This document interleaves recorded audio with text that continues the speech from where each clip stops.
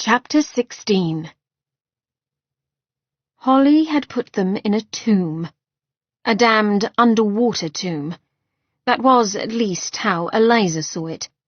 She'd nearly turned tail and run when Holly had guided them down into her dungeon, her cellar laboratory, and then along a dank and cramped tunnel that led directly to the banks of the Thames. Hidden in an abnormally large boathouse was a strange sort of vessel that looked like an overgrown cigar. Adam had taken one look at it and grinned so wide and pleased that he appeared to be no more than a boy. A submariner boat! Bloody brilliant! Though it was Adam who appeared brilliant just then, his dark, sinful handsomeness juxtaposed against his bright smile. Even Holly appeared disconcerted for a moment. She blinked at him, then seemed to shake herself out of her fog. "Yes, I've been conducting test runs. She's seaworthy and sound." "So, this boat," Eliza got out, "goes underwater?" Holly gave her a cool look. "You Yanks used such vessels during your Civil War." "Oh, we did." Eliza's breakfast curdled in her belly. "Most famously the H.L. Hunley, which sank off the coast of Charleston." Eliza shivered just thinking on it. "Now, Miss May, where is your sense of nautical adventure?" Adam grinned at her. "Surely little girls fantasize about being pirates as well." "I'd rather be a highwayman and keep my feet dry," she muttered. Next to her, Thorne nodded sagely. "My mate is a brilliant bird, but I quite agree. It's far too much like a coffin for my liking." "I thought you loved coffins, dearest," Holly quipped. Thorne grinned. He was a handsome devil with a sharp beauty. Not Eliza's particular brand of liquor, as her grandfather Aidan used to say, but striking to be sure. He caught her gaze and leaned in a bit. "Tell me true, Miss May. Are you well?" He glanced at Adam, who was wrapped up in gazing longingly at Holly's nightmarish craft. "If you need assistance—" "I am well," Eliza assured Thorne in a low voice, "and under no duress. But thank you. It is kind of you to ask." "Of course." Adam's gaze snapped back to her just then. "Hurry along, Miss May." As though he could hardly wait to get in the death trap, he all but dragged her to the pier. For a boat that was supposed to remain underwater, the thing was far too small, perhaps 20 feet in length, and made of iron plate. Eliza's trepidation grew as Holly opened a small, circular hatch and descended down a ladder. Eliza had no choice but to follow. Inside was as expected, narrow and suffocating.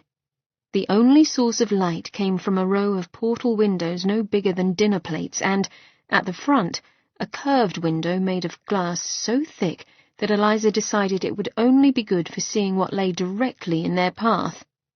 Not particularly comforting. With ill grace she sat upon one of the narrow seats that ran down the middle of the boat. Able to fit 2 people each, the benches were spaced in a checkerboard pattern, so that the passengers' weight was equally distributed throughout. Or so said a brusque Holly as she finished giving a dockside Thorne instructions on how to release the craft from its moorings, and then closed the hatch. The sound was a dull and final boom. It was fine. Safe. Holly was brilliant. Eliza repeated this mantra as her cousin took the captain's seat and messed about with various knobs and levers. The engine started with a horrible buzz and made conversing impossible. Not that she'd be able to. Adam had crawled up to sit by Holly and was now having an animated discussion, involving his pointing to things of interest and generally grinning about like a child at an iced cream cart. Eliza braced herself as the craft gave a hard lurch and then simply sank. Gads, what a sensation! She felt as though she, too, were falling. Darkness descended as they slipped into the murky waters of the Thames. under the water. Eliza shifted in her seat, trying not to let her thoughts run wild. The air was hot and stale, barely moving. Sweat trickled. Holly had promised that the trip would take no more than 10 to 15 minutes. They hadn't very far to go to reach Lucien's barge, but the submarine must move at a snail's pace to avoid debris and detection. To Eliza, every second felt an eternity. Distantly, she heard the deep cadence of Adam's voice, paired with Holly's lighter tones.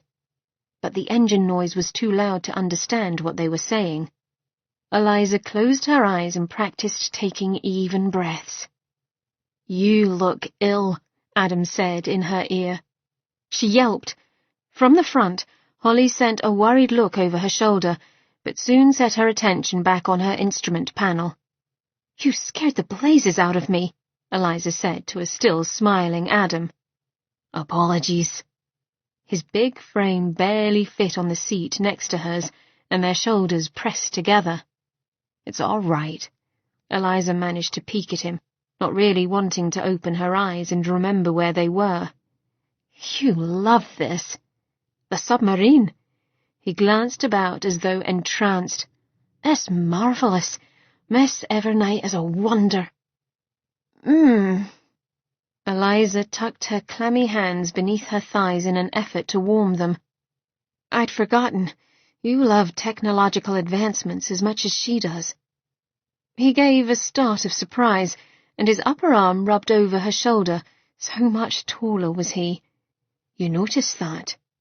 His voice was soft, and she fidgeted. Yes, she'd noticed.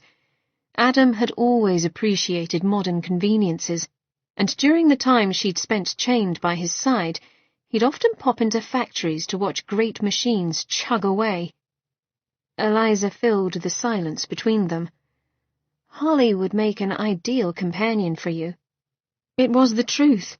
Adam could wax on about cogs and pistons or whatever with Holly, while Eliza would likely fall asleep out of sheer boredom. She felt him turn in her direction, and forced herself to turn as well. His eyes were narrowed, his wide mouth tight, but when he spoke, his tone remained mild. "Aside from the fact that Will Thorne owns her heart, Holly Evernight and I would not do. You're both far too analytical and would bore each other within a week." Again he studied her. "Is this some sad attempt to drive me off?" "Hardly." Her laugh sounded false. "I'm merely saying, if you were to look past all this soulmate drivel, you might realize that there are women better suited for you." He scratched his blunt chin where, even now, dark stubble grew. "And what of you? Perhaps a man such as young St. John might entice. He is, after all, your age and quite pretty to look at. I'm certain many young ladies fall in a swoon whenever he passes by." Eliza's lips twitched at the way Adam could not quite hide his disgruntlement. "First, you insult me by assuming that appearance is the only attribute in a man that that my entire sex finds attractive. Second, Sin is my cousin."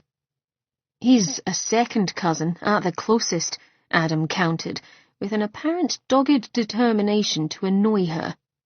"Kings and queens have coupled with closer kin." She shot him a sidelong glare and found him grinning. "You're teasing me." The corners of his eyes crinkled. "Aye, sweet Eliza, I'm teasing. Besides," he leaned in and murmured against her ear in his sinful voice, "you do not want to fuck him."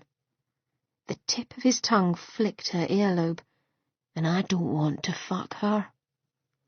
Eliza jumped, her face heating, her breath coming short. "And you presume to know who I'd like to fuck?" If he could say the word, so could she. Adam's nostrils flared on a sharp breath, his expression turning carnal. "No presumptions necessary. All you need to do is work up the courage to ask, Dove. Believe me, I shall comply." She wrenched her head back. Arrogant boor. She might have said so, but then the craft turned, sending her tilting and the engines groaning. Eliza's insides pitched. Adam gave her an assessing look, then wrapped his arm about her shoulders and drew her to him. Eliza stiffened. She'd seen him nude, bathed his body, held him up, but this embrace was different. Despite her annoyance with his teasing, his hold was a comfort, his strength warm and solid, his arm secure, and she let herself sink into it, not think of anything else but the scent of his linen shirt against her nose and the delicious fragrance of his body. All this time she'd done an admirable job of blocking out that scent. He'd been dirty, blood-soaked, and she'd been distracted. She wasn't now. Taking another slow breath, Eliza drew more of him into her lungs. Spice, buttery rich like Christmas cakes. His body tensed, the pectoral muscle beneath her hand lifting a bit when it tightened. She had the mad urge to dig her fingers into his solid strength. Enfolded in his arms, the noise around them was dulled, the swaying less marked. She'd almost drifted off when his hand moved. The warm weight of his palm glided up her waist, slowly, steadily. Eliza's eyes snapped open, but she held herself still, her heartbeat kicking into her ribs, her breath going light. Neither of them spoke. They barely moved, save his hand, which drew inexorably closer to her breast. A sweat broke over her skin. Eliza found herself moving ever so slightly forward, into his seeking touch. He must have noticed, for he swallowed audibly. Though Eliza could not see him, she felt the shiver go down his chest and his thighs twitch. And when his palm finally slid over the swell of her breast, they both took a sharp breath. Eliza's eyes fluttered closed. His hand engulfed her breast, warm, firm, and holding all of her attention. He gave her a little squeeze. A huff of breath left her, and Eliza turned farther into his touch, burrowing her nose in his lumpy cravat, her fingers grasping the loose folds of his coat. A fine tremor took hold of his body, but he did not stop kneading her breast, exploring the contours of it with his fingers. The lawn shirt, chemise, and corset she wore provided little padding against his touch, and his questing thumb soon found the nub of her nipple. He made a sound, a low grunt, and his grip around her shoulders tightened, holding her in place as the blunt tip of his thumb rubbed a torturous circle over her aching flesh. Adam! It was a plea to stop. Gods, he had to stop. Her sex throbbed now, at once swelling and clenching with the need to be filled. Holly will see. Eliza whispered it against his neck, not knowing if he could hear. Perhaps that was the point. Perhaps he wouldn't and keep going. But he pressed his mouth to her ear. I don't care. And then very slowly, but very firmly, he pinched her tender nipple, not releasing it, but building the pressure. Eliza gave a wordless cry, arching into him, a shudder of heat racking through her. She didn't know what she might have done had the entire craft not come to an abrupt halt. From a distance, she heard Holly's voice, crisp with command. "We've come alongside the barge." Lucien's barge was, as Adam had said, deserted and destroyed. Someone had torn through it, throwing furniture pell-mell, ripping silken drapes from their heavy brass hangers. What appeared to be a once decadent pleasure home was now in tatters. Adam's strong features took on a fearsome cast as they walked down the narrow hall. "This will not go unanswered." The man who had impudently fondled her breast and given her a wink just before they'd stepped out of the submarine was gone. This Adam stood taller, his broad shoulders practically brushing the walls, his expression fierce. The passage ended at an ornately carved door. Inside were the remains of a dining room, a fairly large space that took up the back third of the barge. This, too, had met destruction. Adam stepped over a fallen chair as Eliza picked her way past broken glassware, the floor sticky with spilt wine. No blood, however. Adam stopped at the bulkhead beam running across the back picture window. Intricately carved fleur-de-lis decorated the beam. Delicately, Adam ran the tip of his finger along one of the marks. Long ago, the angel Augustus told me to hide anything of value in a place that will stand the test of time. That the man before her spoke lightly of conversing with angels had Eliza's head reeling, but she pushed that aside. She'd long since fallen off the map of normalcy. You remained in contact with Augustus, even after the part he played in your curse. Of course, I bear him no ill will. He did what he could to help. Adam shrugged. In truth, I consider Augustus a friend of sorts. One such as I does not have the opportunity to converse with many others. Eliza did not want to think about Adam's years of isolation. She did not want to pity him, nor did she think he'd take kindly to her doing so. Instead, she glanced about. I'd hardly call a barge a place of lasting permanence. That is because you don't know Lucian. The man would never let his home go. A shadow of worry fell over Adam's countenance, but he blinked and the look was gone. What if it sank, or caught fire? The corners of his mouth curled in a half-smile. Golden eyes glanced at her from over his shoulder. You are quite the pessimist. She felt her face heat. I'd call it practicality. That made his mouth curl in a half-smile, but he did not answer. Instead, he pulled a pocket-knife out, flicked it open, and pushed the tip into a seemingly random place. A panel slid open to reveal a hidden space within the wall. Adam reached into the space and pulled out a long, fairly wide iron box. Clearly it weighed quite a bit, for it fell to the floor with a decided thud. He grimaced. Bloody thing weighed naught but a feather when I did not have these bloody chains on. Eliza knelt next to the fallen box. There was a lock upon the thing, and it did not appear easily broken, nor had they brought any sort of tools to do the job. Adam saw the direction of her frown. Not to worry. He knelt next to her and took the box, turning it on its end, and simply tugged it. The entire thing slid open, and Adam smiled at her.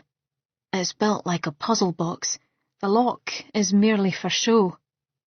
Inside lay a sword, at least 4 feet long, with a simple cross-shaped hilt that appeared to be made of iron. Ah, now, crooned Adam. Here we are, then. With infinite care, as though he were handling a babe, he lifted the sword out, and a sigh seemed to go through him. Ah, my lovely, it's been far too long. Shall I leave you two alone, then? Eliza's lips twitched. She'd never seen such a look of reverence mixed with old familiarity. It was nearly indecent. Adam spared her a glance. Quiet, woman. A man's relationship with his sword is a sacred thing. So I've heard, saucy wench. But his words held no anger. Almost tenderly, he ran the tips of his fingers over the plain hilt, and his breath visibly caught. We've been through a lot together, this sword and I. Many a battle won with her in my hand. He grasped the hilt and held it firm. In that moment, his eyes closed, as though it were almost too much for him. When he opened them again, they were bright with emotion. I claimed this sword in Jerusalem after a skirmish. It called to me, felt right in my hand. He made a sound of wry amusement. Perhaps it was fate after all, for I later learned that this is a fey weapon, crafted in their world. How it came to be in Jerusalem I know not, but it has been mine ever since. Adam held the sword out to her, presenting it with 2 hands. A fey-made sword ought to cut through these chains like a knife through pudding. Strike the cuffs directly. Eliza blinked. What? You expect me to cut them off? He looked at her as though she were daft. Only my bride can cut the chains, or do you think I'm capable of doing this myself? Well, of course he couldn't, only she'd never wielded a sword in her life. Eliza kept her hands upon her lap. And if the sword does as you predict, I could end up cutting off your hands in the process. She swallowed reflexively. No, she would not be ill now. Save that for later. His eyes gleamed with humour. You're wise to worry, lass. I can assure you do not want me to lose my hands.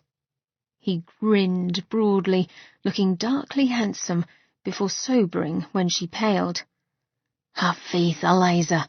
You'll not injure me. I promise. Muttering things best not said by ladies, Eliza took hold of the ancient weapon. The leather-wrapped hilt slipped against her damp palms, and she fought back a wave of mad laughter. She could do this.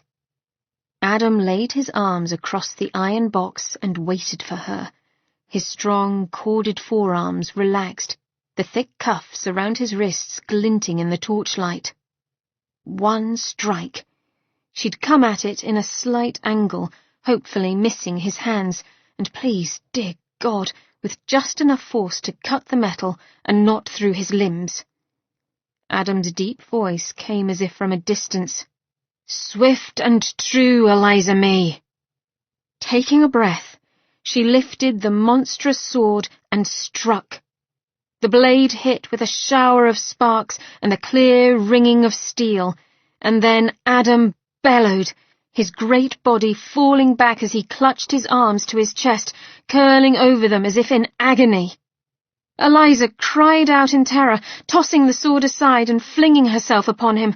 Adam, where did I hit? Let me see. She got as far as touching his head before he caught her up and tumbled her back onto the ground, his arms, quite unharmed, wrapping around her as he laughed with abandon. Shocked, Eliza stared up at him, his head thrown back, his eyes crinkled into half-moons by his laughter. And then she broke. You complete and utter bastard! She shouted, pounding her fist against the curve of his shoulder. He only laughed harder, tearing up with it, his solid body shaking on top of her. Oh, but you should have seen your face, he got out between chortles. He pulled back then and made a ridiculous expression of wide-eyed horror. Eliza would kill him now, as soon as she was free. She wiggled against him, trying to get in a good hit, but he held her too close as he laughed on. Vile, hateful, shitting pig! Her blows grew to light slaps as a small snort left her. No! No, she would not laugh. But his laughter was too infectious, and she found herself joining in. They lay upon the ground, cackling like loons, until her side pinched. She didn't want it to stop. He was all around her, his body protecting hers, his joy flowing like a warm wave. Nothing else mattered. She needn't think of who they were or what they were doing. She could just be. Eventually her laughter ebbed, leaving a pleasant ache within her chest. That was a terrible thing to do, Adam. But she was no longer truly angry, and her words came out low and easy. At the sound of his name, a pleased light entered his eyes. Yes, I know. The way he looked her over, as if luxuriating in the sight of her, sent a small but heated shiver down her spine. I'll not be sorry. he said so softly it was a caress. You are wound so tight, fear and guilt making those warm brown eyes of yours go cold. I'd rather see them alight with life, even if it means you're railing at me.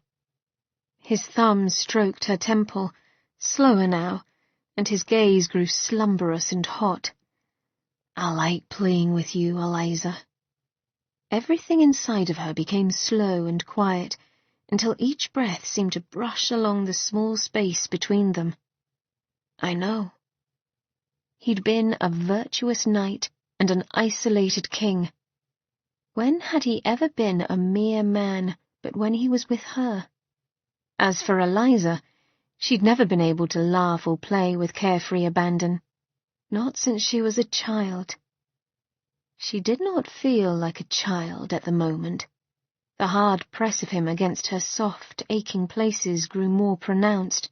She wanted to spread her thighs, let him sink farther in. He who she'd resented for so long. Resented, yes, but never hated. She could admit that now. This man, handsome as sin, heady as spiced rum, had always tempted her. As if he knew her thoughts, Adam studied her face, his lips soft and parted. He leaned in, his attention set upon her mouth, and Eliza's breath grew agitated. Yes, now. Past all logic that told her to retreat, Eliza slid her hand along his shoulder to cup the heated skin on the back of his neck, drawing him closer. At her touch, a sigh seemed to flow through him. Eliza. She loved the way he said her name, as though it were a song. She might have answered with a kiss. Only a sudden cold invaded the room, strong enough to halt her progress. He felt it too, for they turned as one, in time to see a low, rolling fog creeping along the floor. Tinged an ugly pea green, the fog seemed as though it had a life of its own. Adam made not a sound as he came to his feet in one smooth movement. Adam's gaze stayed on the door, but his hand reached for her, and she took it, letting him help her up. Eliza, Adam said, his deep voice hard yet steady. Get well behind me. She did not hesitate. Something was coming for them. Already the room grew icy. Adam picked up his sword, his grip on the hilt not tight but firm. He stood, feet planted apart, sword at the ready. At the dark mouth of the doorway, lights flickered and shadows stretched. From out of the fog, dark shapes solidified into the forms of men. 4 of them. They were tall and thin, their hair flowing free about their shoulders. Eliza needn't see any more of them to know they were Fae. She felt it in her bones. The leader, a blonde-haired man with purple eyes and fangs of black, spoke, his voice soft and melodic. Eh, you ought to have known we'd hear the sword as soon as you pulled it free of the iron box. You presume that I did not expect your company. Adam rolled his shoulders as though he was settling in, his body now loose and ready. His smile was not kind, it was hungry. Shall we converse? There was no other warning. The fight simply was. Eliza pushed back against the curved wooden wall as the 4 Fae converged on Adam, long swords appearing in hand and whizzing with silver light through the air. The thrill of the fight surged through Adam's blood. He laughed with it, even as he sliced and pivoted. God, but he had missed this. Missed the marriage of his body and mind to fight with sword and fists. There were 4 men, fast and quick, almost too fast, but the chains had been broken and the effect immediate. He was strong now, as he'd been as a knight. Adam feinted right, kicked left, and then blocked a jab with his sword. One Fae thrust his sword, aiming for Adam's gut. He grabbed hold of the blade, the dull edge made for jabbing, not cutting, and wrenched the weapon from the Fae's grasp. Novices, he thought with disgust, as he swung around and beheaded one man. An ordinary sword wouldn't have done that, but this was Fae iron. It cut through them like they were soft bread. Sweat trickled down his spine as Adam hacked his way through the Fae. His side stung, likely cut, but he didn't slow. Until there was one. Their swords met again and again, a clatter of metal upon metal. Adam backed his opponent into a corner, his blows never ebbing. This, he knew, it was rote, even after all these years, and with an upswing he caught the Fae's sword on the hilt, slicing away fingers. The Fae male screamed, dropping his sword and clutching his hand. "Melon sends me mere boys." Adam stopped and pressed the point of his sword just at the base of the young Fae's throat. The lad stilled, his chest lifting and falling in a rapid pant. "I've a message for Melon," Adam said. "I've bested him by this sword once before, and I'll do it again. Come after me and what is mine, and I'll cut off his head." Licking his pasty lips, the Fae gave a faint nod. A soft, feminine scent stirred the air as Eliza moved to his side. He'd kept Eliza in mind the entire time, knowing precisely where she was, and making certain to draw the fight away from her. But he'd never looked her way, the threat of distraction too high. Adam did not turn to acknowledge her now, but his body seemed to broaden, as if to form a wall between her and the Fae warrior. The soft touch of her hand upon his elbow merely heightened the need to haul her out of harm's way. Adam stayed the course. "I've a message for Melon as well." Eliza's voice was low yet strong. "We are through. I'll die before doing his bidding again." A chill went through Adam at her words, and he leaned his weight towards her, letting his shoulder butt up against hers. "Go on, then," Adam told the Fae, gesturing towards the door with his sword. "Before I simply send him your head instead." The young Fae left on swift feet, a mere blur in his terror. If only he'd utilized that speed while fighting Adam, he might have had half a chance. Winded, his body warm and pleasurably humming with the exertion of the fight, Adam let his sword arm lower and finally turned to Eliza. She glanced down at the bodies littering the floor. Tears stained her cheeks, reddened tracks against her skin. "Love," he began, taking a step in her direction, but then halted when she opened her mouth and began to laugh. The sound lifted the hairs upon the back of his neck. It wasn't a natural laugh, but a mad, crazed cackle. Something about it shriveled his insides and drew his cods up tight in terror. Her neck arched as she threw her head back and howled. "Eliza!" His shout came from deep within him, and she reacted as though slapped. With a flinch, she snapped her mouth shut. Wide, fearful eyes met his, and then she turned heel and fled. Adam found her at the end of the long, narrow hall, just before it opened onto the foredeck. Her slim figure was a dark silhouette against the bright entrance. She stood, hand upon the wall, back stiff as wash-day starch. She might have simply been waiting for him, but it was the steady way she held herself, as if taking too deep a breath would make her crumple, that had him approaching her with care. She stiffened further as he stepped near, but she did not turn. Pale sunlight shone down on the tops of her cheeks, giving them a soft peach blush. There was something about the curve of her cheek, the vulnerable delicacy of it, that made him want to cup her there, stroke his thumb along the sweet Cupid's bow of her upper lip. He shoved his hands deep into his trouser pockets instead. "Would you like to talk?" For a long moment she stared off into the distance. What is there to say? Her voice was too low, almost defeated. Adam took a step closer, coming alongside her.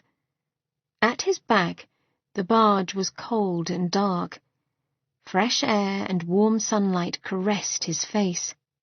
He closed his eyes to the light and took a deep breath, and her small, pained words reached him. I laughed. He opened his eyes. Yes.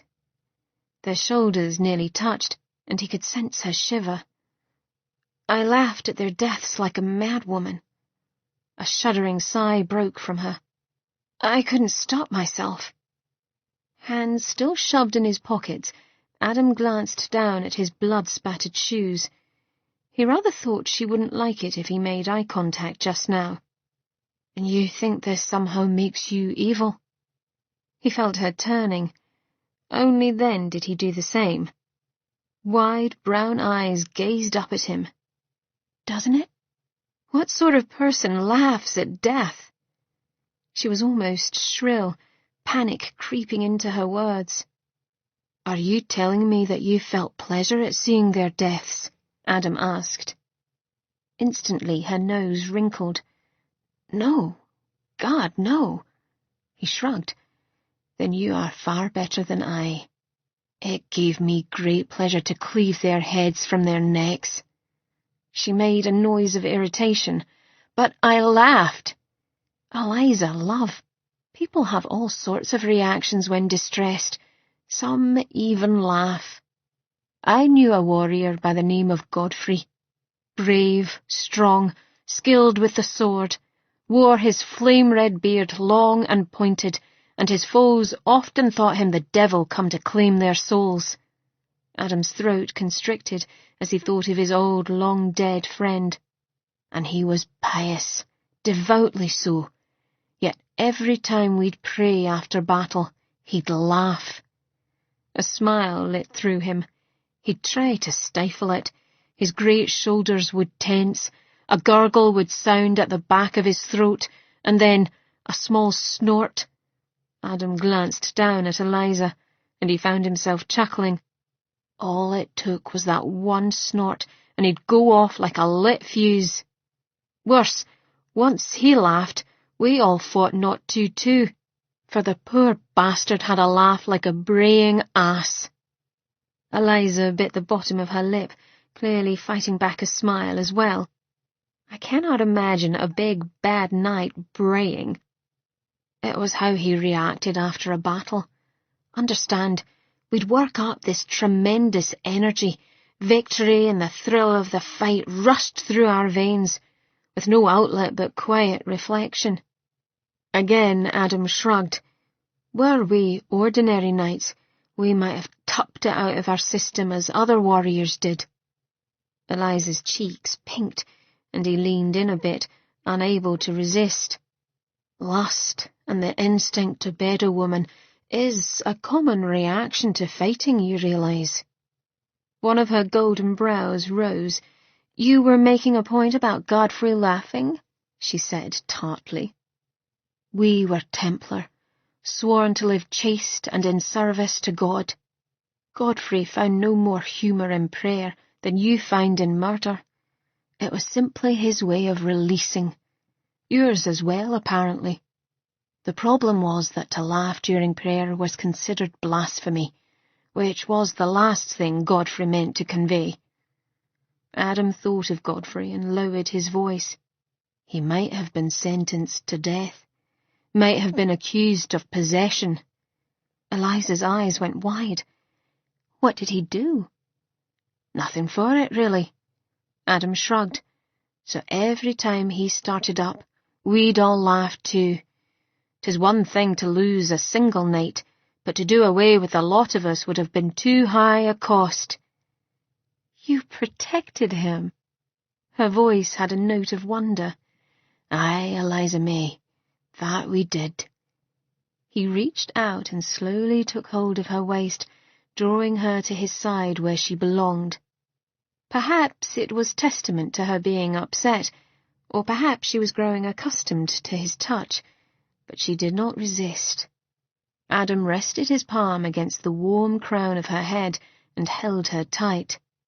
I will protect you as well, Dove. Always. Well, now, drawled a voice Adam had nearly given up hope of hearing again. I never thought I'd see the day the two of you would cozy up together. Adam grinned down at Eliza and then turned his head to greet the man who'd interrupted them. Lucien. Chapter 17. Adam's happiness in seeing Lucien, his right-hand man, was infectious, and Eliza could not help but smile as well as she greeted him. Hello, Lucien. Despite her disgruntlement at Adam during the time he'd kept her captive, she'd always liked Lucien. A southern Creole, the man was utterly beautiful, so finely formed that his features were almost feminine. As always, he was dressed as a gentleman from the last century, wearing a satin frock coat and tight knee breeches paired with white silk hose. However, there were circles under his eyes and a thinness about his mouth. Miss May. He made a leg, bowing with grace. Enchanted as always. He glanced at Adam, and his mouth thinned even more. Mon Capitaine, I see you've decorated my barge. I cannot say I approve of the adornments, but our tastes have always differed, no? Adam smirked. Were it you doing the decorating, the adornments would be far more lavish, I'm sure. Adam's grip upon Eliza's waist tightened. She'd been aware that Adam kept his hold upon her as if she were his, but she did not want to shrug him off, not yet. Not when he was so happy. His voice rumbled over her, the vibrations humming along her side. But where have you been? Lucien's expression shuttered. Away. I did not realize I was needed until I began to weaken. He leaned against the wall. You are aware that the Gim are not well. Aye, Adam said softly, and there's not a damn thing I can do about it. His body tensed at Eliza's side, other than find a way to destroy Mab. Lucien glanced at Eliza, and the look in his eyes was calculating. Eliza eased away from Adam, feeling his resistance in the matter, but he let her go. Lucien's golden-brown brow lifted a touch, but he looked back to Adam. Her merry little band of fae, I am told, tore through my home. It appears so, said Adam. Looking for you? That, and she wants the golden horn on Boss. Lucien walked past them in his gliding way, and they followed as he strolled down the dark hall to enter his dining room. He took in the destruction with a jaundiced eye. I've heard of the horn, but some say it is one of the true myths. With ease, he righted his pearl-inlaid chair, and then went to pick up the others littered around his massive dining table. Other stories insist that it is not an object, but a power, just as the Gim can leave their bodies. Adam guided Eliza to a chair and held it out for her. Rather macabre for them to be seated around a dining table, considering the bodies on the floor, but she took her seat. Mab thinks I know of its whereabouts. Adam helped Lucien pick up other bits of overturned furniture around the table. However, I am wondering if Melon is leading her on a goose chase to occupy her while he plots his own little games. Lucien stopped in the act of writing a wine bottle. That Cunard is here? Unfortunately. Adam glanced at Eliza. He ordered Miss May to kill me. Lucien's laugh was slow and full. Oh, very delightful. He glanced at Eliza. Biding your time, are you? Perhaps I've decided to be rid of Adam's cohorts first. She smiled, starting with you. Undeterred, Lucien winked. Eye sockets are quite vulnerable. I taught my lovely Mary Chase that when she was a mere gim bebe. Eliza laughed until Adam leaned a hip against the back of her chair, distracting her into abrupt silence. Melon wants my sword, Adam said. Doesn't everyone? Lucian muttered under his breath before brightening. And your head, yes? Slightly pink in the cheeks, Adam answered curtly, Yes, but I think what he really wants is a weapon to destroy his sister. With Mab gone, he'll have total control over the throne. Which means that he won't stop until he's taken the sword from you, Eliza said. Adam glanced down at her. The thick black lashes rimming his eyes made the gold of his irises appear brighter. Which means we must find a way to destroy them both. Or pit them against each other, Eliza countered, quite liking that idea. His full lips curled in his familiar half-smile. Or that. Until you find a solution to that little problem, said Lucian, you must leave London, go into hiding. I've a mind of where to go, Adam said. We'll be leaving within the hour. He gave Eliza a small nod, and they went to dispose of the bodies. It was a testament to his returning strength that he no longer limped and could easily heave a body over his shoulder. Lucian, however, stayed behind. I want to give you something. Eliza sat a bit straighter, the idea filling her with trepidation. The man was a known trickster. Oh?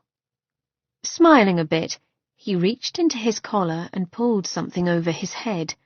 Eliza could see him grasping the object, as if it were a necklace he wore, but the actual object wasn't visible to the eye. With care, he came close, and the faint glimmer of a chain shone in his dark palm. This is yours now. Intrigued, Eliza held out her hand, and he slid his gift into her palm. Shining like spider silk was a delicate cord, upon which rested an ornate pocket watch about the size of a silver dollar and seemingly made entirely of translucent crystal. It is utterly beautiful. She'd never seen the like. It was made for you, said Lucian with surprising gentleness. Her head snapped up. Me? Her fingers curled around the watch, warmth infusing her hands. But this is... It must have taken time to make this. Years, perhaps.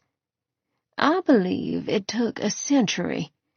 Lucian gave a lazy shrug. But made for you it was. Go on, ma chère. Put it on and let it rest against the heart where it belongs. Eliza was wary of doing so, but something about the watch called to her, and it was too great to ignore. She slipped the chain over her head. The instant the watch settled on her skin, it disappeared. Magic, Lucian said with a smile, and protection, so that no other might see it and be inspired to snatch it from your pretty neck. Unbidden, Eliza's hand flew to her throat, and she touched the chain as if to assure herself that it was still there. I do not understand why this is mine. Again Lucian shrugged. I am not of a mind to explain at the moment. He gave her a kind smile, however. Wear it for me and keep it safe. You need not keep it when all of this is over, but for now, do an old Creole this one favor. Well, I can hardly ignore the request of such an aged gentleman, she muttered, unable to quell her smile. You are as wise as you are beautiful, Lucian said with a jaunty bow. Then, with liquid grace, he flowed into the chair, sat an elbow on the table, rested his chin in the palm of his hand, and proceeded to look her over in frank appraisal. Amused, Eliza settled more comfortably in her seat and returned his stare. Lucian's full mouth pulled into a small smile. Frilly lace cascaded over the grass-green satin of his sleeve, the colour offsetting his brilliant jade eyes. He really was extraordinarily beautiful for a man. It was in the deep honey of his skin, the sculpted features, but also the effortless way he carried himself. His smile grew. "Careful now, mon fils. If Adam sees you looking at me in that manner, he shall become quite jealous." Lucien's expression said he would not mind that consequence one bit. "How could he blame me?" she replied with sauce. "It is like gazing upon a piece of art."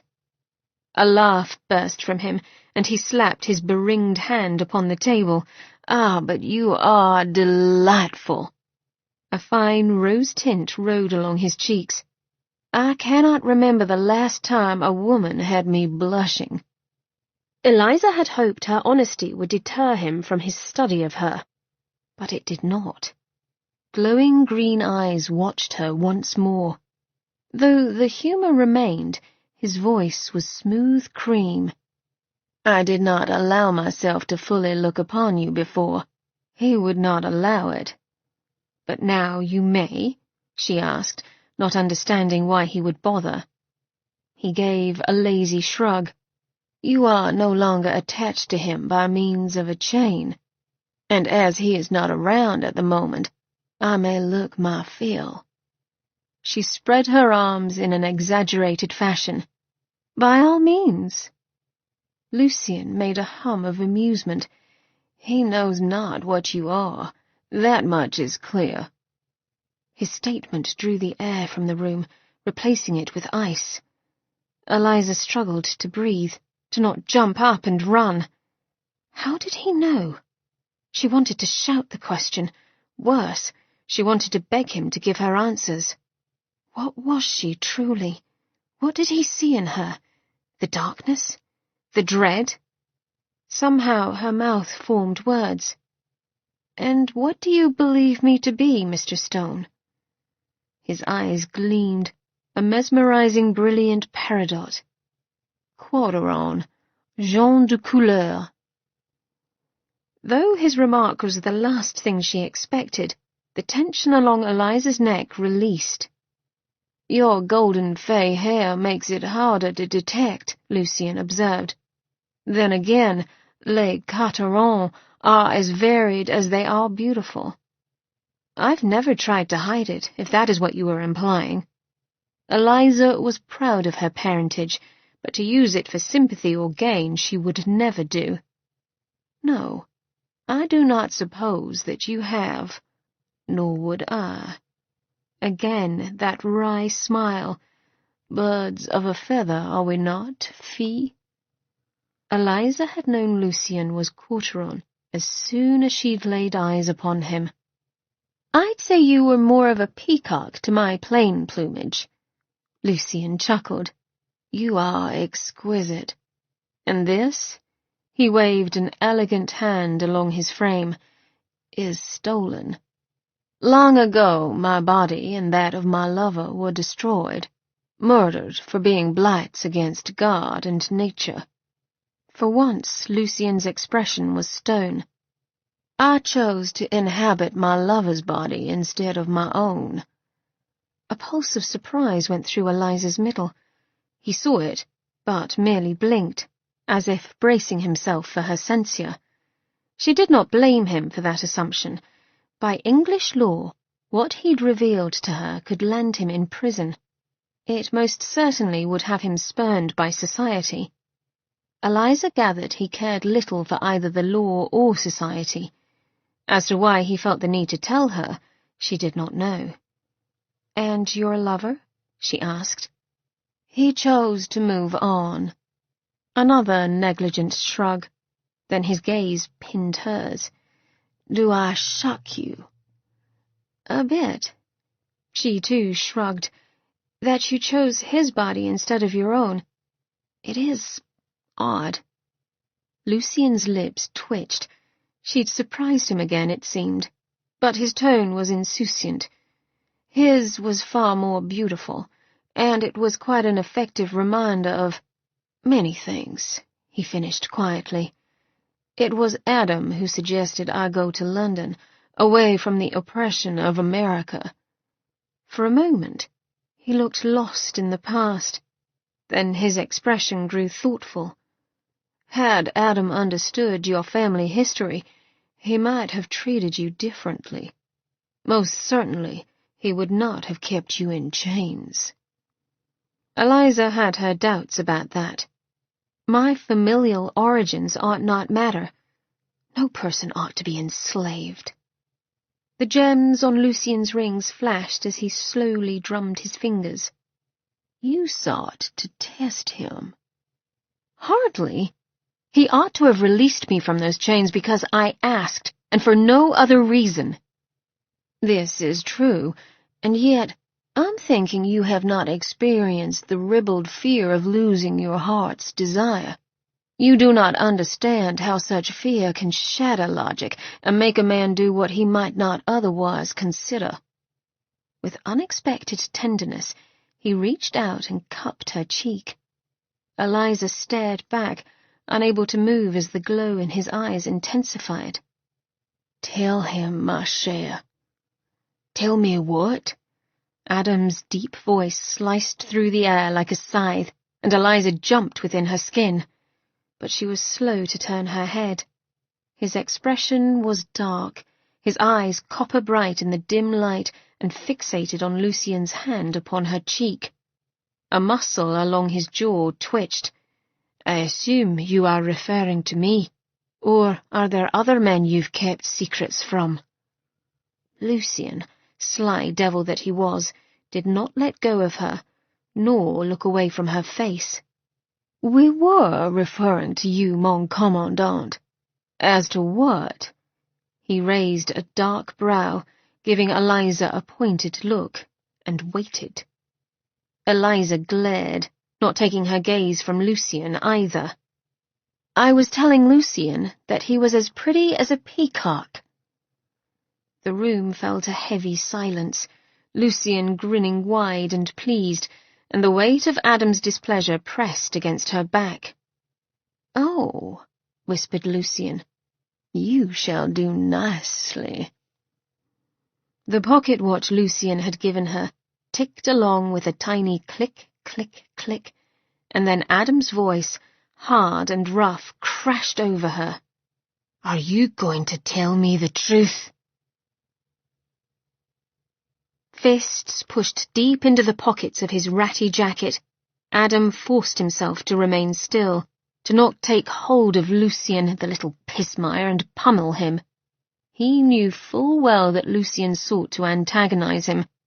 The man was in a mood over some transgression Adam had unknowingly made, and this was his revenge. It had bloody well worked. I do believe, said the canny bastard, that I shall leave you two to your tete-a-tete. Swift as a bird, Lucian rose and gave Adam a bow. Adam waited until Lucian glided past to grab him by the elbow. Lucian halted, his expression impassive, but there was a challenge in his eyes. He wanted a fight. Adam leaned in, hovering over the slighter man. I want you to send word to Augustus. You know how to do this, I assume. It was almost amusing the way Lucian's face clouded in confusion, save Adam wasn't in the mood for levity. I do, Lucian said finally. Good. Tell him that St. John is under Mab's control, a blood bond. He may well know, but perhaps not the extent. Adam had thought of St. John when he told his tale. The boy likely suffered more than simply heeding the bitch's orders. Frowning, Lucian gave Adam a short nod of acknowledgement. Adam let him go, giving him a warning glare that conveyed his displeasure, and the knowledge that he'd soon lose his temper were Lucian not out of his sight. Smartly, his second-in-command quit the room with due haste, leaving Adam alone with Eliza. What did you say to him? Her tone was accusatory, as though she'd protect Lucian if she must. Adam ground his teeth together until his jaw ached. The bastard had been cupping Eliza's cheek with tender familiarity, touching smooth flesh that Adam ached to... He took a deep breath, fighting off the urge to roar. It did not matter that he knew Lucian had no desire for women. In his mind, Adam could almost feel the shape of his old sword handle against his palms, the weight of it, and how much force he'd need to slice it, clean through Lucian's neck. Temper, temper. Adam slowed his breathing and brought his attention back to her. Whether or not that was wise, he did not know. As always, simply looking upon her was a kick to his gut. From the beginning, he'd felt the primal instinct to claim, a call within that shouted, "Mine!" As a warrior, he'd trusted his instincts. They had kept him alive in battle, but the fiend he'd been for centuries had lived by cold calculation and logic, and his mind told him to proceed with caution. Eliza May had softened towards him, but she was still skittish. As it was, she sat, half-turned in her chair, a slender arm draped over the back of it, and glared at him, those luminous brown eyes full of wariness. It had been unsettling to see her and Lucian together, their heads nearly touching. Neither of them possessed the milk-white skin of Londoners. They shared a golden-honeyed glow, as if the sun had blessed them with its favour. Beautiful creatures both, with bold features and full lips. A pretty picture they made, as if they belonged together. Though Eliza held the look of the Fae as well. It was in the satin gloss of her dark gold curls, and the way her eyes tipped up at the corners, their colour so deep brown they held a hint of purple. And she'd been sharing a confidence with Lucian. "Answer my questions and I shall answer yours." His voice sounded like rust, his throat raw, as if he had been shouting. "Is this about the Fae?" "No, not the Fae." "Then what? You will tell me now, Eliza. I am weary of your secrets." As soon as he made the demand, he knew he'd erred. Her nostrils flared on a drawn breath. "You realize that I am under no obligation to tell you anything." Adam ran a hand over his tight jaw. "I lashed out in jealousy, Dove. You ken. You have the unique ability to steal my reason if I'm speaking true. And wasn't that bloody inconvenient when he needed all his wits about him?" She held his gaze for a moment, then the starch went out of her shoulders, and her tone went soft. "It was nothing. I suspect Lucian was merely trying to annoy you." She stood, and the movement sent the light of the sun across her skin. Something glimmered there, a flash that caught his eye. Perhaps he'd seen it because his paranoia ran high at the moment, but Adam could not stop himself from reaching out and tracing his fingers along her collarbone. Eliza stiffened, but did not back away from him. His fingers snared the invisible chain, and when he lifted it off her skin, the tiny pocket watch dangled before him. Adam stared at it. Memories and a strange heaviness clamped down on his heart. "Lucian gave it to me." Eliza's tone was defensive, if not slightly shaken. She was wary of the watch, wary of him once more. "This is mine. You are mine." Her pert chin raised a notch. Then why was it in Lucian's possession? He was keeping it safe for me. Adam's mind drifted off, thinking of those dark hours when Eliza had first escaped him, and he knew he must give himself over to Mab. It was then he'd placed the watch in Lucian's reluctant hand. "This is the heart and soul of the Gim. Keep them well. Keep them safe. You are their king now." Lucian's expression had been grim, angry. "It is your heart and soul as well. I am but a caretaker until you can retrieve it, mon ami." Adam's hand trembled as he lifted the piece higher, the light catching the crystal and sparking a rainbow of colour against his dull coat front. "Do you know what this is?"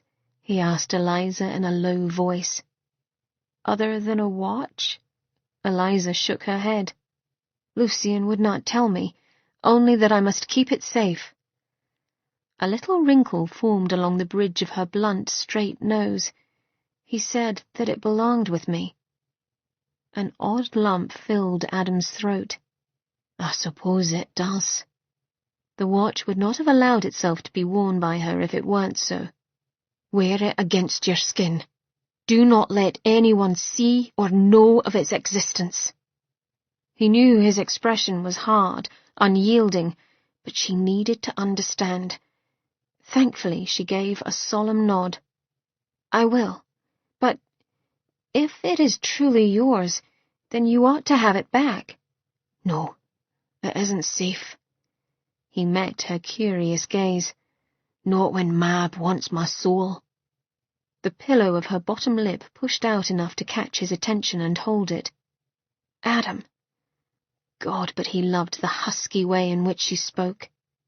"If I cannot—" She trailed off again, a huff of impatience leaving her, and then her head tilted down as if she could no longer hold it high. "What if I cannot help set you free?" she finished in a small voice. A real fear, as he could not force her to want him. He ran his thumb along the smooth edge of the watch. "A wish." Her gaze was a touch on his skin. "What do you wish?" Adam's chest lifted on a breath, and he made himself face her. "That we could trust each other. That you would believe it when I told you I'd never hurt or betray you." Pansy purple flooded her irises, so fey that something inside him balked, even as he found himself drifting closer. Or perhaps she did. It did not matter who moved, only that the soft rise of her breast brushed against his forearm, that her lips parted, the rosy colour and plump curve of them tempting him to taste her again endlessly. "And what of you?" she asked. "Will you put your trust in me?" He wanted to say yes, but he'd been alone, without anyone knowing his truths for hundreds of years, and his throat closed around the word. "Tell me what you spoke of with Lucian," he found himself saying. Instantly her long lashes swept down, hiding her eyes from him. "No." She moved to step away from him, and his hand grasped the watch, holding her in place. Eliza's sweet mouth compressed, but she did not look up. "Let me go, Adam." He wanted to. Maybe that was the true way to gain her acceptance, her love, but he could not make his fingers relax. "Why won't you tell me?" Only then did she lift her eyes to his. "When it ceases to matter, then maybe I will." Her step was so abrupt and swift that the watch slipped from his grasp, and so did she. Again.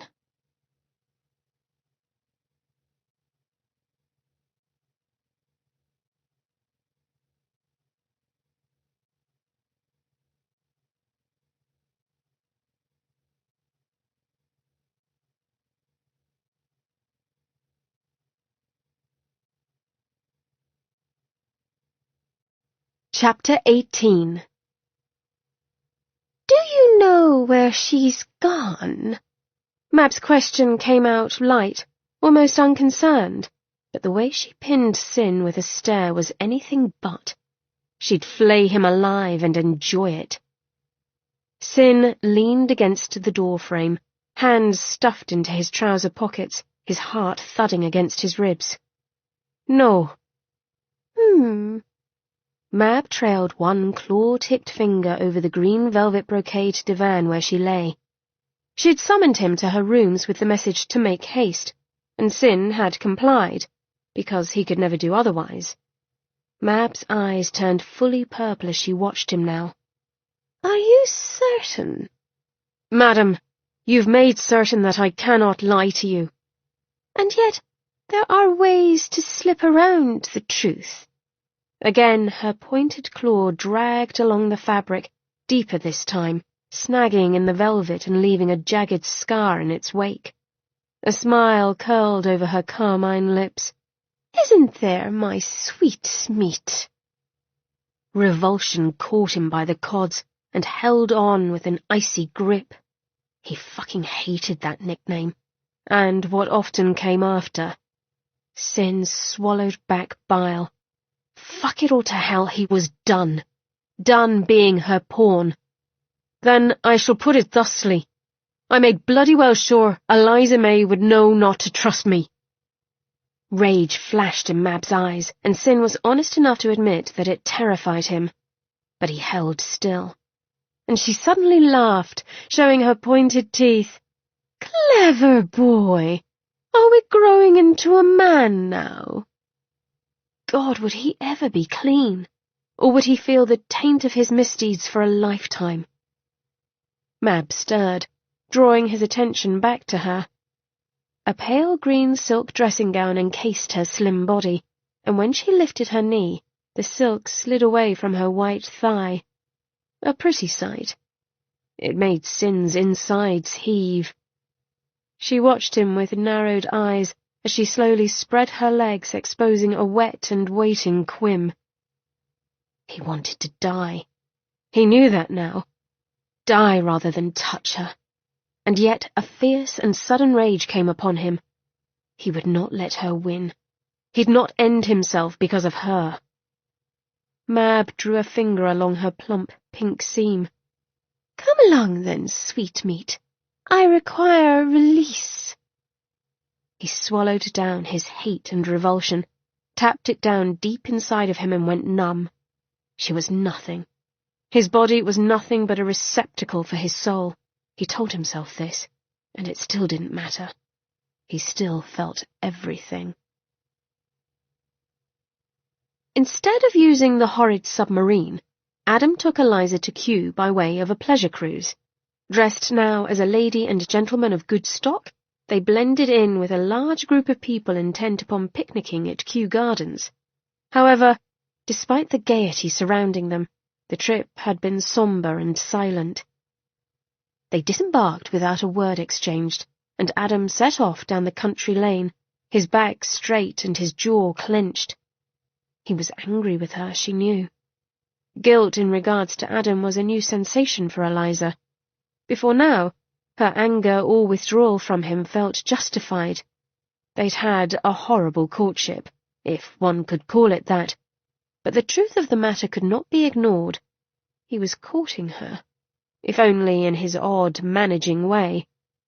Eliza supposed, as a battle-hardened knight turned immortal demigod, and didn't that fact make her head spin, he had much to learn about tender feelings and tact.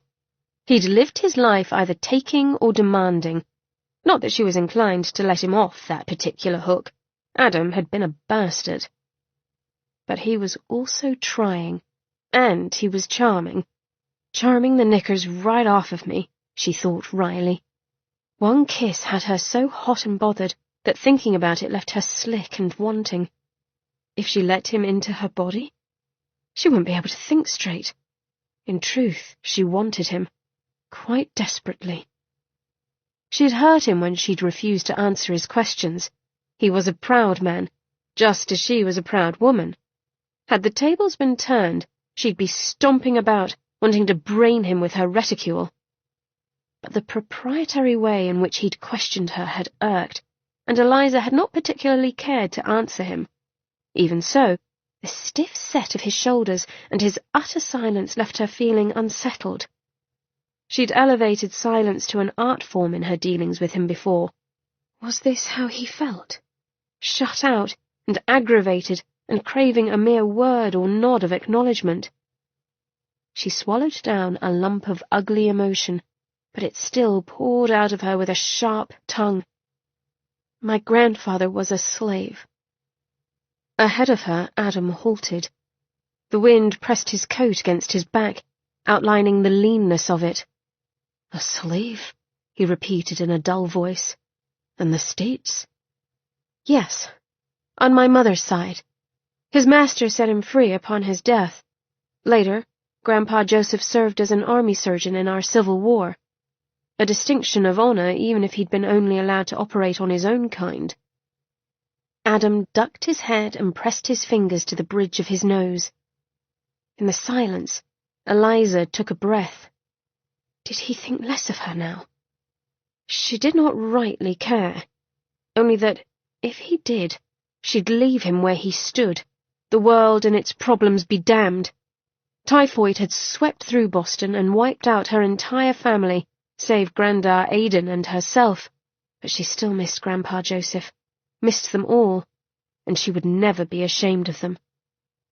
Lucien recognized me as a Quarteron. I am a woman of color. Adam's entire body tensed, and it seemed he squeezed the bridge of his nose harder. Then with a sigh, he turned. Eliza opened her mouth. To say what, she did not know, but he hauled her close and pressed his lips against her temple. I am a wee shite, Eliza. I know that. An utter shite, do you hear?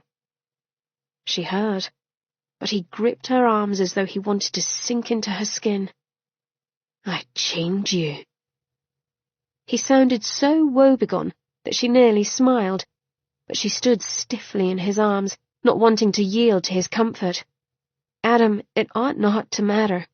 Chaining another is wrong regardless of who their grandparents were. I know, he said in a small voice, his words muffled in her hair. And yet, I'm compelled to admit that I still feel worse for knowing. She laughed. Your honesty is refreshing at the very least. Slowly he backed away. His expression was haunted and contrite. Please, Eliza, let us be friends. His gilded eyes looked at her as though she were everything he'd ever need, and her heart grew soft and warm. She touched his cheek with the tips of her fingers. All right. Friends. A lock of dark hair fell over his brow as he gave a sharp nod. Good. He let out a breath and captured her hand in his. Very good. Together they walked down the sidewalk, the sun shining bright upon them. His sword was wrapped in a large satchel that he had strapped across his back, making him look more highwayman than gentleman. We rest here until my strength is fully restored, and then we shall return to London and set up house. Eliza halted, her skirts swaying. Set up house? He glanced at her, and the corner of his mouth quirked. Steady on, Eliza. We shall need a base of operations to wage our war, and then I shall take great pleasure in cleaving Melon and Mab's heads from their bodies. You're very certain of yourself. I've never been more motivated, Dove. It was not a nice look that resided in his eyes. How can you strike against Mab? Does she not own you? Eliza could not refrain from asking. But he did not frown as expected. Well, we are handfasted. The only one who owns me is you, Eliza. She ignored the way that made her shiver and followed him once more. Decades ago, he said conversationally, I lived for a time as a clockmaker. Eliza made a noise of amusement, and he smiled faintly. Yes, I know, but I really do love clocks. My clockwork hearts are created by magic, but I'd always wanted to know how to do it by hand, and so I learned my trade. You enjoyed it? Had I my way, I'd have lived my life out doing just that. Eliza found herself wishing he'd be able to one day. It felt strange to walk once more along the quaint streets where Adam had pretended to live as a mere man for a few years. Time stood still here, houses and shops being repaired instead of pulled down for newer structures. Even the flower pots gracing the mullioned windows looked the same to Adam, as if there would always be red geraniums decorating the bookshop or purple pansies hanging in the bakery's window. The area was relatively safe. Many Gim lived here, mainly because Adam had purchased the bulk of the surrounding property and given them refuge. He had similar hamlets established around the world, And while Adam and Eliza were still being hunted, they'd likely have some warning before a strike. Merlin had some honour. Now that Adam had the greater claim on Eliza through handfasting, the Fey Prince would likely bide his time, looking for other ways to entice her to his side. Not bloody likely. Adam would be damned if the bastard got near her again. He merely needed something to trade. He understood Eliza's ire in being treated as a commodity, nor did he want to treat her as such. But facts were facts. The Fae would not leave her be until they were satisfactorily appeased. Problem was, Adam had no idea where to find this bloody golden horn, or if it even existed, for he had a suspicion that Melon was toying with Mab and using the myth of the horn as his bait. Despite Adam's worries, a sense of peace filled him as he walked along the cobbled walkway, their stones worn smooth from centuries of use, and without thinking much about it, he caught Eliza's slim hand up with his once more. He felt the shock of his action run down her arm and into her fingers, turning them stiff. For a moment, he thought she might pull away, but then she relaxed, inexplicably, wonderfully. She moved closer to him, walking at his side, and let him lace his fingers with hers. "Remember," he said out of the side of his mouth, "we are man and wife here." "What a lovely town this is, darling," she said in a voice that carried. His contentment burst like a soap bubble. Right. She was merely acting the dutiful wife. He let her hand go. "The shop is just ahead." He gestured with his chin to the black shop sign that had a clockwork cog and the words, "Gimsire's Clocks," painted in gold. "Gimsire?" Eliza murmured in amusement, her breath warm and soft against his collar. Adam shrugged, as much as to relieve himself of the prickling heat that her nearness caused. "What can I tell you? I'm abysmal at coming up with names." "Oh, I don't know." A smile played about her full lips. "It's quite clever to me. Very tongue-in-cheek." They stopped before the shop window, the faint outlines of clocks visible in the darkened store. "So you lived as a man here?" She shook her head. "I confess, I expected you to live as a lord, taking up residence in Knightsbridge or some such place." It amused him to picture that. How very boring it would have been. "As king of the Gim, there were those who would see me topple, and I had no means to defend myself. Do you know, I was forbidden to raise a hand to any but my Gim." "So you had to hide?" Eliza said. "When I came to London, yes, but I took the risk now and then, when the isolation of not living amongst others grew too great. And after all, few would think that a simple clockmaker was really the reviled and feared Adam of the Gim." "I suppose they wouldn't." Slowly, Adam trailed a finger over the cold glass, leaving a path in the condensation. Inside, his old work table sat, still covered with cogs and springs, as if waiting for him to return. "I was sorry to leave this place." She spoke quietly, her body close to his, as though they were in their own world. "Then why did you?" And there it was, the one thing he never thought about when he was with Eliza, the loneliness he'd felt for so many years. His voice came out in a rasp. "Time, Eliza, has never been my friend." His reflection in the window was pale and watery. "Certain rules regarding my powers made it that I could not remain in this world for more than a few months at a time. It became tedious, keeping this shop and constantly leaving it, not to mention that it made him soul-sick." He turned and faced Eliza. "I paid a local to maintain the shop, keep it clean and watch for vandals." Adam might have closed the shop altogether, but something inside of him could not fully let it go. He'd been happy playing the part of a respectable clockmaker, happy spending countless hours bent over his work table, devoted to the creation of fine timepieces. Eliza's brown eyes deepened to purple, something that had been happening with greater frequency. "What are you thinking?"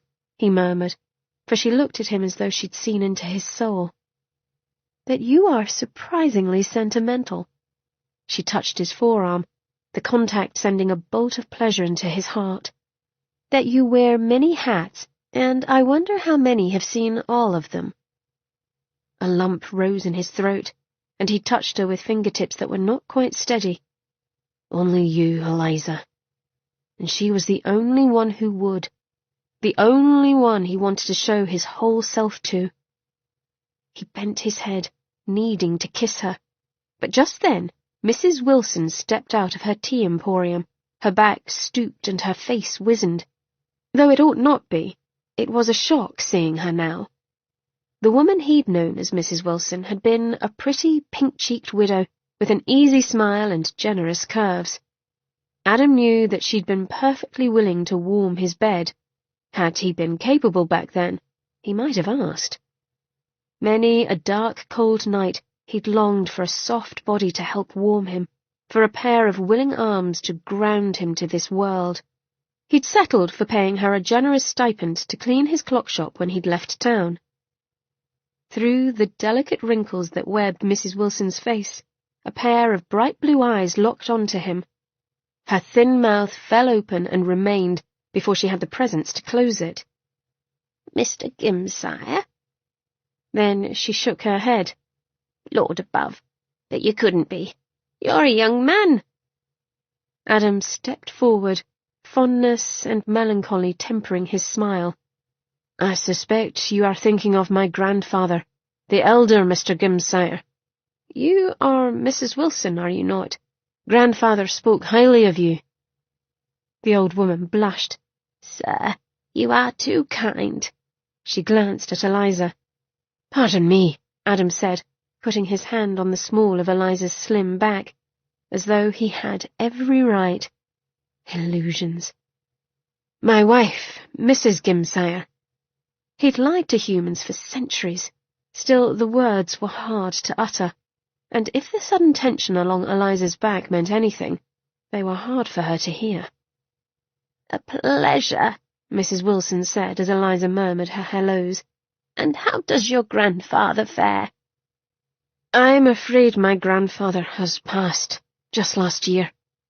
Adam put on a frown, suddenly hating the lies he had to tell over and over, hating that he had never bonded with a community, a set life, but watched the world drift past him while he remained frozen in place. "Oh," Mrs. Wilson exclaimed with a small, weak breath. "Oh, dear, I'm so very sorry to hear it." "I ought to have written to you. I know you've been keeping his shop well." Mrs. Wilson grimaced. "Not as well as I would like, I fear. I'm getting on, and there is just myself to—" Her voice drifted off as she searched her reticule for a kerchief. "He shall be sorely missed, young man. In that you can trust." Adam gave her a gentle nod of acknowledgement. "You are a good friend to him."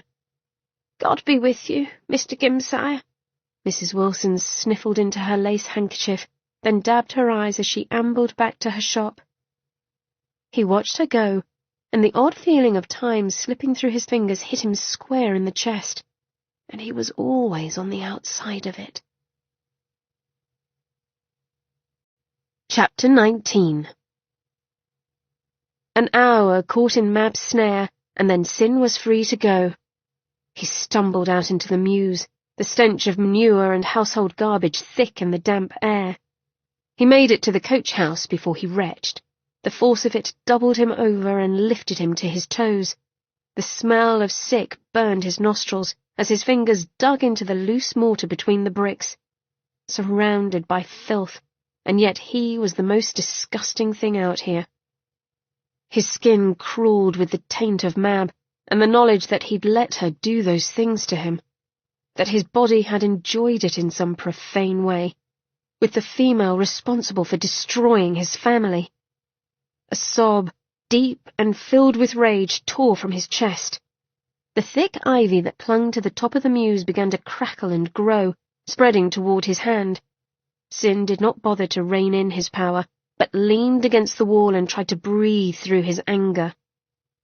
Above him, The sky was the pasty white of spoilt milk, the light of the sun hidden behind endless layers of clouds.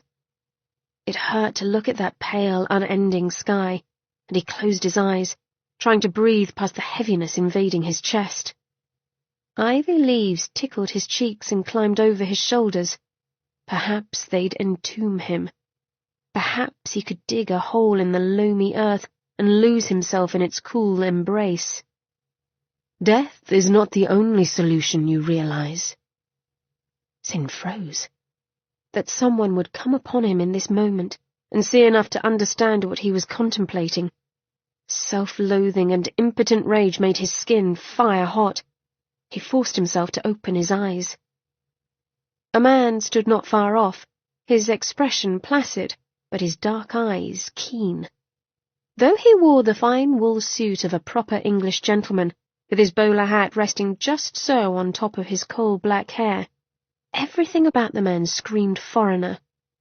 And then recognition set in. "You were with Layla at the theatre." The words were out of Sin's mouth before he could think to keep them in, and he flushed in annoyance. "Miss Starling, I mean." Not much better, that. He'd made it painfully clear that he'd been watching Layla. But the man smiled kindly, a knowing look lighting his eyes. Smug bastard. "Yes, with Miss Starling. I was hoping you'd join us, but you did not." One shoulder lifted. "Perhaps next time." Sin pushed away from the wall and glared at the man. "Who are you?" "My name, for all intents and purposes here, is Augustus. Your sister, Poppy, knows me as Father." Fear ran through Sin's tired body. Father was the enigmatic head of the SOS. As far as Sin knew, only Poppy had any real contact with the man. "What the devil are you doing with Miss Starling?" Sin would not believe for a moment that the man was actually courting her. Not from what he knew of Father, an ageless man who was gone more than he was around. "Protecting her." The length of Sin's body tightened with swift pain. "You'll pardon me if I find that answer less than comforting." Augustus's black brows rose as one. "Have you reason to believe that the founding father of the SOS would fail at this task?" "No," Sin said with reluctance. "It's the fact that she needs protecting that worries me. If Layla needed watching, he ought to be the one to do it." The memory of her bright smile hit him hard enough to hurt his head. They'd been fast friends. Being near her had been his daily joy, his air, until she moved away. Augustus watched as a hawk might. "You cannot protect her as you are now." Sin's fists clenched. "How—" "Communication of thoughts are not limited to mere words, lad." "Get the bloody hell out of my head!" Sin snapped, a fine sweat coating his skin.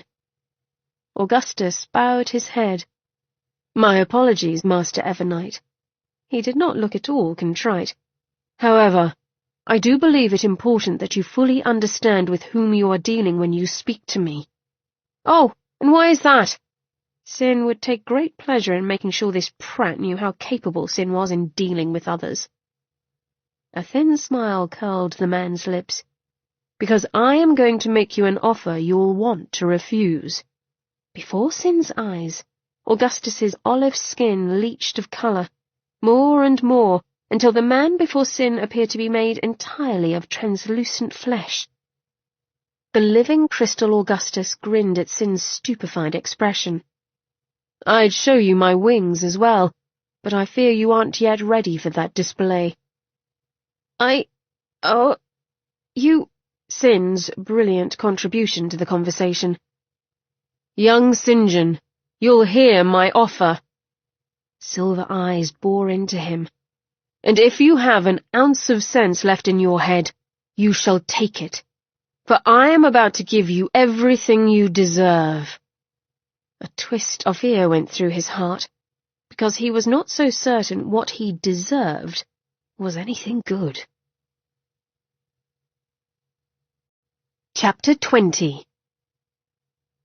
Sin did not quite know what to expect of Augustus's home, but it was not this. He glanced around at the sedate yet finely appointed study in which he sat alone, a glass of brandy in one hand, the crackling warmth of a fire heating his trouser leg. It felt almost normal, as if he'd been plucked out of a nightmare and set down into another dream. It left him unsettled. His hand shook only a little as he took a deep, burning drink of his brandy. Augustus strolled into the room in graceful ease. "Apologies for making you wait, Mr. Evernight. Cook was in a state over tonight's dinner, and Layla is off somewhere, unable to provide her assistance." Sin shoved up from his slouch, his mouth suddenly dry. "She lives here!" God, he did not want to see her. He couldn't bear it. As if Augustus knew Sin's discomfort perfectly well, which the bastard likely did, the corners of his eyes crinkled as he took the seat opposite Sin. "Yes, she is my ward at the moment." He looked down at his hands, the backs of them hatch-marked with fine scars that shone white in the firelight. "However, I shall soon be leaving, and she shall need a new protector." The arm of the chair creaked beneath Sin's grip. "If you dare suggest that I—" "Come now, young St. John. You know perfectly well that I am suggesting it." Augustus's gaze was hard and direct. "Do not deceive yourself in thinking that you do not want the position." A flush heated Sin's cheeks. "Doesn't matter what I want, only what is right. Even if I were in the position to watch over—" He swallowed past his dry throat. "I'm bound to the bitch." The fine taste of brandy turned acid on his tongue. A log upon the grate snapped, sending sparks up the flue, and Augustus sat back in his leather chair. "Yes, you are." Black eyes bore into Sin as Augustus's mellow voice flowed into him. "And what would you do to be free?" "Anything." Sin snorted without humour. "Enter another form of bondage, you mean?" He shook his head. "You can go to bloody hell if you think I'll do so again." "Hell is a state of mind, and you're already there, are you not?" Sin lurched out of his seat, his heart pounding. The fire in the hearth flared high. "Fuck you, Mr. Augustus!" The man bloody laughed. A soft, rolling laugh. A fucking mockery. And then his expression fell to deadly serious. "Sit down." When Sin did not move, Augustus waved his hand in a lazy fashion. Sin became a puppet on strings, his limbs no longer his own. Down he flopped into the chair, and there he stayed, not able to use his powers or move from his seat. "Now," said Augustus, "give your rage a rest for a moment." He leaned forward, bracing his forearms on his bent knees. "The fact is that Mab has never been weaker than at this moment." Sin didn't know what to make of that knowledge. He was bloodbound to serve her. It wasn't as though he could destroy her, no matter how much he yearned to. Smiling a bit, Augustus continued. "She used up much of her power to hold A's in check. Yes, I know all about A," he added. "And for the first time in centuries, several kin of her direct bloodline live." "Eliza." "Not merely Eliza, but you, Holly, the Ellis sisters." "We are of Mab's blood." Sweet gods, Sin would be ill. "The Evernights and the Ellis sisters are elementals, born ages ago of Mab's blood. Now Eliza is the most direct of Mab's heirs, which is why Mab is desperate to control her. Because Mab is weakest against those of her blood." Augustus paused and stared at Sin. "You, however, have the distinction of being of her blood, and able to control all the elements.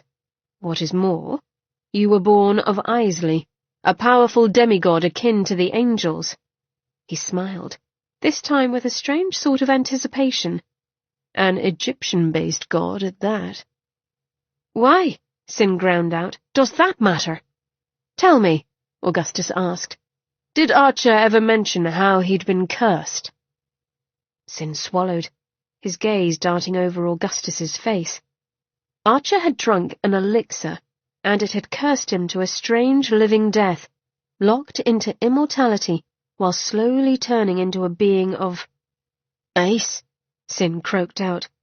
He described himself as looking as though his flesh had been carved from ice. Augustus's smile was slow and broad. Again, before Sin's eyes, he shifted, his flesh becoming crystalline and pure. It was beautiful and unearthly. Not ice, but altered. He was not cursed, but becoming judgment. Judgment?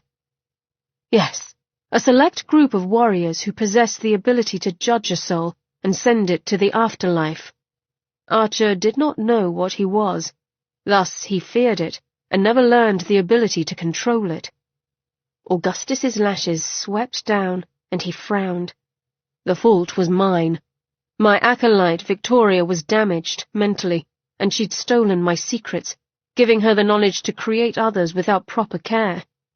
I did not know until it was too late, nor did I know about Archer's change until he was already free of it.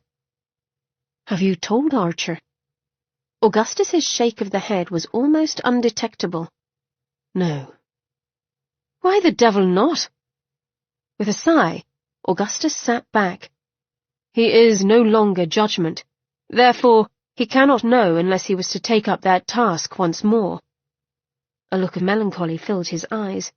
Why would he want to when he has Miranda now, when his life is settled? He gave a bracing sigh. But enough of that. It is you of whom we speak tonight. You want me to become judgment? Sin laughed.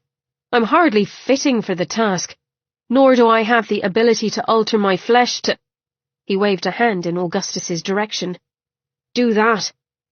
But you could. Become judgment, St. John. This time, when Sin wanted to surge to his feet, he was free to do so. He paced away from the fireplace and then turned back toward Augustus. And Mab?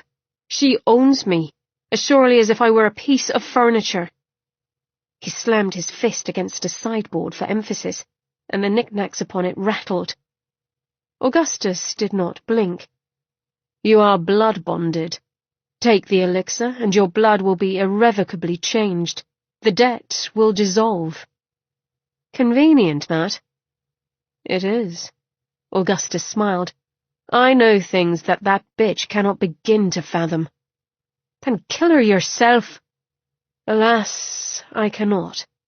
We all have our crosses to bear. Mine is that I can no longer act as judgment, but merely guide those who choose to serve. To do your dirty work. Sin ran a hand through his hair and picked up pacing again. Even if I were to do this, there is no guarantee that I could destroy Mab. Holly managed to destroy her human body, but Mab merely popped up again a few months later. Sin could only be thankful that Mab had decided to stay far away from Holly. He supposed she was still smarting over Holly slicing her to ribbons with iron bars.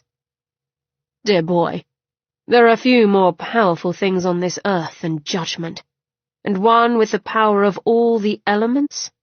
Augustus gave a small shake of his head. She hasn't a chance. Even better, she'll never see you coming because she believes she is in utter control over you. The very idea was a whisper of seduction along Sin's skin. To be free. Think, St. John, Augustus said quietly. A chance to live a life of pride, to do good, to be with Layla. Sin's gaze snapped to the man sitting in the chair. Yes, what of Layla? Why do you guard her? You do not get to know that until you are judgment. Sin ground his teeth. The bastard was blackmailing him.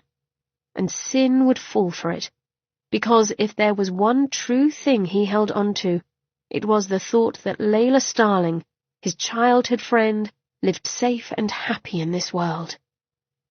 With a sigh, Augustus stood. Slowly he walked to him. Let me give you this. Before Sin could speak, Augustus whipped his own palm across his mouth, tearing the flesh open with the tip of a fang that had suddenly descended in his mouth. Sin didn't have time to flinch as Augustus cupped his cheek, smearing hot crimson blood over Sin's skin. "By my blood," he said, looking into Sin's eyes, "I swear what I say is truth." Sin felt himself sag, his will crumpling. Perhaps he'd regret this even more than his other mistakes. Perhaps he was consigning himself to more misery. Sin closed his eyes tight and let fate have its go. "Tell me what I must do." Chapter 21. Eliza stood in the little living room of the cottage that Adam had secured.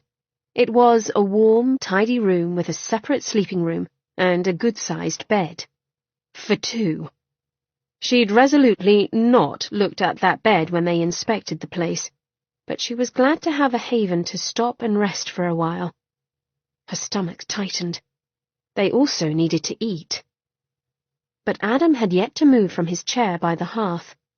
Firelight painted the strong lines of his face in warm gold, but his hair was so raven black that it absorbed the light. A lock of it fell over his brow, dancing just over the bold curve of his nose. Eliza fixated on that sight, waiting for him to brush the tendril away, yet he never moved. Her fingers began to itch to do the job for him, perhaps stroke his hair and see the deep lines along the corners of his eyes ease a bit. Repressing a sigh, she moved toward him, noting the way his shoulders tensed and his wide, mobile mouth thinned. Oh, yes. He might have been looking off into the fire, but he'd been aware of her the entire time. Drawing a footstool with her, she sat and waited, knowing he'd be unable to ignore her for long. He never could. Soon enough his gaze sought hers out, and she flinched inwardly. Here was not the arrogant ass who'd chained her, nor the proud yet pained man who'd been chained himself. Not even the sly charmer who'd wrangled a kiss from her this morning. This man was pensive, lost. Without thinking, she touched his forearm, where the muscles clenched like iron beneath the homespun linen. "What troubles you?" Adam's gaze slid away. "They recognized me when we left the room." "Of course they did." The Gim had watched him with awe. The innkeeper had insisted that Adam take not a mere room, but led them out to a small but charming cottage, a bit of a ways from the inn. "For privacy and true comfort, my lord." Eliza suspected that it was the innkeeper's home, and thought Adam realized this as well, but the innkeeper would not take no for an answer.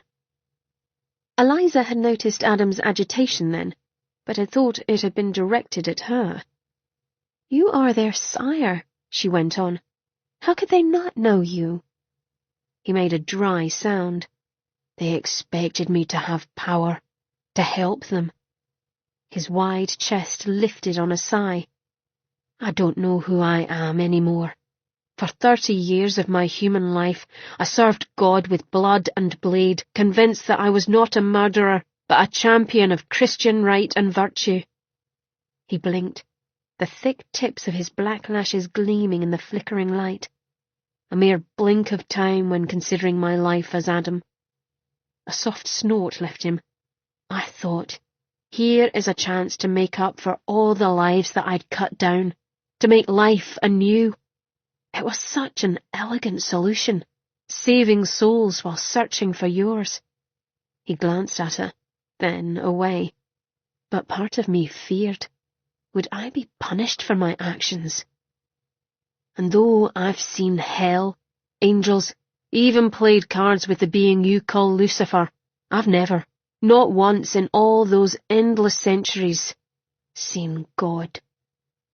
He turned and pinned her with his deep-set eyes.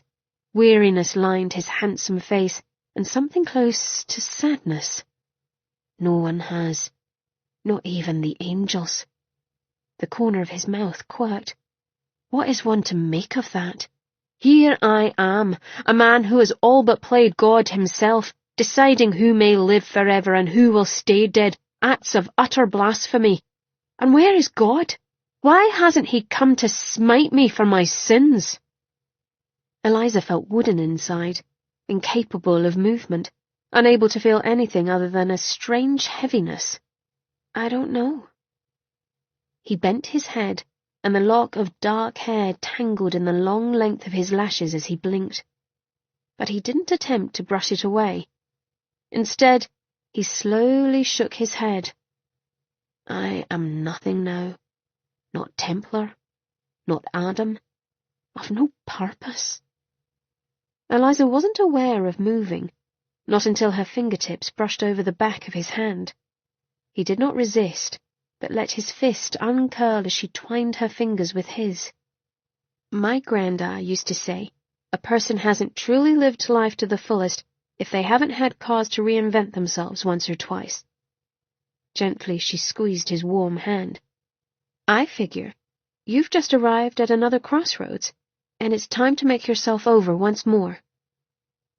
Adam was silent and still for a long moment. When he finally faced her, she wondered if she'd ever become accustomed to the impact of him. He saw too much, made her feel too much. Always. Her stomach clenched, a hot, pleasurable, yet achy sensation that had her breath catching.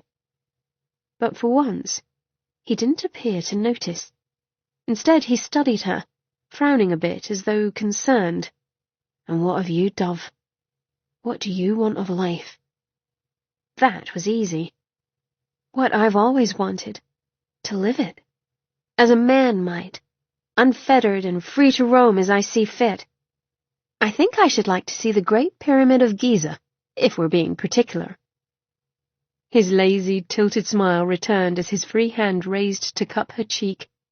His skin was rough and warm, and she felt it down to her toes. And who's to stop you now, Miss Eliza May of Boston, the most stubborn, willful creature I've ever met? Her mouth quavered, torn as she was between a laugh and a scowl. You say that like it's a compliment. His voice lowered as he drew her closer. Because it is. Ignoring the quiver inside of her belly, Eliza squeezed his hand. Come, let us go to dinner. She rose, giving him a little tug to prompt him to stand. Some hot food and a bit of wine, and you'll be square as a quilt in no time at all. A smile played about his full lips. I do not believe I'm familiar with that saying. That's because I just made it up. Eliza walked to the door, Adam still holding her hand as though she were his lifeline. Once in the dining hall, however, he did not brighten. They ate their meal in relative silence, the good-natured laughter and conversation of their fellow patrons surrounding their corner table, but never quite touching it. Adam's expression remained pensive, his attention on his meal. Thus it was a surprise when he at last spoke. I used to watch that sort of thing, you know. With a jerk of his chin, he gestured over to where a young couple nuzzled each other, uncaring of any attention they might receive. You watched people? She trailed off, horrified, but he merely shrugged and took another bite of his beef. I was bored, and it wasn't as though it affected me, not in any lustful sort of way. He sipped his wine. It's perverse, she insisted. Adam lowered his silver and sat back in his chair with a negligent air. It was a glimpse of life that I'd been denied. And yes, it was wrong. He looked off, his long lashes casting shadows on his cheeks. Such a harsh profile, yet his lush mouth and pretty eyes softened him. Eventually I stopped. What point was there to watch what I could not have? A frown marred his countenance, and then was gone with his next breath. He turned back to her. I've seen intercourse performed in so many ways and scenarios I've lost count. Love, the birth and death of it, played out over and over again. The wooden chair that held his large frame creaked as he leaned forward, bracing his forearms upon the battered table. Would you care to know what affected me the greatest? Would she? Eliza was afraid she did, and she found herself nodding, even as her breath quickened. It was in the year 1373. A crofter and his family lived in a one-room cottage. I don't know why I was drawn to their little house. Perhaps it was my being in the cold dark and seeing the firelight flickering from their small window. Whatever the case, there they were, 4 children and their parents, all bundled together in the family bed, limbs intertwined, bodies higgledy-piggledy. They held on to each other in sleep with such perfect trust. Eliza thought of him, huddled in a dark corner of those long-departed crofters, watching them with the same longing that graced his hard face now. Did he know it then? How much he longed for love? She rather thought he knew all too well. It made her heart ache to think of his loneliness. Would she have survived nearly a millennium of such isolation, of never having felt loved or cared for? His voice turned soft, reflective. It struck me that I'd never known that sort of connection to another, just the simple act of loving for love's sake. Golden eyes framed by black lashes stared at her. I became a knight to protect the promise of that type of love, yet all I saw was death. She, the hound of death, that is what they called me. Is that how you see yourself? She asked, quiet in the shared space between them. Not waiting for his answer, she shook her head, and it felt unbearably heavy. You are so very wrong. So blind. His thick brows drew tight, that bold, stubborn nose of his lifting in defiance. On the contrary, I see myself far too well. The lively strains of a reel lit over the room. Eliza glanced toward the group of fiddlers who had begun to play, and then back at him. Bracing her hands upon the table, she rose. You are life. You create it from death, and it is lovely. His mouth fell open, a nearly comical expression on one so stern. She fought a smile as she extended her hand towards him. Come, dance with me. The look of shock he wore grew, and then he blinked as if shaking himself out of a dream. I don't dance. It was a croak from the depths of his chest. Pity, Eliza shrugged, as I love to dance. His darkly beautiful face twisted in a scowl. Are you mocking me? Dear, confused man. Far from it, Eliza sighed. You are life, Adam. I suspect that's why you chose the name you did, even if you weren't aware of doing so. You are life, she said again with greater emphasis. You simply don't know how to live. Adam sat watching as Eliza May made her way to the crude dance floor in the space cleared before the fiddlers. Immediately she was welcomed into the fold. His life was lovely? Was she bloody banning him? Adam had expected platitudes, a bit of, but there is nobility in death, or you did what you felt you must. He'd have hated it, but at least he'd been prepared to react accordingly. He rubbed at the tight knot forming beneath his breastbone and watched Eliza May dance. Light on her feet, her lithe form moved as if made to follow music. Cheeks pink and eyes like dark velvet, she smiled at a bloke who'd taken her in his arms. Together they twirled, her frothy skirts swirling about her slim ankles, the man's hand snug on her neat waist. A growl rattled about in Adam's throat. He swallowed it down. He'd no right to interfere. He hadn't lied. He didn't dance. Because he didn't know how. Not any dance that had been invented in the past 100 years at least, and he'd be buggered if he'd bumble about trying to learn here. She laughed. The lovely sound brought his head up sharply. A waltz played now, melodic and haunting in the fiddler's hand. The big Gim hadn't let her go. His hair was nearly the same shade as Eliza's, and as they moved about, gliding and twirling, they seemed to glow, their heads glinting like gold in the low light, perfectly matched. Adam's fingers dug into the arms of his chair. She ought to live in the light, as she was now, and he would not go to her, nor hold her. Eliza's gaze never strayed to him as she danced her waltz, as if she'd forgotten him entirely. Wood cracked beneath his hands. Bugger! Would this set never end? The fiddler playing was an expert, his music haunting and pure, his instrument battered and well-loved. Despite his death grip on the chair, Adam could almost feel the smooth, cool surface of the violin and the bite of the strings against his fingertips. A distant memory, one he did not want to revel in. He'd felt too much already this day. The Gim moved closer to Eliza, his hand sliding a bit lower. Adam was out of the chair in the next beat. With each step, the floor rose up to meet him. With each breath, a matching protest shouted in his head, "Stop, stop, stop!" He couldn't. They belonged to one another, and he'd be damned if he let another man touch her. Like gazelles in the plains, the dancers sensed him coming. Heads turned, conversations stuttered. Eliza's wide brown eyes stared up at him. Waiting? Wondering? He ignored her. One touch would undo him now. The fiddler halted, his last notes screeching unfortunately loud in the tavern. What did they think of their sire? Did they fear his wrath, or merely wonder why he'd come to beg for scraps of attention from the woman who'd bewitched him? He was Adam, king of the Gim.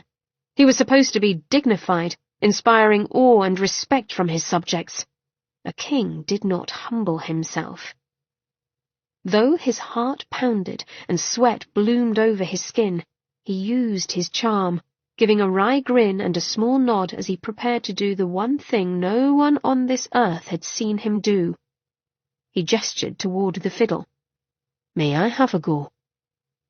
Awkward silence grew and swelled before the man shook himself out of his gaping stare. The man handed over his fiddle. "But of course, sire." But Eliza May's expression was rapt now. He gave her a small smile, one that challenged and taunted. He'd been giving her those for months, wanting her to see that his soul and hers were one, and yet now she did not resist. No, she grinned in return, accepting his challenge and acknowledging the taunt. Anticipation plucked at his innards. Holding her gaze, he tested the strings. Perfect tune. Adjusting his grip, he raised the bow. It held there, and it seemed the room held its breath with it. And then the bow tore across the strings, whipcord fast and violent. From the first note, he poured his soul into the music. No slow dances for Miss May, no peace, no escape. He did not remember the first time a violin had been placed into his hands, only that, be it due to a supernatural dexterity or an innate talent, he'd known how to make it sing for him, from Beethoven to Bach. Secret trips to gypsy camps had taught him other music, the devil's music his fellow knights would have called it, but they were long dead by the time he'd learned to play. Nor would he give up his music. It had been his one true joy. Adam would take on the appearance of another man and play on a corner of Hyde Park, in the crowded bowels of a steamer ship, on the rooftops, wherever he wanted. He relished the anonymity of it, that he could be in the moment without judgment or speculation. But now Eliza danced for him. Her hands were at her hips, her heels pounding out the rhythm, matching him, pushing him harder. His fingers worked over the strings, his bow white lightning. Blood pumped through him, the music flowing.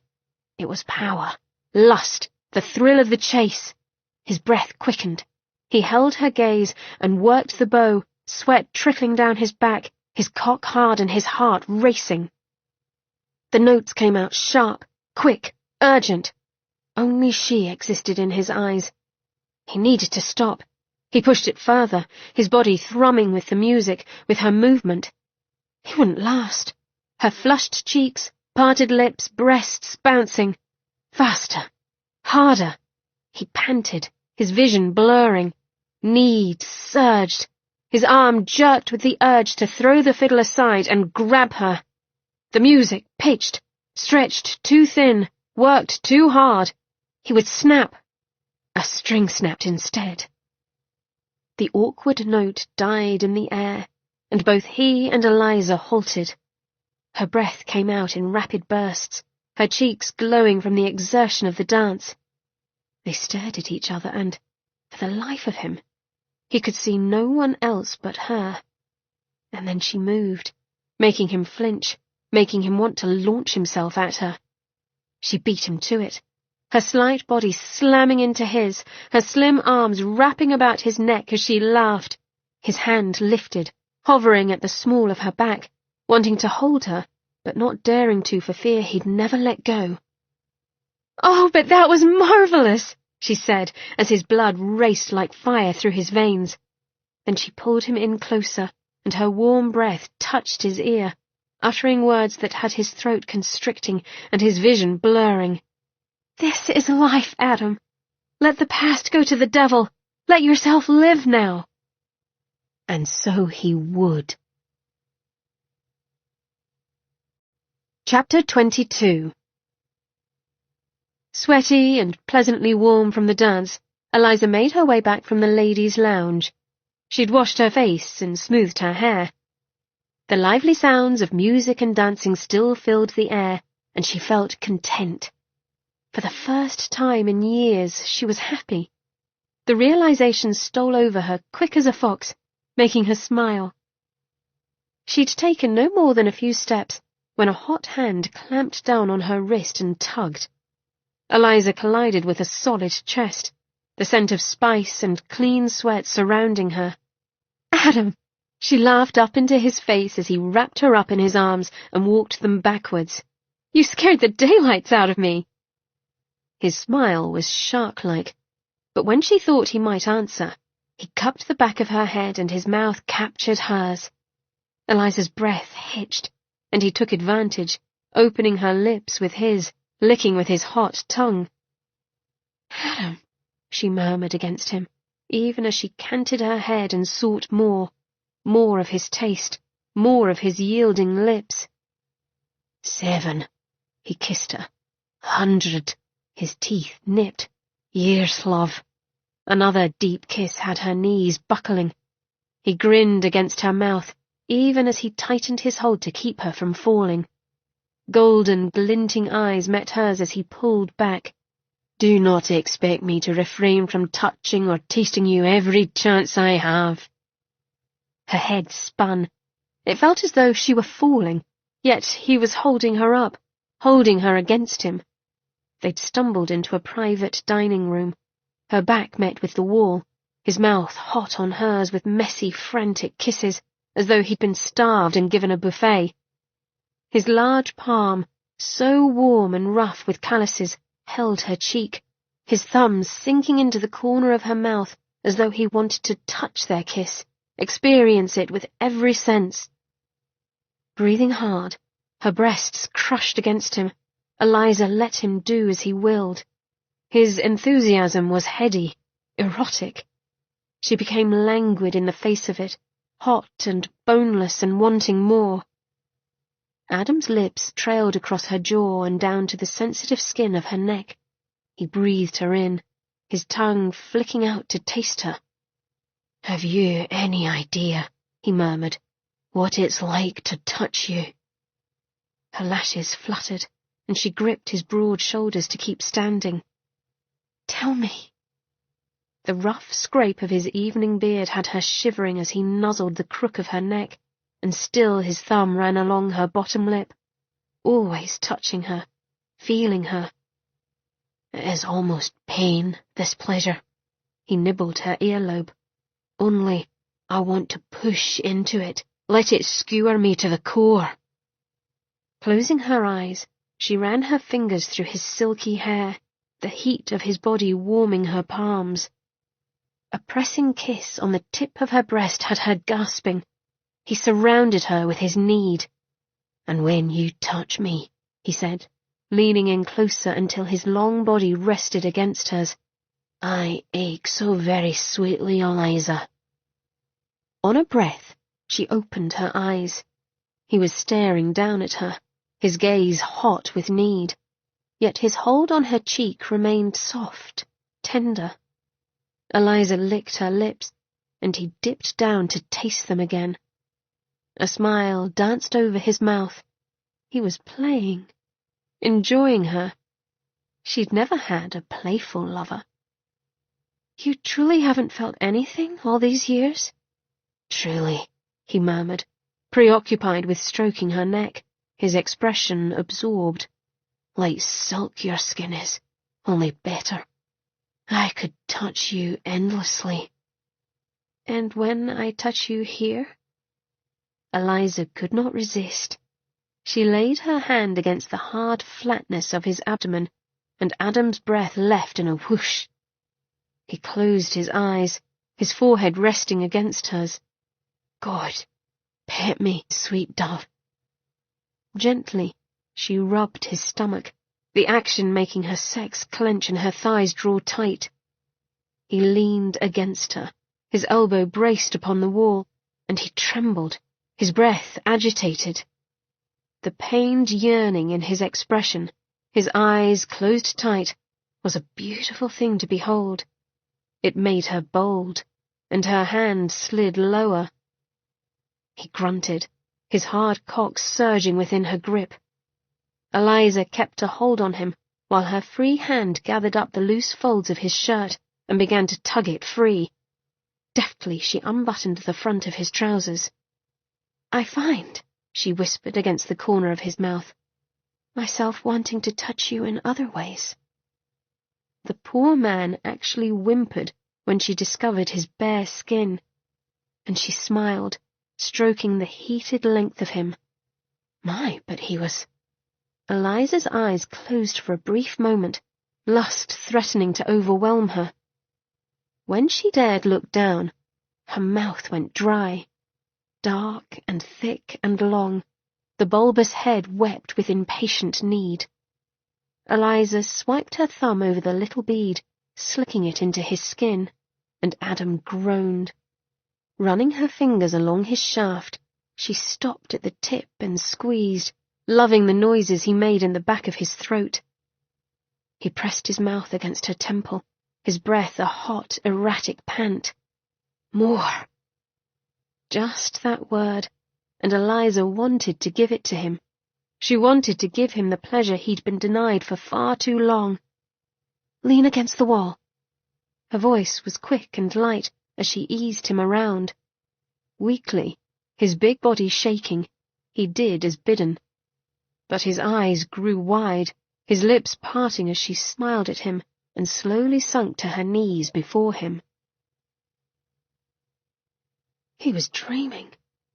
He had to be, because she'd been in his dream like this, kneeling before him, her slim fingers around his cock, her eyes bright and intent upon his, so many times before. If it were a dream, God help any person who dared wake him.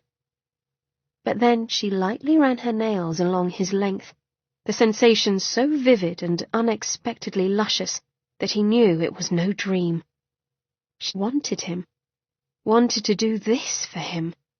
He could hardly account for it. A lump rose in his throat, even as his heart raced and his breath grew short. Eliza. She was everything he'd feared wishing for. Her pink tongue flicked over the tip of his cock, and he felt it down to the soles of his feet. His hands clenched, and it was all he could do not to push his aching cock into her mouth. Patience. Patience. As if she bloody well knew how badly she affected him, she grinned. Canty wee temptress. Gently, she kissed him along his length, and he shook with feeling. Slowly he was becoming alive, dead and untouched for so long, and now this. He wanted to weep. He wanted to laugh. And then she took him into her mouth. Holy God! Adam arched back and panted, his body trembling, and so taut he feared he might snap. Unable to think, He stared up at the dust rafters of the ceiling. God, her mouth!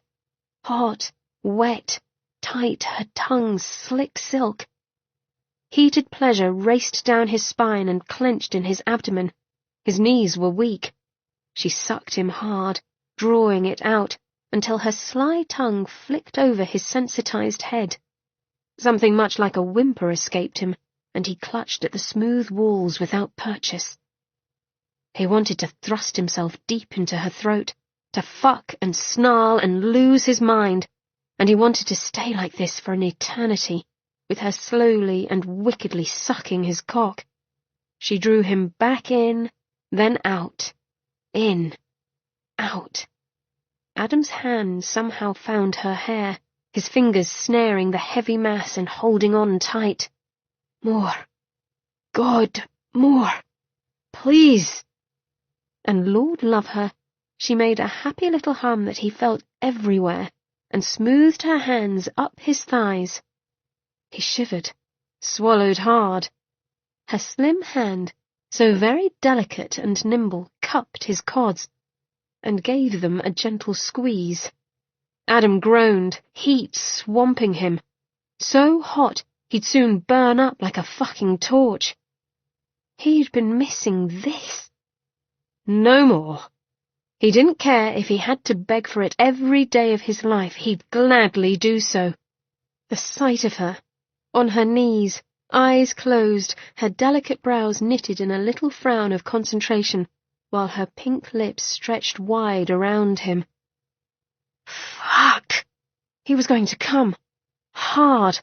Hundreds of years of being denied that singular pleasure, and yet instinct could not be misunderstood. His shoulder blades pressed into the wall. His grip tightened in her hair as his hips canted, the urge to thrust overcoming any need to draw out this pleasure. Tell me, lass, he said, panting, thrusting in and out of her mouth. Tell me this feels good to you. Her answer was to cup his arse, slipping her hand beneath his trousers and finding his bare skin. She dug her fingers into the muscle there and held him tight, urging him in deeper. Adam nearly lost his wits.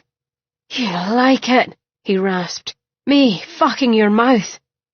The thought drove him to madness. His cock throbbed to near pain now, and still the need to thrust and plunder, to take everything she had to give. Will you drink me down, love? Take it all. Eliza's eyes opened, and her gaze clashed with his, and his breath caught, sharp and swift. She bloody loved it. High colour stained her cheeks. Holding his gaze, she let her free hand move from his cods. He missed the heat, the solid comfort. A strangled sound tore from his throat as her dainty fingers stole beneath his stones and stroked him there. Everything turned white, blinding heat and pleasure. He lost himself, not feeling his body, not knowing where he was, just pleasure and the sweet pain of release. He came back to himself by degrees, the sight of the wall before him, the mad beating of his heart, the slick feel of his soft cock slipping out of her mouth. He groaned, his body sliding a little down the wall, but she was rising, pressing her warm and lush body against his, holding him up with her arms about his waist. He hauled her closer, his arms about her slim shoulders as he bent and pressed his lips to her fragrant neck, moist now with perspiration and heat. By my vow, he said against her skin, I'll be returning the favour, Eliza May, and when I get you into my bed, I'll not be letting you out of it again.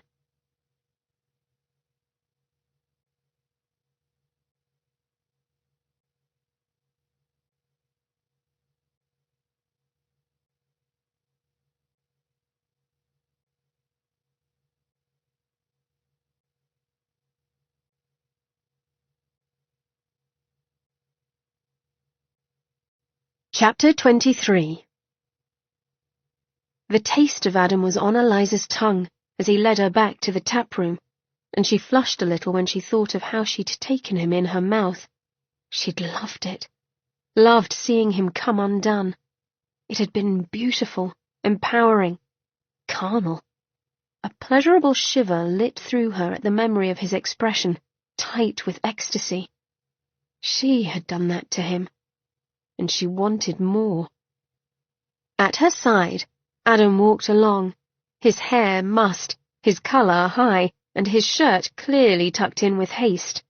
A man debauched, and content, if his rather badly hidden grin meant anything. He caught her gaze, and his eyes blazed with certain promise to return the favour. It made her unaccountably shy. Where did they stand? Would they be lovers? Eliza wanted him. She could not deny it. But was it enough? Was he truly her soulmate? And was all this seduction and charm his way of getting her to believe in it? She hated that she had doubts, but trust was an ill-fitting glove that she fought to slip on. Adam's reappearance in the room garnered attention, as it always did. Instantly, the innkeeper came out from behind the bar and made his way to them. "Sire," he said, bowing a bit, "would you take a dram with us?" Behind him, a group of men sat around the table with expectant looks. Eliza smothered a smile, for the tension that shot through Adam's back and the slight twitch at the corner of his eye spoke of utter frustration. Poor man. But he shook it off with a small breath and a nod. "But of course." With a wry glance at Eliza, he made as if to move, taking her with him. She resisted. "I'll be sitting over there," she said, pointing to the small corner table they'd supped at.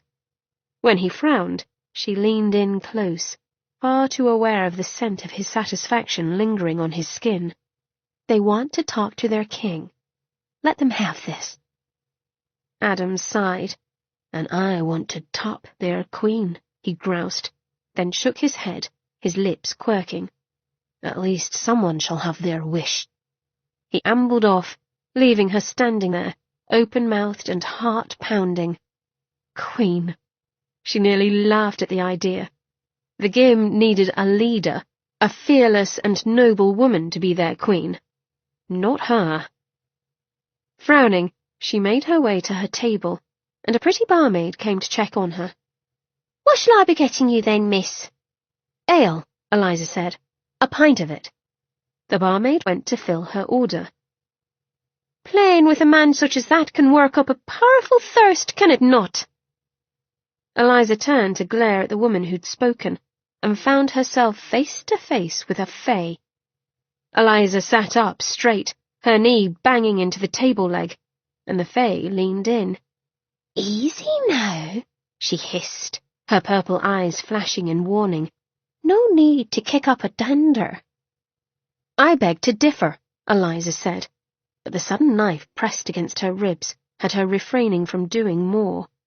She glared at the young woman holding it. "What do you want?" Ivory cheeks plumped. "Mellon sends his regards." "They aren't returned." "To be sure," the woman murmured, looking not altogether unsympathetic. "He's expecting you to fulfill your promise to him."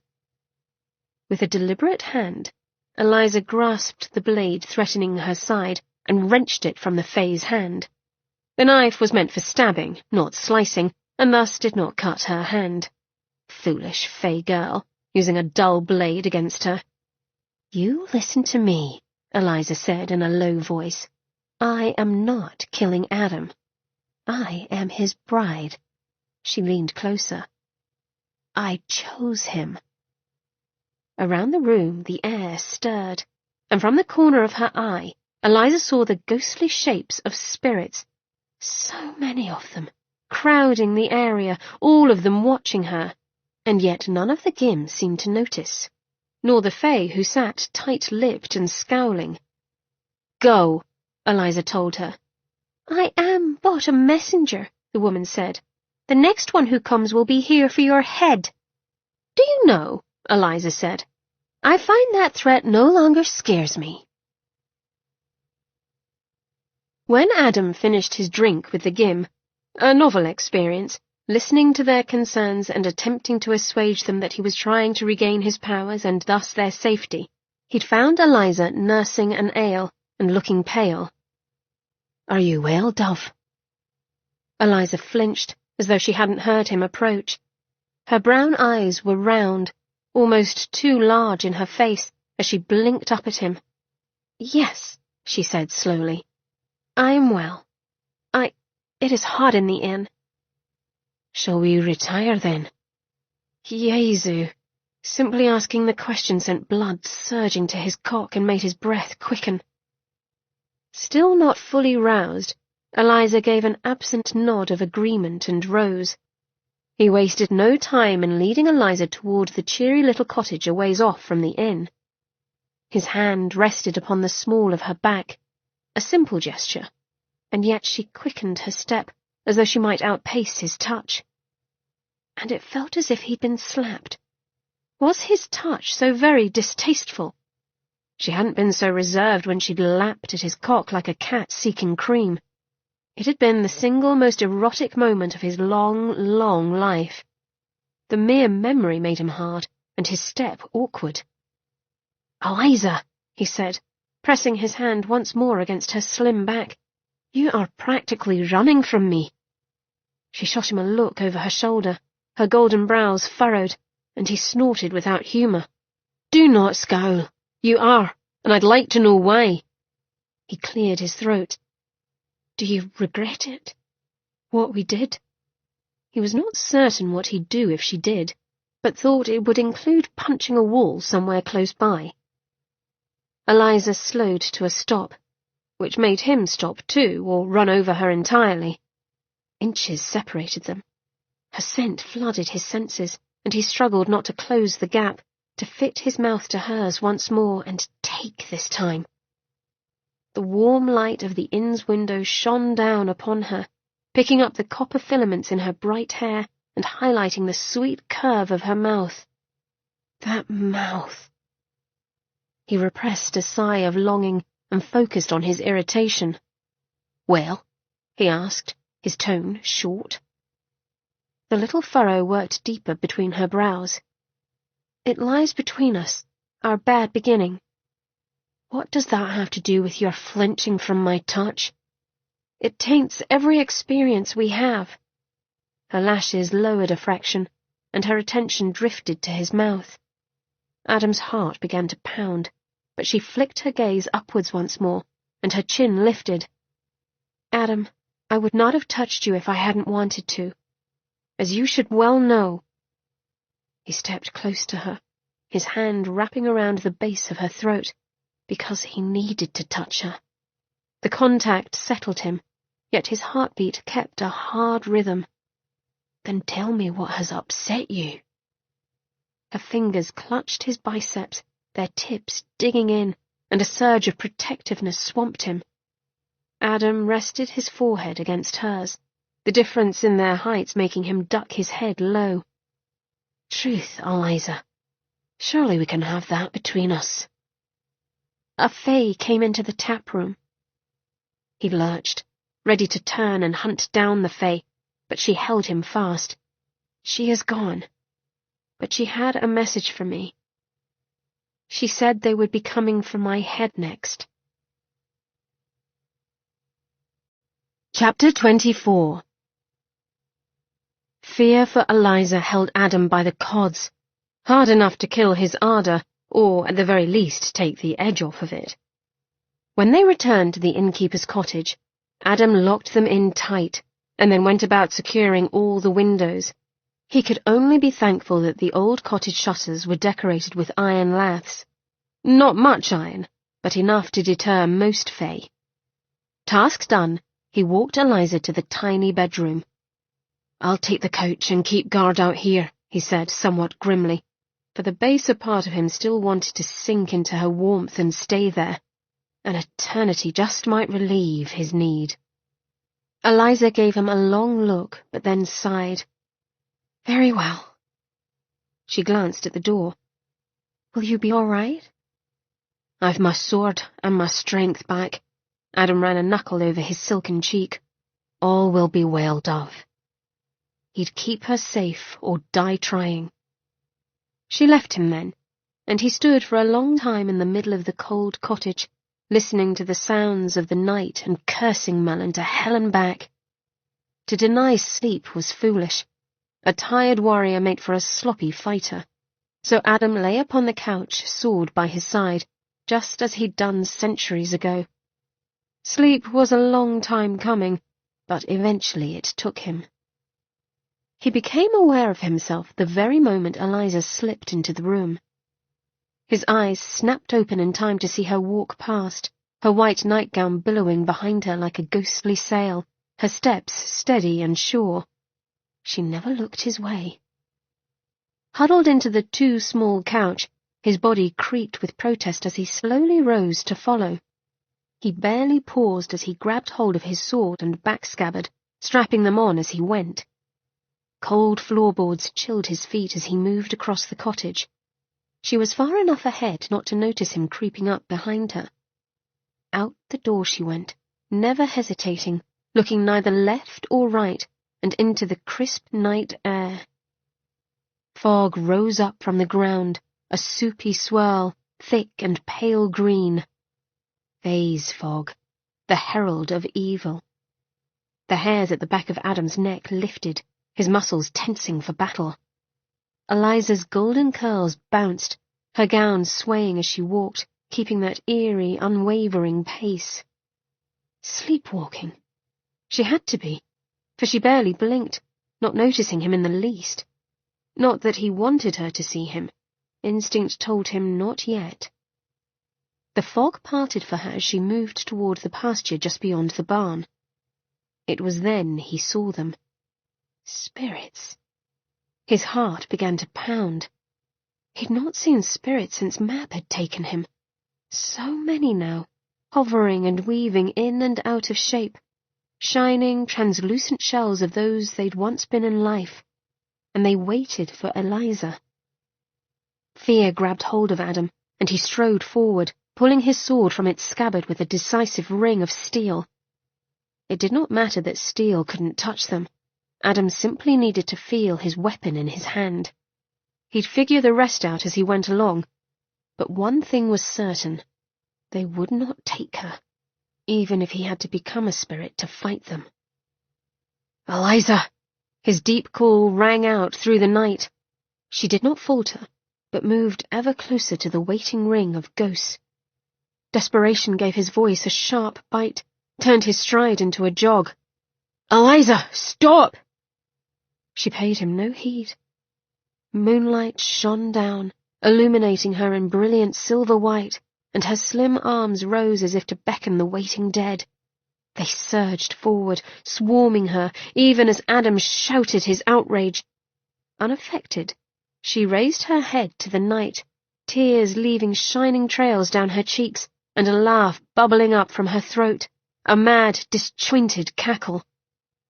Adam skidded to a halt, gooseflesh pricking his skin.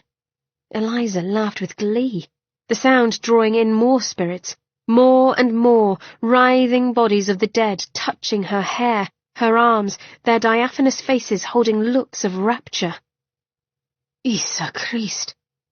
Though he had not done since he'd been fully human, he crossed himself. And she did not push the spirits away, but opened her arms to embrace them all. A terrible fear that they would claim her as one of their own swamped him, one that increased when her eyes turned mirror-like, possessed. "Eliza!" Adam shouted, lunging forward, though he knew he was too far away. "No!"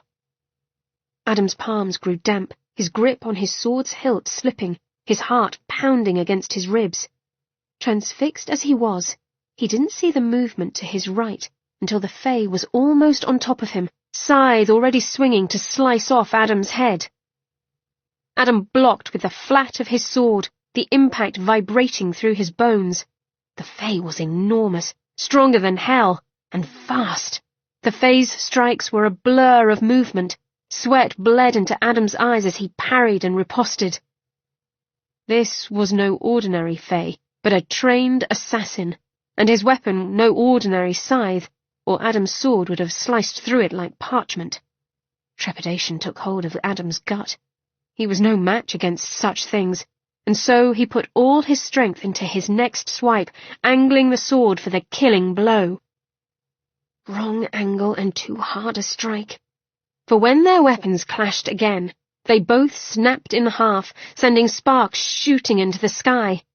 The Fae's scythe fell from its handle just as the long blade of Adam's sword clattered to the ground. Adam felt the loss like a stab to the heart, but he wasted no time, and flipping the weapon in his hand, he smashed the blunt end of the hilt into the Fae's nose. Cartilage crunched, blood poured. The Fae bared his back fangs and pulled another sword from behind his back, another Fae weapon, and one headed for Adam's gut. In the near distance, Eliza's horrible laugh turned into a scream straight from hell. The Fae glanced back, his face leeching of colour. The ungodly sound coming from Eliza had frozen them both in shock. Adam recovered first, and putting all his strength behind the action, thrust the broken end of his sword into the Fae's chest. At the same moment, Eliza turned, her arms outstretched, her mouth agape, that never-ending scream ringing out in the night. Spirits swarmed around her in a maelstrom. Eliza's odd, reflective gaze landed on the Fae, and as if commanded, the spirits moved as one, flying over the field, coming straight at Adam and the Fae warrior. Terror punched into Adam's heart, even as a blast of breathtaking power knocked him back on his arse. He landed with teeth-rattling force. As for the Fae, he burst into a cloud of grey ash, the remnants of Adam's sword clattering to the ground. As if waiting until the Fae was truly destroyed, Eliza gave one last rasping cry and then dropped in a heap of white gown and tangled limbs. Strong arms held her tight, warding off the chill in the air. Eliza's cheek was pressed against the fragrant heat of male skin. Adam's neck. She knew his scent, the exotic spice of it, tinged with something like crisp apples and smoky autumn leaves. She burrowed closer, inhaling and feeling safe. "Eliza?" His whisper held a hint of worry and fear. Only then did she open her eyes. She lay cradled in his lap, as wisps of fog dissipated around them. "Why," she rasped, "are we sitting in a field?" Deep grooves bracketed Adam's mouth, but he answered lightly enough, "Oh, I thought we might take in the night air." With a huff she sat up, but quickly grabbed hold of the front of his shirt when her head swam with dizziness. Instantly, he pulled her back down into the crook of his arm, where she could hear his heart beating steady and strong. "Easy, lass." His big hand covered the back of her head. Gently, he ran his fingers through her hair. "You were walking in your sleep," he murmured. Eliza tensed, and his touch grew firmer, reassuring. "What did I do?" she forced herself to ask, and hated the way he stiffened, his breath drawing in as if he were struggling to find an easy answer. Eliza closed her eyes, her fingers curling into his linen shirt. "Did someone die?" Against her ear, she could hear his heartbeat quicken and his breath stutter. "Why is it that your first assumption was a death?" Because he looked at her as though he held a monster in his arms. A dull yet pervasive hurt spread through her chest. She could tell him. He'd understand. He'd been the keeper of souls for centuries. Eliza found herself sinking further into Adam's warmth. Shockingly, he let her do it, his body curling around hers as though he would block all hurts if he could. "Tell me, Mogra," he said. "Tell me what has happened to you." Eliza's breath seized, her heart clenching beneath her ribs. Adam's proper English slipped now and then, and it was clear he thought she was ignorant of Gaelic. But her grandfather, Aidan Evernight, had taught her the language, and all that she could think on now was that Adam had called her my love. Not the light and teasing love the English like to toss around, but in a reverential tone. "Eliza?" He touched her cheek with the calloused tips of his fingers. "I kill." Adam's brows drew together as he looked off, and she had the mad urge to trace the sharp line of his jaw, to trail her fingers along the growth of stubble there that heightened the softness of his mouth. "You do not appear surprised. I killed again, didn't I?" "Aye." He said it slowly, a drawn-out breath as though he were tired, and Eliza's insides went ice-cold. Who had she killed? She'd always been in control when it happened. She had never killed and not remembered. Curling up closer to Adam, she clung to his shirt. "That is what Melon used me for. To kill. To instill fear in the hearts of men." Against her, Adam went stiff and uttered a foul curse. Oddly, Eliza found herself stroking the hard swell of his chest. "I've always been able to... I don't even know what it is that I do, only that this black, foul anger comes over me and I can pull the life out of a man." "Pull out his soul," Adam murmured. "You're pulling his soul." "Yes." Eliza ran a finger along the seam of his collar, the action soothing her. "I suppose that's it." "And you did this for Melon?" A sigh left her, and her throat burned. "I was so foolish, Adam, so full of fear and hate. I was alone in the world, and he took me in, made me feel safe and comfortable. He told me that I'd only be killing evil men, those who harmed women and children." She laughed. Such a horrible cliché. And I believed him, lived to do whatever it was he wanted, until I finally realized that it did not matter who I killed. I was wrong for doing it. Adam's long fingers sifted through her hair, his touch so gentle that she barely felt it. "In all my years of life," he said, "I have come to discover that, more often than not, we believe what we want to believe. The convenient lie, an easy truth, whatever we must to survive." His hand stilled, cupping the back of her head and easing her against his shoulder. "Is it wrong? Perhaps. But you broke from those bonds of fear, did you not? You left Melon." "And yet," she rasped, "I did it again, at the rag fair. A man cornered me, and instead of trying to get away, I killed him." He let out a breath. "I knew something had happened." Eliza shuddered. I reveled in it, and at the same time I felt soul-sick. He did not say anything to that, but merely brushed a kiss against the crown of her head.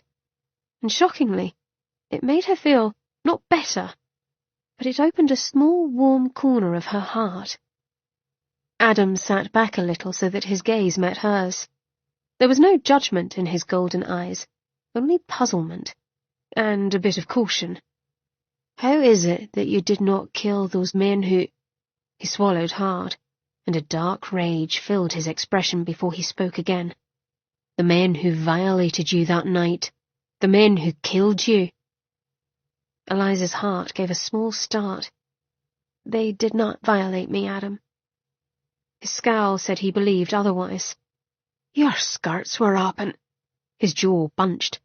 "They tried," Eliza clarified, pressing her palm to his chest where his heart pounded hard. "I had my hand around one of their necks. He was dying, and the others gutted me to save him." She let her hands slide down to rest in her lap. She could not touch him then. "This power I have only works when I touch another, and only on humans." She grimaced, even as he tensed. "I tried to kill Melon, you see, and it never worked." Adam's breath was warm against her hair. "I think you're changing, Eliza.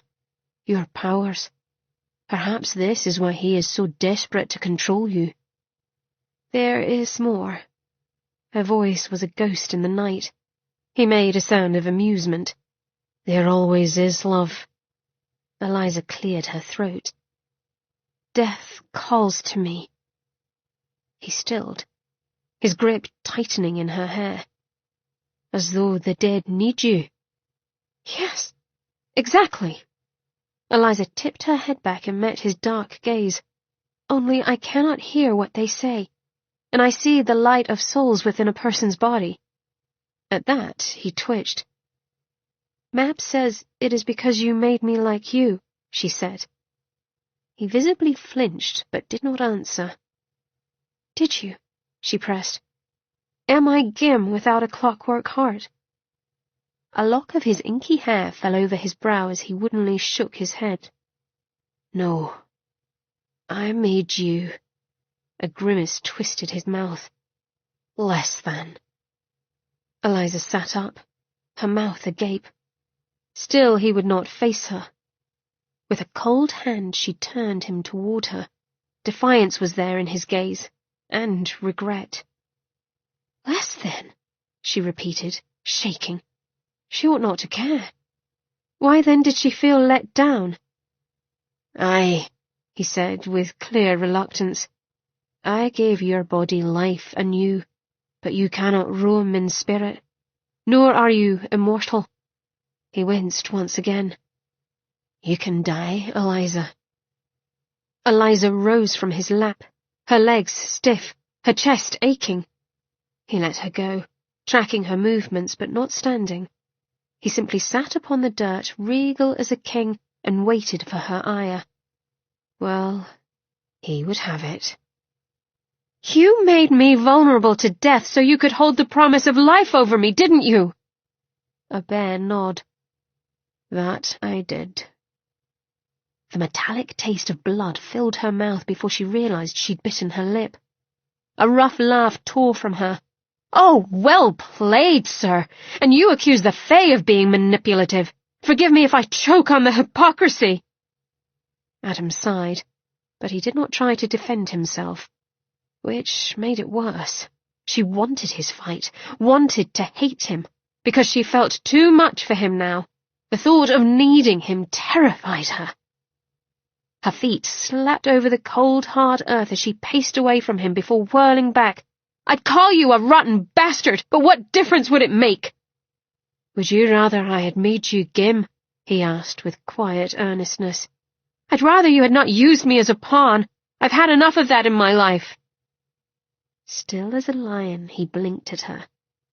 I told you, Eliza, you were the answer to all my hopes and dreams, to my freedom. I would have done anything to safeguard it. That I went about it the wrong way cannot change the past. And now, she snapped, is all this? She waved a hand between them. Kindness and care, merely another bid to secure my affection? God, he'd been succeeding. Far too well. His body was moving grace as his long limbs unfolded and he stood tall before her. The breadth of his shoulders blotted out the moon, leaving him limned in silvery light. Truth, Eliza?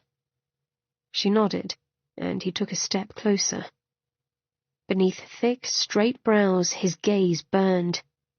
In truth, I want you so badly, the mere thought of you is a hand around my cock. A strangled sound left her, but he wasn't finished. I want to sink into your quim and call it home, to learn the taste and texture of your skin, and then do it all over again. Is it because you are my soulmate? I do not know. I bloody well don't care. All I know is that I want this ache. His fist hit the wall of his chest with a thud. This need to abate. Will bedding you quench my thirst? I cannot tell you, but I'll gladly put that question to the test. The way he looked at her, so fierce and angry yet pleading, it licked over her skin like fire. He was too far away, and too close.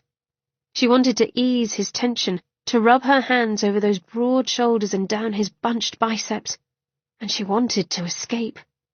He'd manipulated her, left her vulnerable to his will, all for his own selfish gain. She took one step, and her foot sank into a pile of something soft and loamy. Eliza gave a start and glanced down.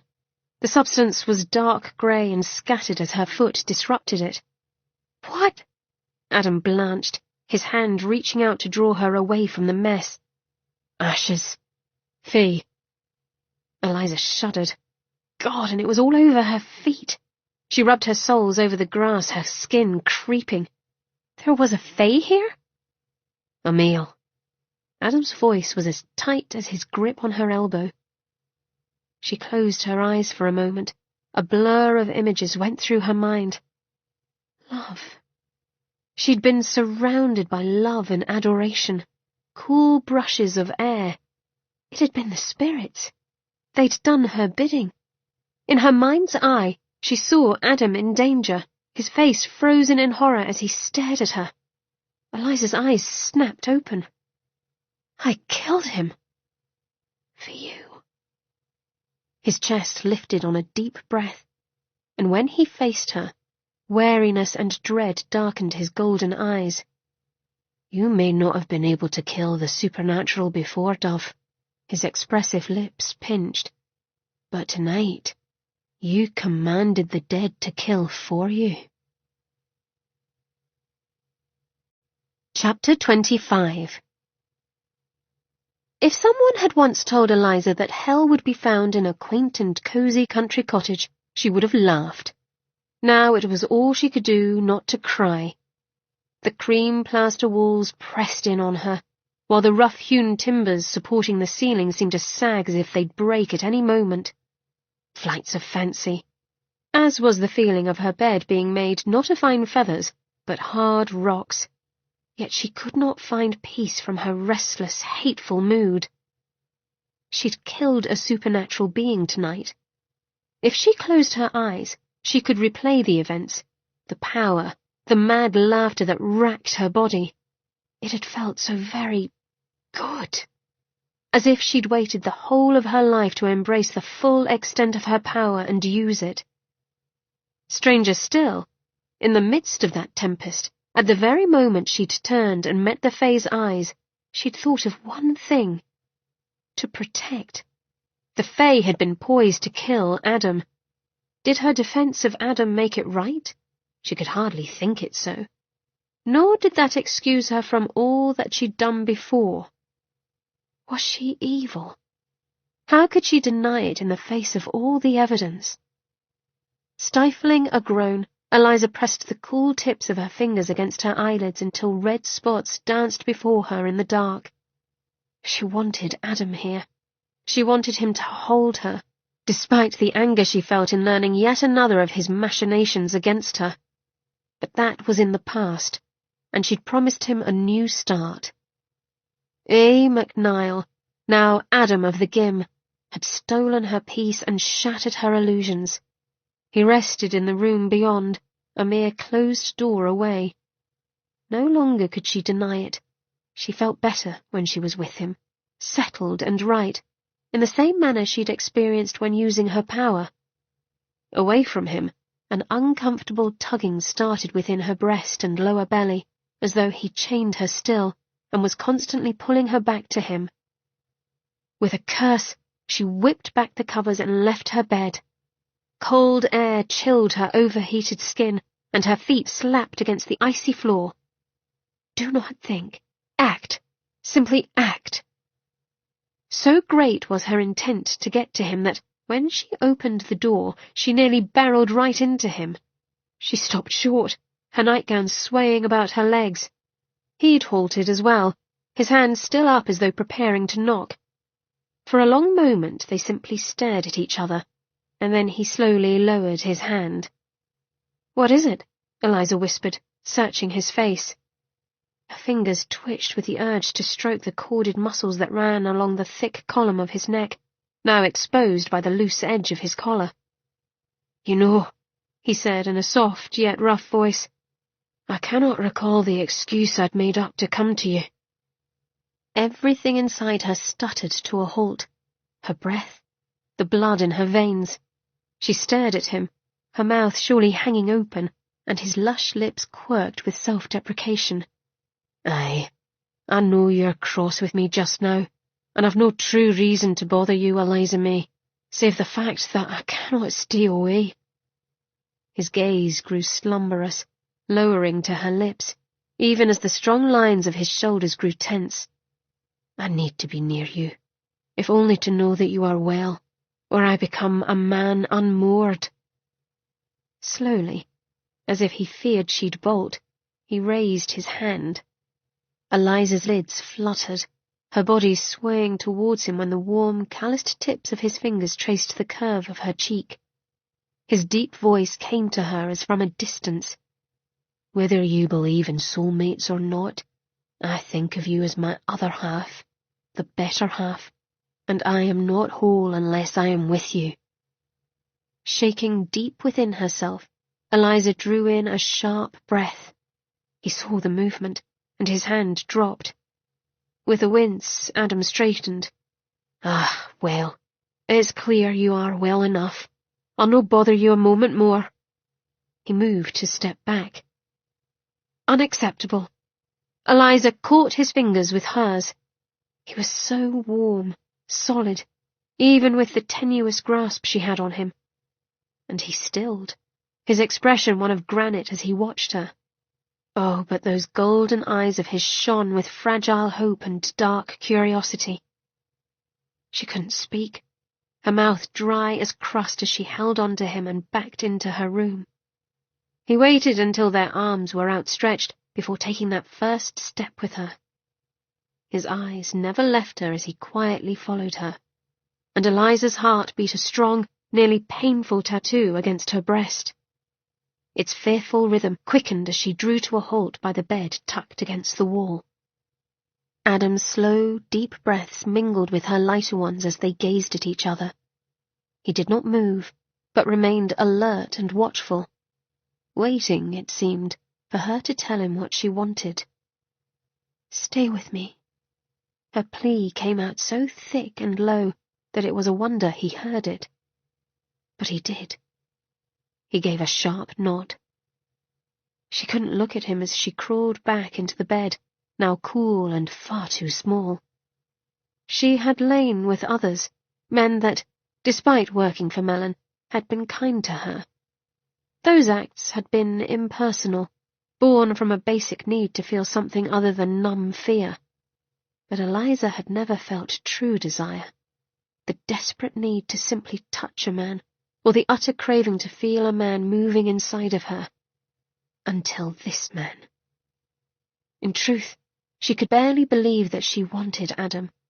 She'd resented him for so long, been afraid of him, of her intense reaction to the very person who'd disregarded her feelings. But it was different now. Everything was different. The covers rustled as he slipped in, the mattress dipping. But he did not lie down. Instead, he peered at her, his gaze roving over her body before meeting her eyes. This man, the way he looked at her, looked into her, it undid her every time. Eliza leaned back against the pillows, her nipples tight beneath her flannel gown, and when he reached out, her breath caught.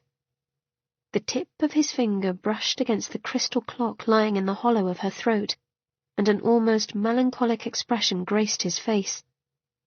"Will you tell me now," Eliza asked, "what this is?" "The key to all the gim." He stroked the face of the clock. "It rests inside here." Her heart thudded in her chest. "And you let me wear it?" She should not. It was too great a responsibility. But Adam merely looked at her with serious eyes. "Who else ought to but the other half of my soul?" For a moment, the world blurred, and then Eliza blinked. "Adam!" It was a breath of sound. Their gazes clashed, and she saw everything in his eyes, his vulnerability, his belief in her, and his need. He needed her, and Eliza could not deny him. She needed him too. "Could I?" Adam hesitated, a flush creeping up his cheeks. His gentleness, mixed with the overwhelming maleness of his graceful body, made her heart squeeze. Could you what? She whispered. With the awkwardness of one unaccustomed to such actions, he lowered his head and rested it on the pillow of her breasts. A sigh left him as his body melted against hers, his arms wrapping around her waist as if he'd never let go. The ache in her heart became tender pain, and she closed her eyes to manage it, even as she softly placed her hand upon his head and cradled him close. When he spoke, his voice was low and dark. "Is this my night?" I suppose it is." Simply saying the words left her flushed. Yet he did not move. Tentatively she stroked him. "Is this how you want to spend it?" A broken chuckle left him, his body moving against hers. "Oh, alas, I want so much, so very much when it comes to you." Then he stilled. "Truth, Eliza?" "Always." Her voice cracked. She thought he might not answer, silent and tense as he was, but then he took a small breath. "I looked down at you, lying here upon the bed, so very lovely, your hair unbound as a wife's might be, your eyes on me, so soft and beguiling. It felt as though you were mine. No," he amended. "It felt as though I was yours." Inexplicably, she wanted to sob. She blinked at the ceiling, her eyes burning, and her hands stroked through his silky hair.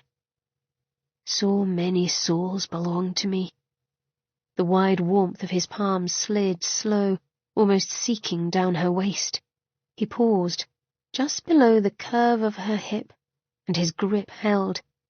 "And yet I've always remained alone." Eliza's heart pounded against her ribs. She wanted to speak, to assure him that he was not alone, but her voice was caught at the base of her throat. So many people thought to own her, yet no one had ever wanted to be possessed by her. His lips found the pounding pulse on her neck, and he pressed them there. Not a kiss, but enough to hold her attention. "Let me believe it," he whispered against her skin, "that for one night you've claimed me." His movements were careful, as he lifted his head and looked at her with his unearthly eyes. Behind his thick black lashes, they seemed to glow gold, as he spoke with a soft breath of sound. "Let me believe that I am yours." "Adam?" The shell she'd placed around her heart was breaking, and it hurt, even as warmth flooded that cold space. With shaking hands she cupped his lean cheeks, his evening beard rough against her skin. He watched her, still and silent, and she pulled him closer, closing her eyes only when her lips met his. Kissing had never been like this, when the mere feel of a man's mouth made her melt, made her body clench with a raw, almost angry need for more, instantly more. As if he felt it too, Adam breathed into her as he softly groaned and canted his head, opening her mouth with his and slipping his tongue in deep. A taste, a tease. Her fingers twined into his hair, her body arching as she licked him back, reveling in the way it made him shake. Adam exhaled roughly and drew back to look down at her.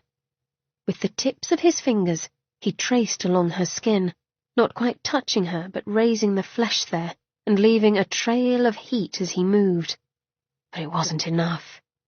He caught her look and a wry smile tilted his lips. "I can't decide." Eliza licked her dry lips. "Decide what?" "Where to touch you first." His gaze went dark as melting molasses. "I want it all at once." "And I just want you." The demand was out of her mouth without thought. He had to know this. Of course he did. And yet her words had an immediate effect upon him. His nostrils flared, and when he spoke his voice was guttural. "You have me. Always." "Then let me have you now." God, she was burning for him. He grinned wide, his expression lightning like the dawn.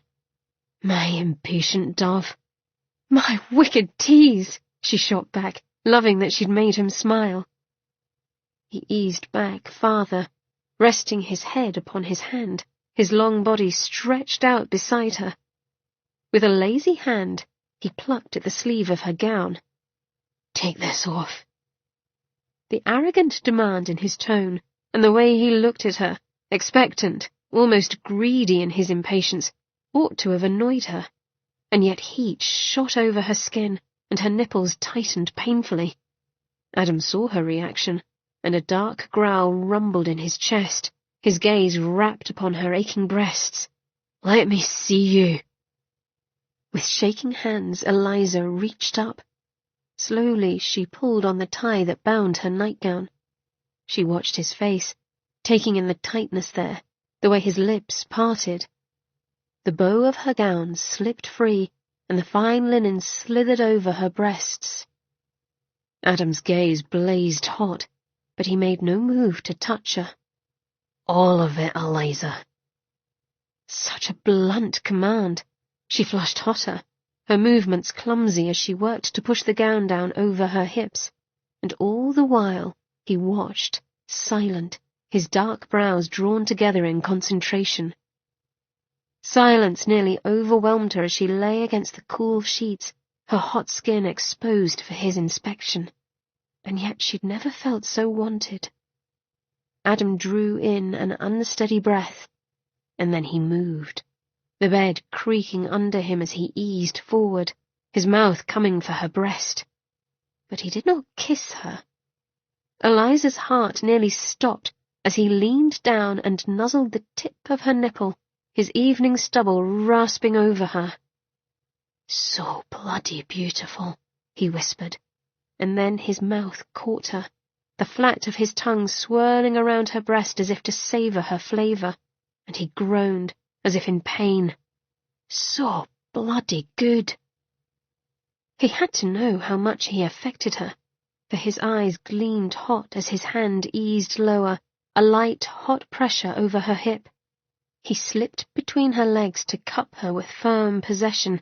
The blunt edge of his thumb ran along her centre, seeking the sensitive tip of her sex, and a gurgled sound escaped her as he slowly, almost absently played with her, until she grew wet and swelled against his touch.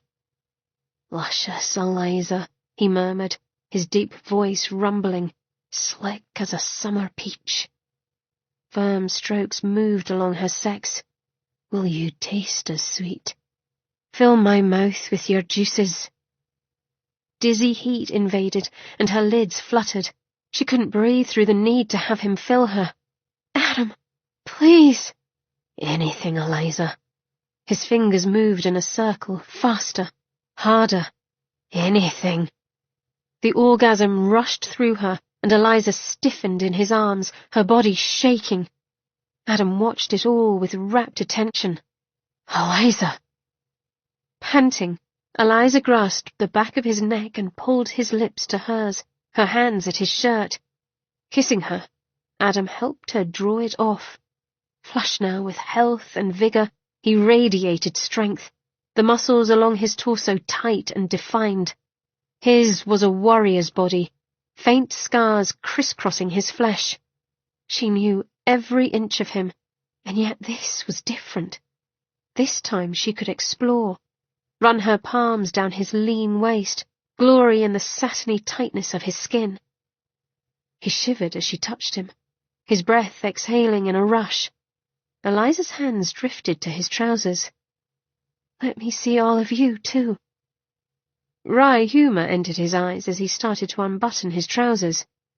You've seen all of me, Dove, many times. Eliza ran a finger across the tight bead of his nipple. I know, she said in a thick voice, but not when I knew you were mine. Adam's gaze flew to hers, and his broad chest hitched. Ah, lass, then you haven't been paying attention.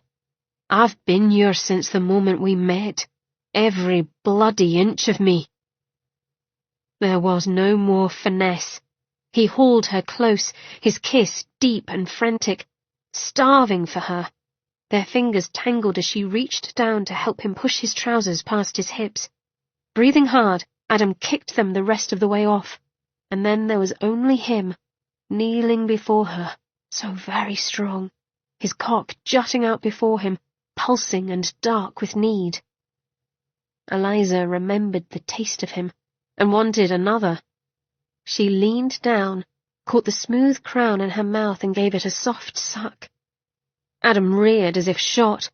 "Holy God!" he rasped, his hand cupping her head as he gave a few quick thrusts, and then he groaned, pulling back, his voice rough as newly hewn stone. "Not this time, Dove."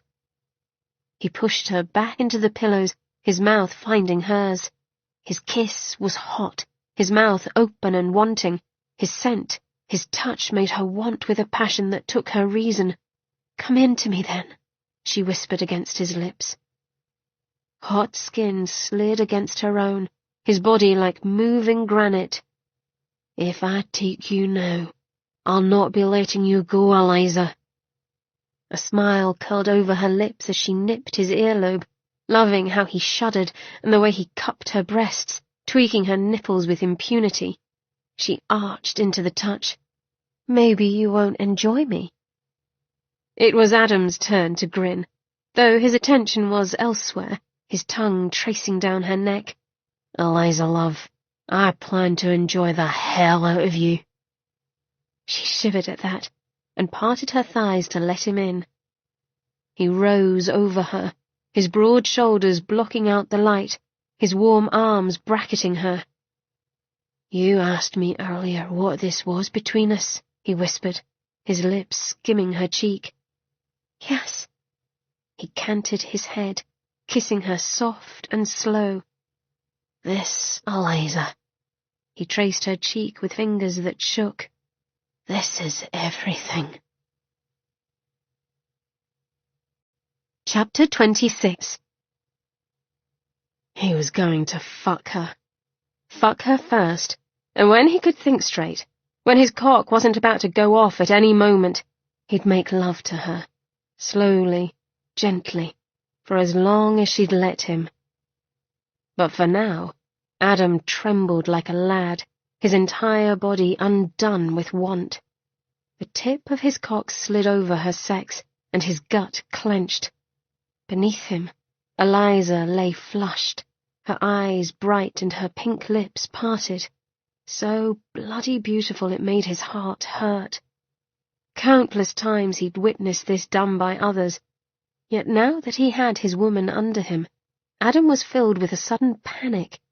He felt awkward, needy, and wanted to please her. But when her fingers curled around his cock, guiding him back to her, he lost sight of everything save the feel of Eliza. A low, pained groan ripped out of him as he pushed into her. Heat, warmth, the tight silkiness of her all around him. Heaven. Fully seated, he leaned his forehead against hers and tried to breathe past the mad urge to plough into her with abandon. "Are you well, Dove?" Gently she caressed him.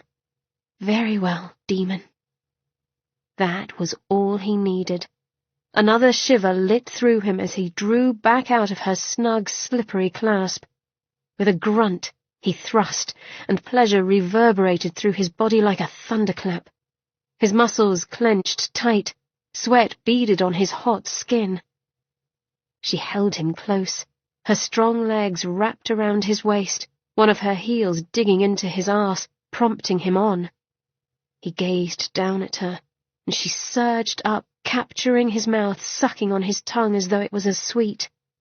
Adam lost his restraint. He pumped into her, again, each time the need to do it harder, faster, making him quake. "Eliza!" His voice held a desperate edge. "Dove, He did not know what he wanted to say, only that he needed her, needed to please her, needed to fill her with his cock and for it to never stop. But he could not hold on. His cods were drawing up tight, a bolt of white-hot pleasure racing down his spine. Understanding gleamed in her eyes. "Let go, love. There's time for me yet. I don't want it to end. The end simply means we can begin again. Smiling, she leaned up, her hand cupping his sweat-slicked nape, and she licked his neck, just as her sex squeezed around his cock.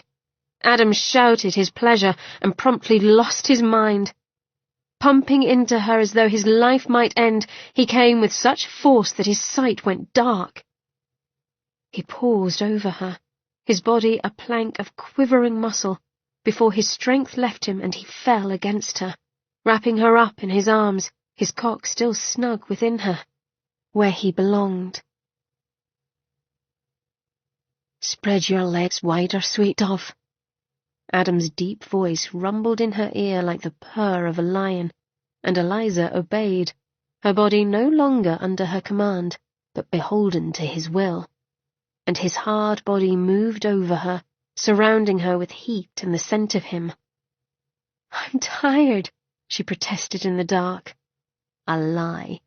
And he knew it, for his chuckle was slow and satisfied, his cock stiff and seeking.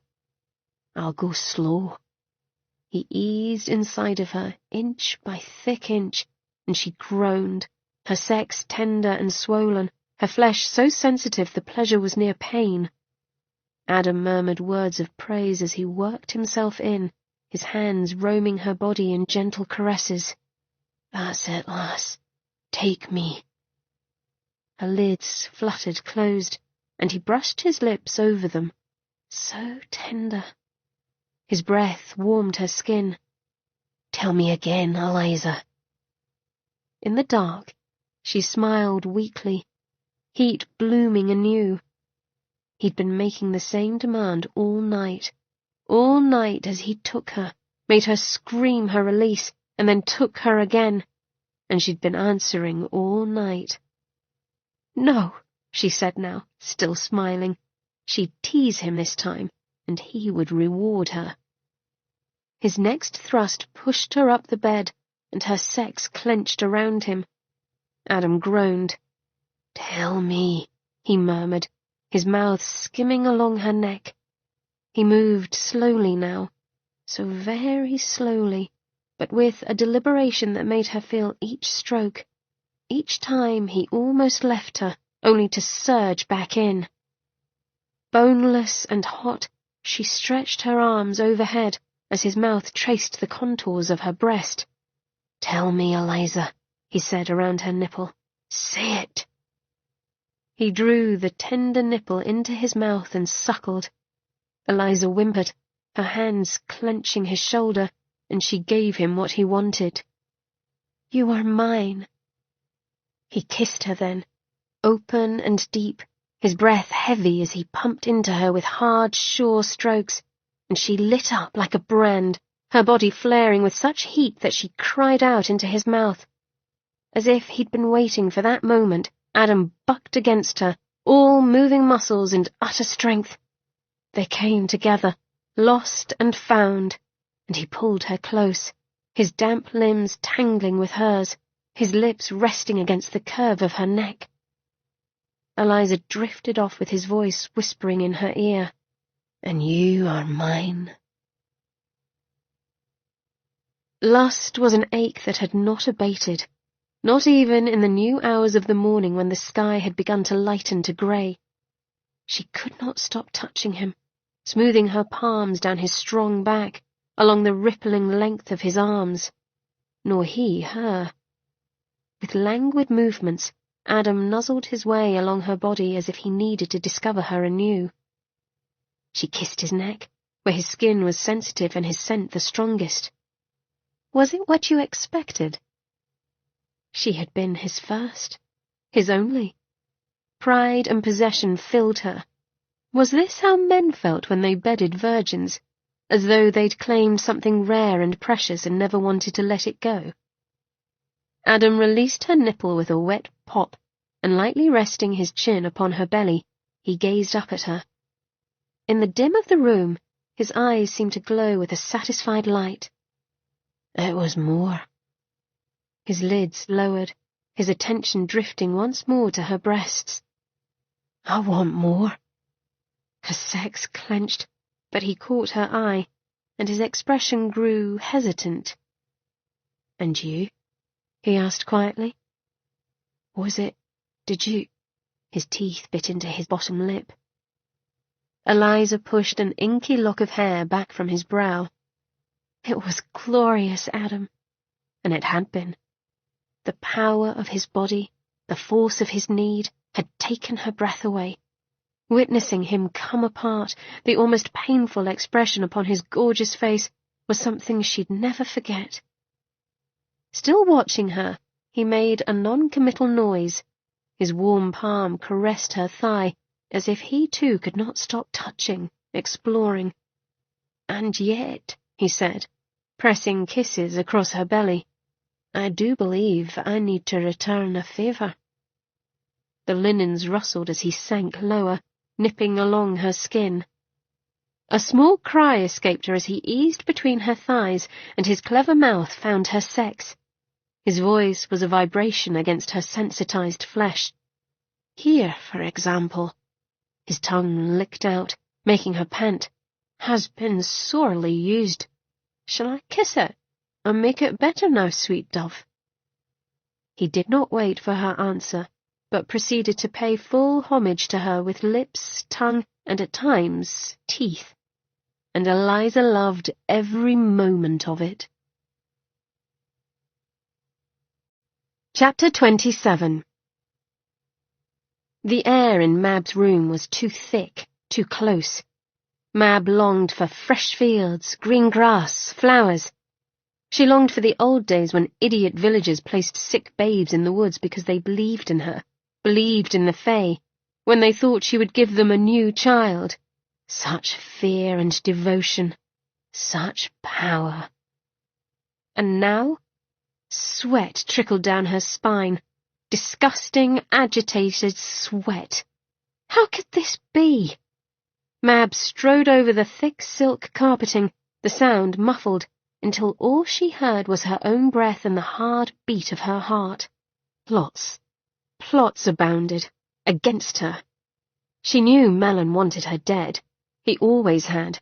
And now her sweet and biddable Eliza had left her, taking her, With a scream of rage, she swung her arms across her marble mantel and sent crystal candlesticks and china maids crashing to the floor. Shards flew, slashing her bare feet. Mab snarled, picking her way over the mess. Her wounds healed with a slight tingle, when hundreds of years ago she'd not have been cut at all. Her power was fading. And plots. So many, she mumbled. The room was too hot. She could not breathe. Mab glanced at the large French windows. She could open those, let the cool pre-dawn air in. Only Augustus was out there, plotting as well. She could feel it. His long-ago words haunted her still.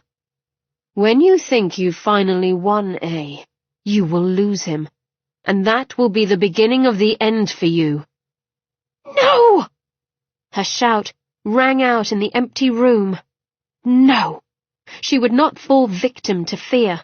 Mab, of all creatures, understood the power behind fear, how it attached itself with wee hooks to the mind, the soul, tearing away at one's strength until all that was left was weakness and doubt.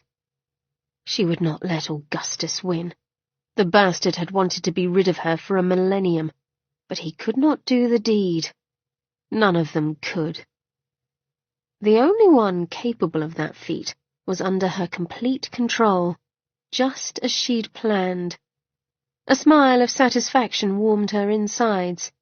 The pleasure of seeing the hate in young St. John's eyes while she took him was fast becoming the high point of her day. Without to play with, she had little else. Blood pooled in her mouth, and she realized her fangs had sunk into her lip. Licking it away, Mab reached for the gold silk bell pull. From far off, she could hear the little chime, and her smile grew. It stayed in place as she arranged herself on the divan and waited. Hell be to the boy if he did not hurry. But that concern was assuaged when, a moment later, The door opened and young St. John entered. Oh, but he was a beautiful lad. Mother Nature had kissed him with tender lips when she created him, for his was a face of sculpted features, high cheeks, strong jaw, straight but masculine nose, and lips that were nearly feminine in shape, yet firm. Mab loved to bite those firm lips, to watch him wince. Eyes of green frost swept over the mess upon the floor and then settled on her. She sucked in a delighted breath. His hate was that palpable. St. John had never tried to hide it from her. He merely could not act on it, which made their meetings all the more delicious. "You rang?" His voice was deeper now, with a low pitch to it that one felt in the pit of one's stomach. Idly, Mab stroked the neckline of her dressing gown. "Strip and come to me, boy." He was hardly that any more. Tall and broad of shoulder, but he did so hate it when she called him boy. He held her gaze as his hands went to his collar. A shiver of excitement rent through her. Yes, this is what she needed. Then she'd take care of Melon. Yes, him next. He wanted Eliza, did he? Well, he would not have her. Mab would rather see Eliza dead. Before her, St. John had finished unbuttoning his shirt. It slid from his body, revealing toned flesh and rippling muscle. Such a lovely display. She purred. "Come here and let me stroke that glorious skin." He'd ducked his head to take off his shirt, and when he met her eyes again, it was from beneath a lock of his raven hair tipped with fiery red. He walked forward, his gaze still upon her. The way he moved, like a sleek cat, held her in thrall. "The trousers," she rasped as he drew near her. "Off with them!" He did not even flinch. With the flick of a wrist, the buttons came free, and his trousers hissed down the long length of his powerful legs. He was growing hard.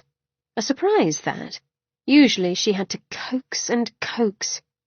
Pleased, her gaze snapped back to his face, and another smile spread over her lips.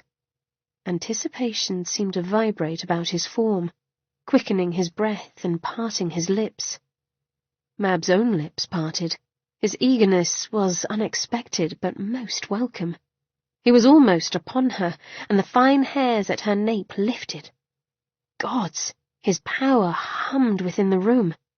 The thought barely formed when suddenly his entire form shone blinding white, making her squint. She hadn't time to move before he stood once more, his golden flesh now crystal clear and brilliant. With a flap, a massive set of silvery bat-like wings unfurled behind him, and a sound of shock finally escaped Mab. Judgment. He'd become Judgment. How? Terror arced through her, and she tried to move, to lash out, but his arms were already rising, a grin wide on his face. It was the smile Death gave just before he took. A scream of denial tore from her even as the white-hot lightning shot from his hands, slicing through her flesh and wrapping itself around her soul. And his voice boomed, the power of the gods living within it. "You have been judged, Mab of the Fae, and found wanting." Crystalline eyes gleamed. "Hell waits for you." Dawn rose, bleeding pink fingers over a pale yellow sky. Adam found himself leaving the warmth of Eliza and their bed. Foreboding and a strange, almost aching anticipation gripped him. Searching the horizon, his hand clenched the windowpane in the parlour. Nothing moved, not even a slight breeze stirred the leaves upon the trees, and the feeling of unease grew within him. He needed Eliza, needed to know she was within touching distance.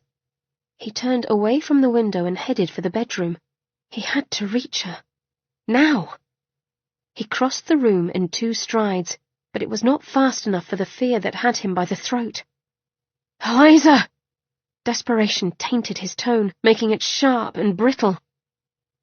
A cold sweat broke over his skin as he wrenched the door open. He felt as though he were racing a storm, trying to get just ahead of it before it broke. She was not in the bed.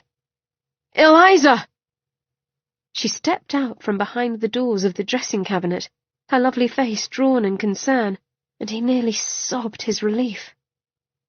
What is it? She asked, coming for him just as he strode towards her. He needed to touch her, hold her. Their outstretched fingertips brushed together, and then the thunder struck. It boomed with such force that the room shook, and Eliza screamed. The shockwave hit Adam dead center, sending him to his knees. His breath left him. Dimly he heard Eliza calling his name. A red haze clouded his vision. A buzzing filled his ears. Power, complete and white-hot, rushed over him, curling him in on himself. He could not breathe, not move. Eliza cried for him. Eliza. Another wave of power struck, this one cool as lake water. With a great gasp, he drew a breath, his back arching and his sight returning. For a moment, he hunched upon the bedroom floor, his heart threatening to pound out of his chest, and Eliza kneeling beside him, her soft hands touching his cheeks. Then he blinked, and it was as if the world had been repainted with the saturated colours of a Van Gogh, the edges of objects shimmering with strange light. Oh, but he knew this world. A shocked laugh left him as he turned towards Eliza, who gazed up at him with worry. Eliza! He whispered it, but his voice rang like bells in his ears. Joy and relief surged through his bones. He cupped her cheek with one hand while wrapping his arm about her slim waist to pull her tight against him. She felt so bloody good, just right. Her pink lips opened to question him. He captured those lips, licked away those words with his tongue, and she melted into him, just so. He kissed her deeper, his thumb caressing her plump lower lip so that he might feel her mouth even as he tasted it, and she moaned, her breasts pillowed against his chest, the sweet valley between her thighs cradling his cock. Never in all his long years had he felt anything better, but she pressed her hand against his shoulder with enough force and intent that he knew she wanted him to stop. He didn't like that, wanted to growl his protest, but he eased back, lips swollen and her cheeks flushed. She was so enticing he nearly kissed her again. "What has happened?" she asked, searching his face for answers. His grip upon her waist tightened. Eliza. He swallowed hard as elation went through him again. My powers are restored, but Mab's curse is gone. I felt it break. Had he not been so close to her, he might have missed the shadow of fear that flickered through her eyes. Slowly she sank to the floor, and he realized they'd been kneeling this whole time. He followed her down, gathering her up and pulling her into his lap. That she didn't resist, but rested her head against his chest, made his old heart ache. Adam closed his eyes and pressed his lips to her temple. She was his. His. What does it mean? She whispered, her nimble fingers tracing patterns over his chest. He might have told her what he suspected, but her shocked gasp had him tensing. Only then did he become aware of the sound of rain. It came in a great downpour, beating against the roof as if trying to break in. Adam, look! With a shaking hand she pointed to the window.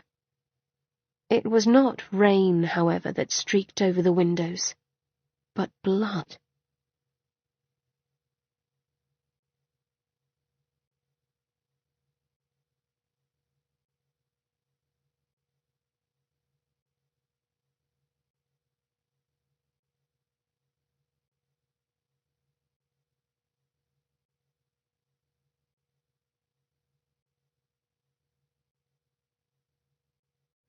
Chapter 28. Sin left Mab's house on legs that shook. He'd done it. He'd destroyed the bitch. Above him, thunderclouds began to gather, the rumble in the sky deep and ominous. The clear morning sun fled in favor of darkness, and yet he'd never felt lighter. He grinned, wanting to laugh. He was free! The faint rumble of thunder lingered as the tiny hairs on the back of his neck lifted. Slowly he turned. A shadow broke from the garden wall. Sin's back tensed, a crackle of power dancing over his fingertips, but he hesitated in striking out. Slim and lithe of movement, the figure stalked toward him without pause. The clouds parted, revealing his guest, and a punch of hot dread hit him hard enough to set his skin to prickling. Miranda, dressed as a boy beneath the billowing cloak she wore, stared right back at him. Her expression was not one of love, but of disgust. At first her voice was calm, almost regretful. "I've been following you. You've seemed so lost." Because he was lost. A strangled sound left him, but he could not give voice to his pain. "I saw you." She nodded up toward Mab's window, the curtains open wide as always. "Undressing for... You are her lover?" No, no, no! He willed the ground to open up before him, but his powers, like him, were frozen with fear. "St. John." Her honey-rich voice was curt with displeasure. "Tell me that what I saw is not true." Closer she came, little flames dancing along the ground in her wake. "Tell me you have not betrayed us all." Christ, he wanted to cry. He couldn't even make his mouth work, but merely looked at her with all the regret and shame in the world, because it was clear she did not see him slay Mab. Even worse, he'd given a vow never to reveal what he was. It was the price of judgment. He was a secret slayer. His deeds never to be revealed, or he would die. She cocked her head, peering at him as though he were an insect she'd soon smash. "The Gim are dying. Daisy and Mary are dying." The bush beside him burst into flames, and Miranda's eyes flared with ire. "Yet you are in bed with the very bitch who is causing this?" Miranda took a hard step closer. "Holly is like a sister to you. How—" She took a sharp breath. "How could you? And for what? To swive that—" Her teeth ground, and another bush exploded in flames. "Miranda!" Sin winced as his throat clamped shut. He literally could not give an excuse, and it was agony. As was her disappointment and disgust in him. "I am not worth your regard." It was all he could say, and it was the truth. His stupidity had put him in this predicament. It did not matter if he was free, if he'd destroyed the Fey Queen. He'd let them all down long ago. She flinched. "I wanted so badly for you to feel as though you belonged." He would not cry, nor throw himself at her feet and beg for her to make it all better. Her voice went soft, but no less angry. "I believed you to be a true brother to us, as we were your true sisters." "I am." But he wasn't. The truth was, he might have ended himself and spared them all, but he'd been too much of a coward. Her red gold locks slithered over her slim shoulders as she shook her head. "But you never were. You always held yourself apart." "Yes." Because all of it was true. He was never a true brother to his blood sisters. He'd failed them long ago. "Have you nothing to say for yourself, St. John?"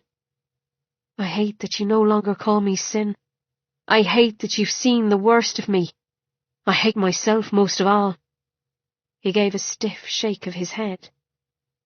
Her eyes, which had always been filled with warmth and love for him, were chips of glass, so empty he wanted to sob.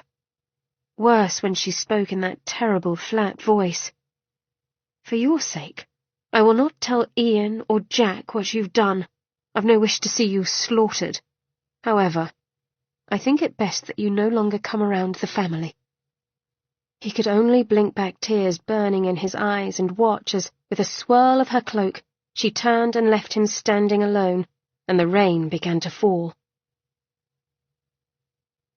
Armageddon, some were calling it, the end of days. Others called the rain the devil's tears. Even practical, scientifically minded men and women looked towards the skies with trepidation, for no one could account for the blood-red rain that continued to fall from the sky. Fear ran rampant. People went to church or stayed locked firmly behind doors. Officials tried to assure residents that the rain, while red, was in fact water and not blood. It did little to quell the fear. Not with the steady rainfall staining clothes pink and running in little crimson rivers along the cobbles. It was a macabre sight, unsettling to say the least. Adam's jaw stayed bunched as they kept riding at a steady clip down the high road toward London. Rain dripped from the wide brim of his riding hat and ran in red rivulets down his lean cheeks. It was as if he were bathed in blood. Eliza shuddered, knowing she likely looked just as gruesome. No one would drive a coach, so they were forced to ride horses. And while normally Eliza would not mind riding, she loathed being out in the unnatural rain.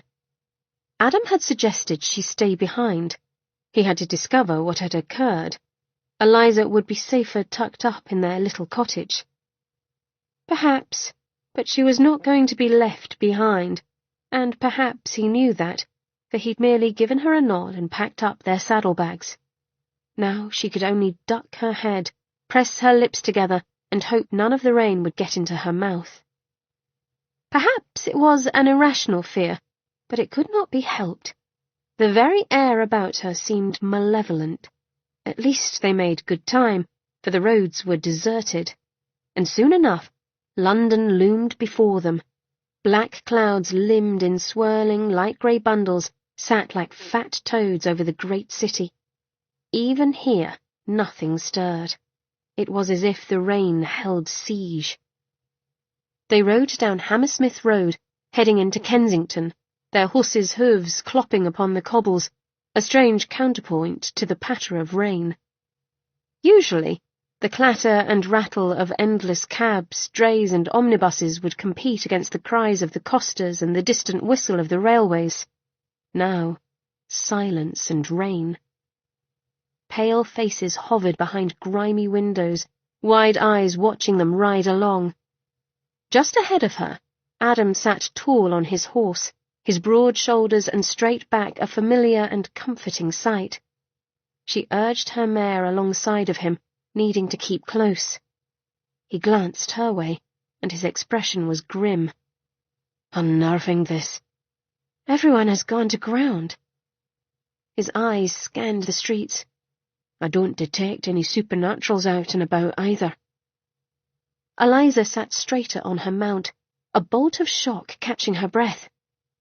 That is it. Adam, the spirits. They've gone as well. She'd yet to see a single soul. The lack of them was what had unnerved her far more than the lack of people. For spirits were not ones to flee. Ever. Eliza shivered and huddled farther inside of her mackintosh cloak. She'd dressed in trousers.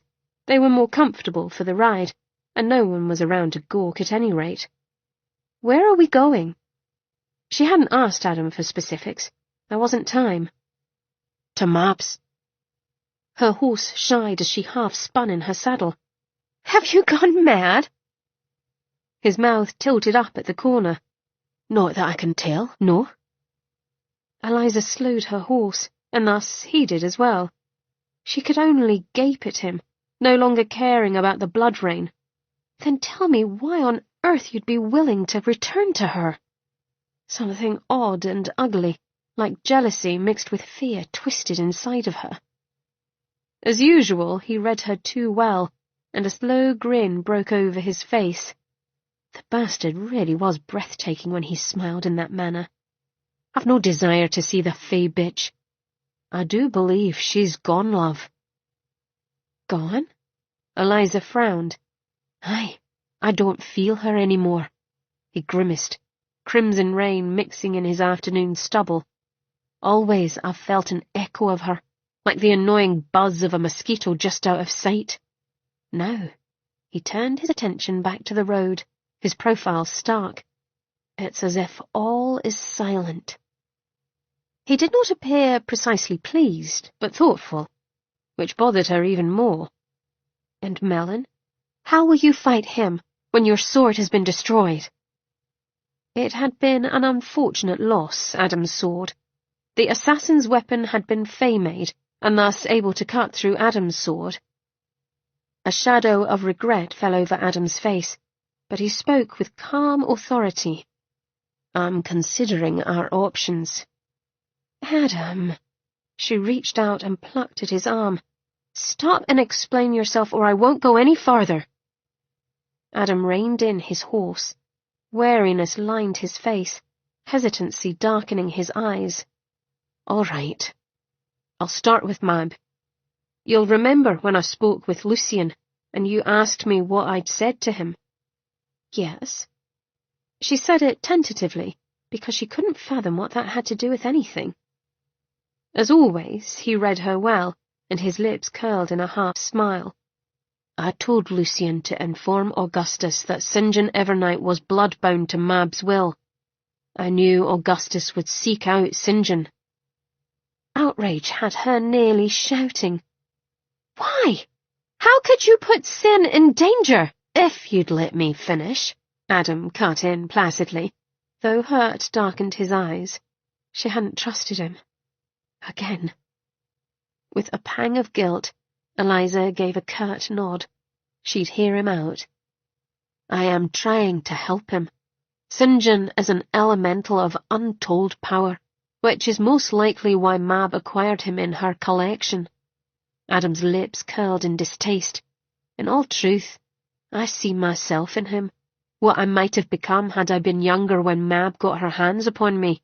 St. John deserves his freedom. And you believe Augustus can give it to him?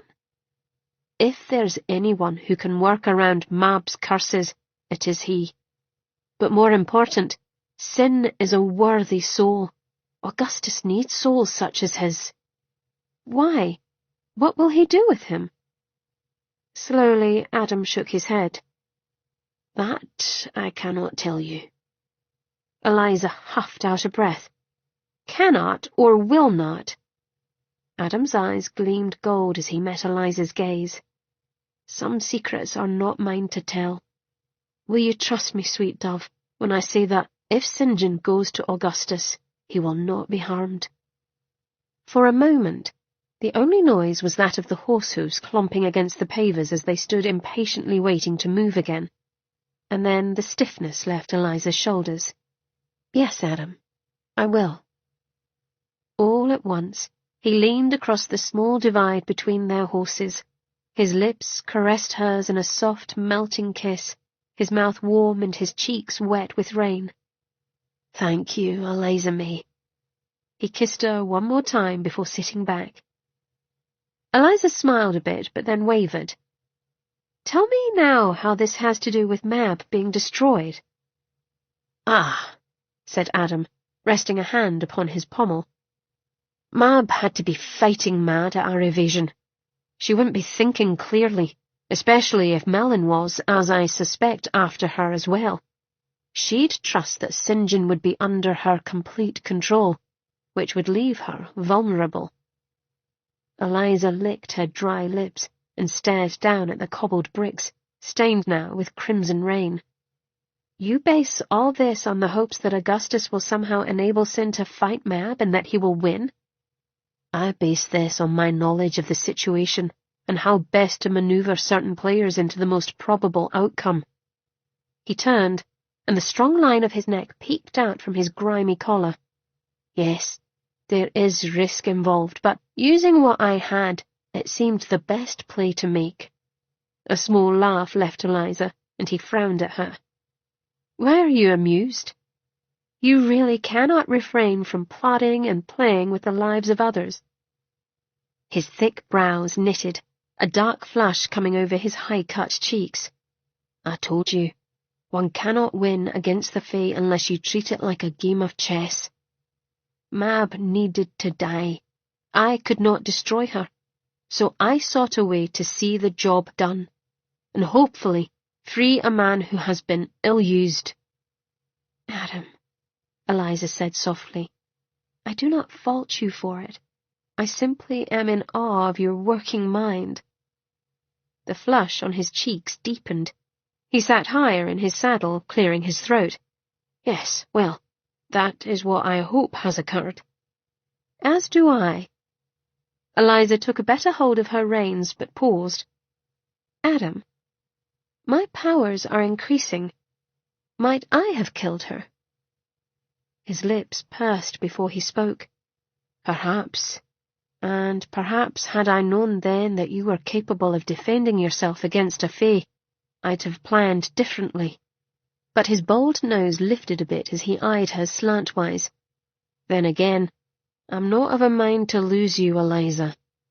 Oh, that is rich, she snorted. And does it occur to you that it is not your decision to make? Of course it does, he said lightly. Just as it is my decision to be a boorish, overprotective, primitive male. He arched a brow and gave her a smug look. Have I left out any adjectives? Smarmy and arse come to mind, Eliza muttered. And if I do the same? If I try to protect you? Why, my love, I'd take it as a sign of your single-minded devotion to me. His eyes began to glow. It would be a highlight in my life, to be sure. She could not help but laugh. You are one twisted root. He laughed too, but they grew quiet as they began to ride once more. Will you answer me a question, Dove? Adam asked as they neared their destination. Of course. His eyes crinkled at her immediate response, but his tone remained sombre. What did the oracle tell you? When she opened her mouth to speak, he hurried on. If it puts you in danger to reveal anything, pray keep your counsel. She wanted to kiss him again. The oracle saw you in possession of the horn. However, only I would know how to use it. And that shy heat flushed her cheeks. That is to say, I'd only know how to use the horn when I let you into my heart. Adam's face was blank for a long moment. Then his set expression broke on an indrawn breath. He closed his eyes, and, appearing almost pained, he asked her, Have you let me in, Eliza? Tender emotion was a lump deep within her throat. You are in my heart, Adam. Nostrils flaring, he jerked his head as if her words had struck him. When he opened his eyes, they glowed with a gold light. It bathed the area around Eliza as if the sun had come out to shine upon her. His husky promise was filled with power.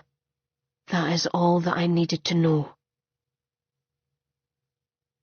The moment they set foot on Mab's front walk, Adam pulled Eliza close. Were he to listen to his heart, he'd insist she went to Lucian's barge and wait for his return. But he knew precisely how that would go. She'd fight him come hell or high water, and he'd not chain her spirit ever again. He had her heart. His own swelled at the thought. It made him feel immense, powerful, terrified. She owned his as well, and he was about to literally put it into her keeping. So many things could go wrong, but he had to trust in Eliza. Taking her hand in his free one, he felt marginally better, especially when she twined her fingers with his and gave him a squeeze. She was his now, and he hers. He'd make that perfectly clear as soon as this was over. It looks wrong, said Eliza. He knew what she meant. Like the rest of London hiding away, the house appeared abandoned, too dark behind those mullioned windows. But he knew who would be waiting. he held Eliza more securely. When no one answered the front door, Adam tried the handle. The door swung open, revealing Mab's front hall, now dark and still. He spoke not a word, but gave Eliza a look. Caution. Her blink of understanding was all he needed. Their steps sounded small in the cavernous silence of the house. "If you came looking for tea," said Mellon from behind, "I'm afraid you'll find the staff has gone." Adam spun himself and Eliza around. God, but his sword hand felt too empty, and he experienced the loss of his weapon anew. "Flown the coop, as it were," Mellon continued, as if he hadn't a care in the world. Adam was not fooled. The Fey Prince was wound tight. The blonde length of his hair had been bound at his temples by intricate braids, an exotic counterpoint to his suit that was cut to perfection, and a dark forest green lacy jabot at his throat. Formal attire, as though he were in a celebratory mood. Just as Adam suspected. "And Mab?" Eliza asked at Adam's side. Her fingers curled around his arm as if anchoring herself to him. He approved. Mellon shrugged as he strolled closer. "Alas, she has left this mortal coil," he chuckled, "and lost her fey immortality as well." "So then Sinjin destroyed her," Adam said.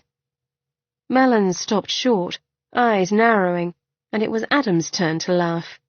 "Did you think it was a happy coincidence?" It was petty to rub it in the Fae's face, but necessary. Mellon had to attack first. "Honestly," Mellon finally said, "he did me a service." He turned his attention to Eliza. "I needed to control the Fae without my sister's interference." "And now you were what?" Eliza asked. "King?" Black fangs glimmered behind Mellon's pale lips. "Just so." "Congratulations," Adam said without feeling. "And yet, I do wonder why it is that you've been so keen to track down Eliza." Oh, but Adam knew. Understanding sang through his blood. It all fit, and he was about to call checkmate. Not a flicker of emotion went through Mellon.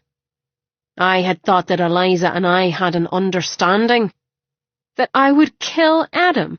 Eliza scowled. "Why not do the deed yourself and leave me be?" "Because," Adam said, "he wanted my sword first." "Fae-made weapons are rare, true, but my sword—" "It was my sword," snarled Mellon, his colour high. "My battle sword, stolen by a foul and God-fearing human. I was not going to send you to hell before I had it back in my hands." "I'm afraid to report," Adam said, "that your assassin destroyed the sword." Ice crackled over the floors and up the walls as Mellon inhaled with an audible breath. "For that," he ground out, "I shall make your death an agony." "Now," Adam thought, "fight me now." He was not afraid of death. Not any more. But Mellon blinked, and his anger seemed to fade as he looked at Eliza, which meant he wanted her more. Adam's determination increased. He knew with utter certainty that what he'd planned was in the right. "I did want you," Mellon said to Eliza, as though his anger had never happened. "Were I to marry Mab's granddaughter, I'd have a stronger claim to take over the throne." Adam did not believe it for 1 second. "And the horn on Bass?" Mellon's expression turned peevish. "A myth I used to distract Mab." "As I thought," Adam lied. Oh, he had thought that before, but now he knew better. At Adam's side, Eliza stood warm and trusting. He wanted nothing more than to draw her nearer and hold her tight. God keep her, make her strong when he couldn't hold her. Mellon watched them with a hawkish fervour, his gaze darting between them. "It appears that Mab's curse upon you has ended as well, eh?" Adam found he hated that name. It felt as though it belonged to the Fae, to that time when he'd been young and foolish. "I am Adam, King of the Gim," he said, "and yes, I have my power. Pray, do not test me, Melon." "Test me," he thought. "Challenge me, you wily bastard." "I would not dream of it," Melon drawled, yet there was satisfaction in his eyes. "Then I'll have your word that you'll leave Eliza alone from now on." Eliza tensed, and Melon froze. It seemed the Fae would snarl and lash out, but he held still. Adam did as well, ready to fight this man with the one thing he had left, his life, for Eliza. Melon broke the tense silence. "Mab is out of my way. Thus, I no longer need you, Eliza." Melon looked her over, his gaze roving. "Though, I am not averse to keeping you as my concubine." Eliza's face twisted in disgust. "You do realize how very disturbed that is? You are my granduncle." Melon gave a negligent shrug. "My sister birthed some brat decades ago, and you are the final result. What does it matter to me? I am not human, nor bound to their customs. In truth, were I to get you with child, our combined blood would only serve to strengthen the child." Fucking bloody fucking bastard! Adam's only wish was to see the Fae King die, but understanding lit through him. While Adam was trying to bait Melon into a fight, Melon was trying to bait Eliza. Eliza's expression iced over as she spoke to Melon. "Let me say that, at this moment, I'm not averse to gelding you." Adam could not help it. He laughed, glancing down at his beloved. That mouth of hers, always quick to say the most cutting thing, and he loved it. He loved her. Eliza May of the tart tongue and sweet lips. He almost said it there and then, except he heard Melon's snarl, saw him move out of the corner of his eye. Too soon, and attacking the wrong person. The world around him did not slow down, but sped up. Melon's clawed-tipped hand shot out, terror ran down Adam's middle, and Eliza froze. He did not have time to shout, to push her out of Melon's path. Adam threw himself forward into Melon's lashing hand, protecting Eliza with the only thing he had, his body. He knew it instinctively, knew that this was it, that he would die. Let her be strong. And all of it happened in a second. The impact shook him to the core, pushing the air from his lungs. Adam curled into it, his sight going hazy, as agony exploded over his chest. His body arched back as something tugged at him. Eliza's scream came as if from a great distance, a buzzing, indistinct sound drowned out by a huge whoosh of white pain. He could not move. Numb, he glanced down. His chest was a gaping cavern of blood and gore. Odd. Had he— Melon grinned at him, his pale face splattered with little crimson dots. He held out his hand to Adam as though offering him something. Adam could not focus on it. Cold. He was too cold. He could not feel his legs. Was he falling? The floor greeted him with a jarring smack. Grief clamped the sides of his head with hard hands. Or was that Eliza? Was she speaking? She made an awful racket, and his head hurt. Be strong, love. Win this. Melon still grinned, holding out his hand. Something in that hand. A throbbing, dark mass, dripping with blood. Oh! It was his heart. Chapter 29. Jack Talent was not in the habit of retiring to bed early, unless it was to tumble about in it with his wife. He pulled his shirt over his head and tossed it on a nearby chair. No, he had no desire to lie about in bed at— He glanced at the ornate clock on the mantel. 4 in the afternoon. But his wife was tired, so he would keep her company. A heavy fear weighed down his heart. Mary was often tired now, sleeping more than she was awake, weakening. He ran a hand through his hair and grabbed the back of his neck. Would she soon be like Daisy, vacant and motionless upon her bed? For a moment, the fear threatened to rip out of him. He reined it in. For her, he did this. He had to remain strong for her. Jack stared into the fire, watching the flames dance and crackle, and he tried not to cry like a lad. Ian was already lost to fear, snarling at anyone who came near Daisy, and growing weak from lack of sleep and food. Jack worried that his foster father might soon lose control of his inner wolf, and a mad lichen was a danger to all. It would destroy Jack's soul if he had to kill Ian in order to protect the people of London. Christ! He sat heavily upon the edge of the bed and held his head in his hands. He could hear Mary puttering around her dressing room, washing her face and brushing her hair.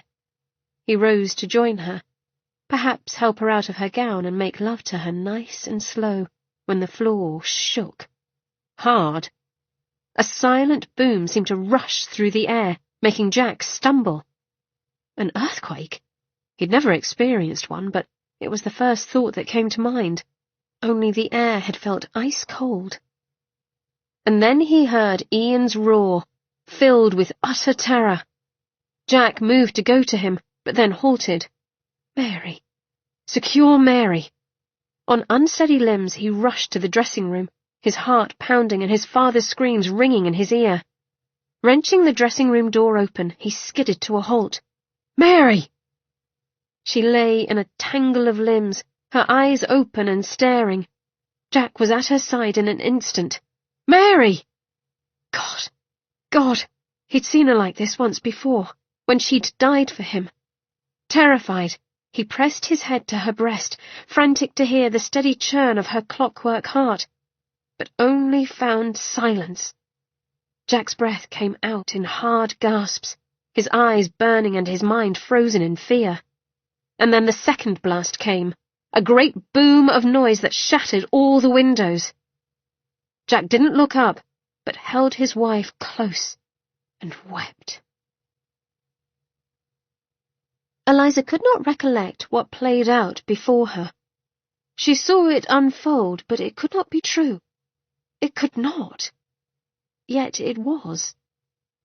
Adam toppled to the floor, his chest ripped open, and his heart, that powerful organ that held his life's blood, it was in Melon's hand. He'd pulled it from Adam's chest. Eliza snapped out of her terror. Adam! She fell to his side, scrambling to hold him. What to do? What could she do? His mouth hung open as if in surprise. A fine sheen of sweat covered his greying skin. Adam! With frantic hands she touched him, stroking, begging with all that she had that this was a nightmare. Love! Adam! What to do? His eyes, once brilliant and golden and filled with eternal life, grew dull. Frantic, she cupped his cheek, the skin slack there, and peered into his eyes. Adam! There was nothing else to say. He couldn't even focus on her. Because he was dead. Eliza remained hunched over his form, her body locked tight in horrified shock. And then Melon laughed. That was far easier than expected. Though her fingers felt like ice, a fine, fierce heat began to coil within her. Slowly, carefully, she eased Adam's shoulders off her lap and placed him on the floor. Melon watched her with amusement. His curse broken, and still he hadn't claimed you as his soulmate, for here you stand and there he lays. The rage grew, pumping like a bellows, filling her up. Melon continued on, not realizing the danger. There is no one left to you, Eliza, save me. The only one who knows of what you are capable. The only one to teach you how to use your talents. On strong limbs she rose, and the air about her seemed to crackle and spark. Bastard! Eliza sneered, showing her teeth. I will control you, Eliza May, and thus control death. Oh, the possibilities! A screech flew from her lips, louder than anything she'd ever heard. With the force of a locomotive it rushed from her. Endless screaming. Melon blanched, his skin sinking and cleaving to his bones as he stood rooted to the spot. Eliza's scream grew in volume, in strength. Windows shattered, Mab's fine crystal chandelier crashing to the ground. And it was power. A rush surged through Eliza's body and outward. She lifted her hand, her pale fingers stained scarlet with Adam's blood. The sight gave her direction. Melon's mouth worked on a wordless cry as she came for him, wrapping her fingers around his throat and lifting him high. And the endless scream took on a life, swirling about him with black fingers that invaded his mouth. His body arched, thrashing within Eliza's grip. She did not let go, but squeezed tightly, her mouth stretched open with the terrible screech of her rage. Then the black fingers yanked the soul of Melon out of his body, and Eliza let the lifeless body drop. All at once, her scream died. She stood, swaying, her body weak and her heart broken. At her feet Adam lay. The sight of his empty eyes brought her to her knees, and then all went black. Eliza woke with a gasp. She hurt. Everywhere. But it was her heart that felt broken and bleeding, as though she'd swallowed shards of glass and they'd collected in that tight space. A sense of horrible black dread consumed her, and she stared up at the ceiling, her gaze stuck on a tattered cobweb dangling from one plaster rosette. What place was this? And then she realized that she was not alone. The slight warmth of a body came from the right of her, and on her left, coldness, dread. A sob, unbidden, wrecked her aching chest. Eliza? It was a soft, feminine whisper, and Eliza jerked, wrenching her head toward the sound. Holly Evernight knelt next to her with an expression of abject sorrow. Just over her shoulder hovered Will Thorne. His black eyes were threaded with strands of silver, and as he stared down at her, the silver grew stronger. He looked as if he might weep for her. And then it all came back to her. A wail tore up her throat, thrusting her upright with its power. The cold weight by her side jostled, and she turned, feeling her entire soul shrivel with utter grief. Adam! He lay, bone-white, dull eyes staring into nothingness, a gaping hole in his chest. Eliza. A hand settled on her shoulder. Holly. He's gone, Eliza said unnecessarily. She wanted to cry hot tears of pain, and yet her eyes remained dry. This one time in her life, and she couldn't shed a damn tear. I'm so sorry, Miss May, said Thorne, and when she began to shudder with dry sobs, he eased around Holly and embraced her, holding her head against his shoulder. Eliza did not really know this man. His scent was unfamiliar and not the one she craved, but he was warm and offering a sorely needed comfort. She let him hold her as she shook. So very cold.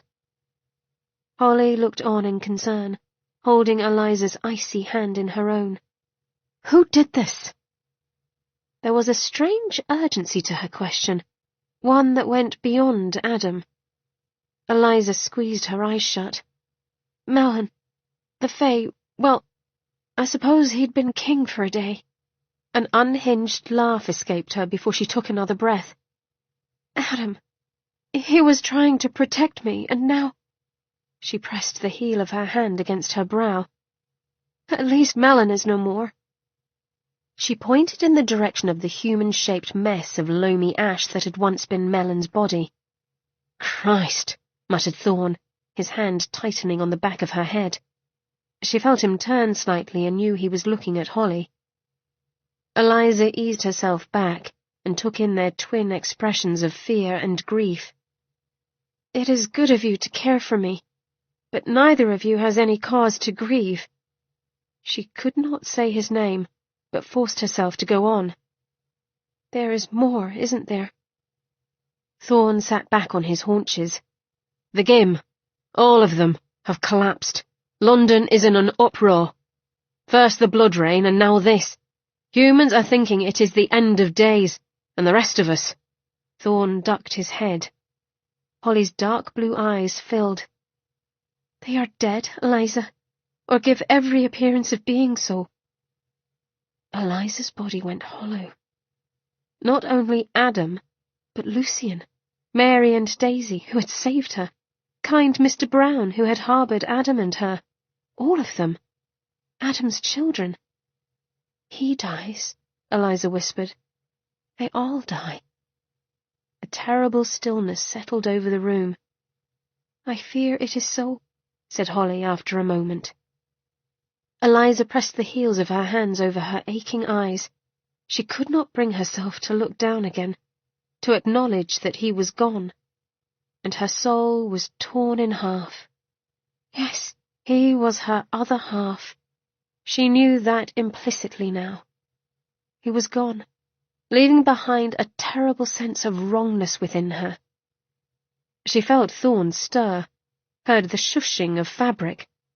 From the corner of her eye, she saw him move to cover Adam with his coat. "No!"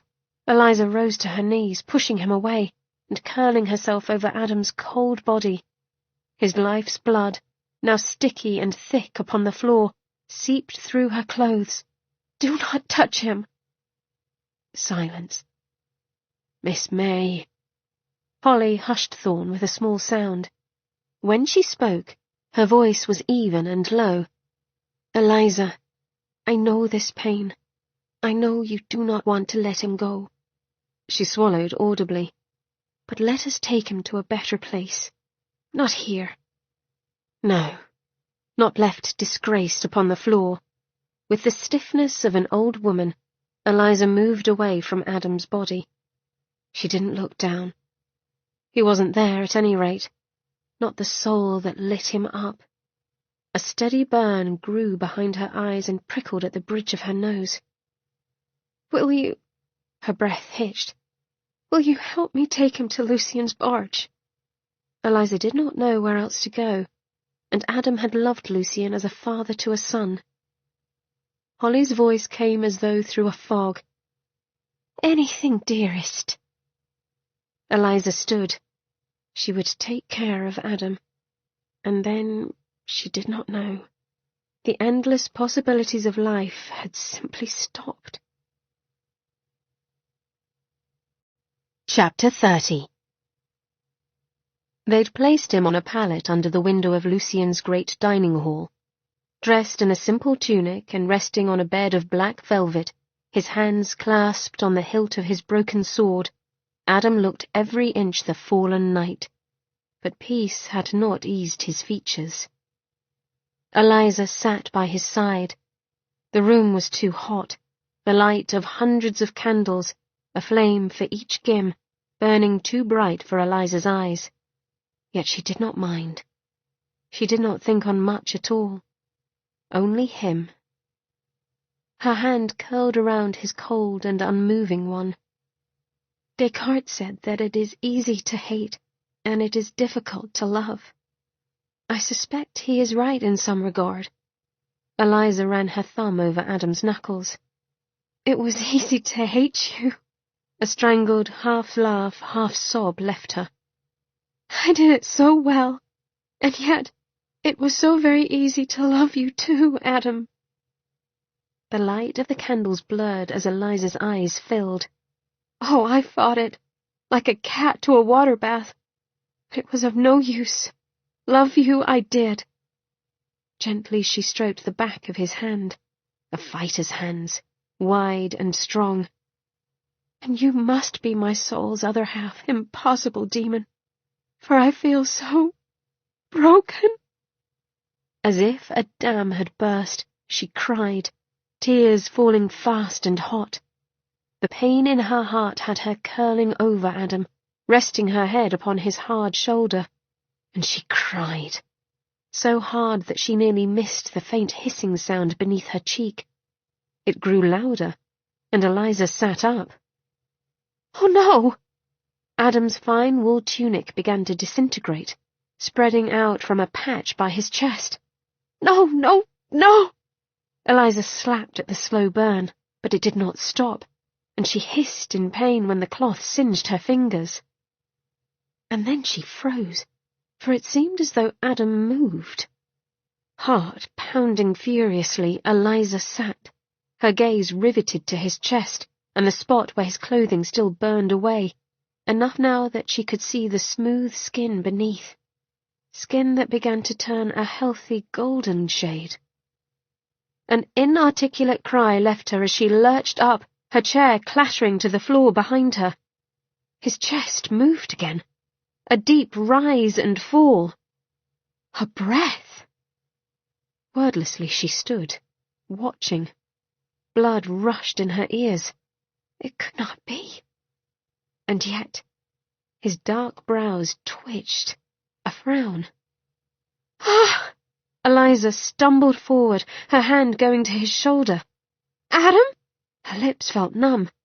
Hope was a choking thing within. The thick fan of his black lashes fluttered, and then his eyes opened. His gaze locked on her. There it was, that visceral hit that took her breath, every time he looked at her. Eliza found herself laughing and crying all at once. She threw herself upon him, kissing his face, his big, stubborn nose, his soft, pliable mouth. He lay slack, his breath coming out in weak pants, and then his strong arms crushed her to him, his fingers threading through her hair, pulling out strands in his haste. Eliza! She kissed him, holding his beloved face in her hands. Adam! Another kiss. How can it be? Adam pressed his forehead to hers. For a moment, they simply breathed. Eliza slid her finger under the ravaged edge of his tunic to stroke his smooth skin, smiling at the way his breath hitched.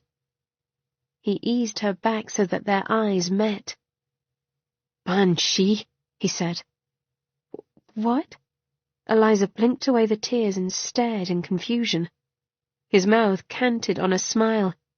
You, a wee and fey banshee. Despite her joy, indignation rocked through her. You mean one of those ghoulish ghosts that screech and terrify villagers? Adam's laugh was a deep, rolling rumble. Oh, aye. Just as fey are tiny creatures with crystalline wings and death is eternal. Eliza let out a huff, but nuzzled into his warm, rough palm. Then what? You believe me to be a banshee? His thumb stroked the curve of her cheek, and he gazed upon her with warm happiness. Aye, the banshee. A rare and wonderful creature once thought to be myth. She whose mad laugh announces death, whose screech can cause it, and whose tears of sorrow can call the dead back to life. He gave one of her curls a gentle tug, a golden-haired banshee, whose shout is a trumpet, heralding death. At that, Eliza sat up, her hand falling to his chest where his heart now beat a steady rhythm. Alive. Restored. You think I am the golden horn on Bus? You do not, he countered. Eliza stroked a lock of his ink-black hair back from his brow. Well, I suppose you're alive. With a flush of discomfort, she glanced down at her hand. A banshee. It felt right. When Melon killed you, I screamed. Adam, she looked at him. I killed him without any effort. as if the scream itself held power. His face remained expressionless for a moment, then broke into a wide grin. "As I said, banshee." With a small laugh, Adam eased upright, groaning a bit. "Feels as though my heart has been ripped from my body." Eliza smacked his shoulder. "Don't you jest! I saw you die!" On a breath, she wrapped herself around him, pushing between his thighs where he sat upon the pallet, and burying her head in the crook of his neck. The scent of spices and luscious man filled her. "Adam." Eliza held on tighter. "Don't do that again." "All right, Mogra," he whispered. "I will not." The press of his lips at her crown was warm and tender. A thought occurred to her, and she went stock still. "Adam," she said, slowly moving away from him, "when did you suspect I was Banshee?" He winced, contrition warring with defiance in his eyes. "Love," he ran a hand through his hair.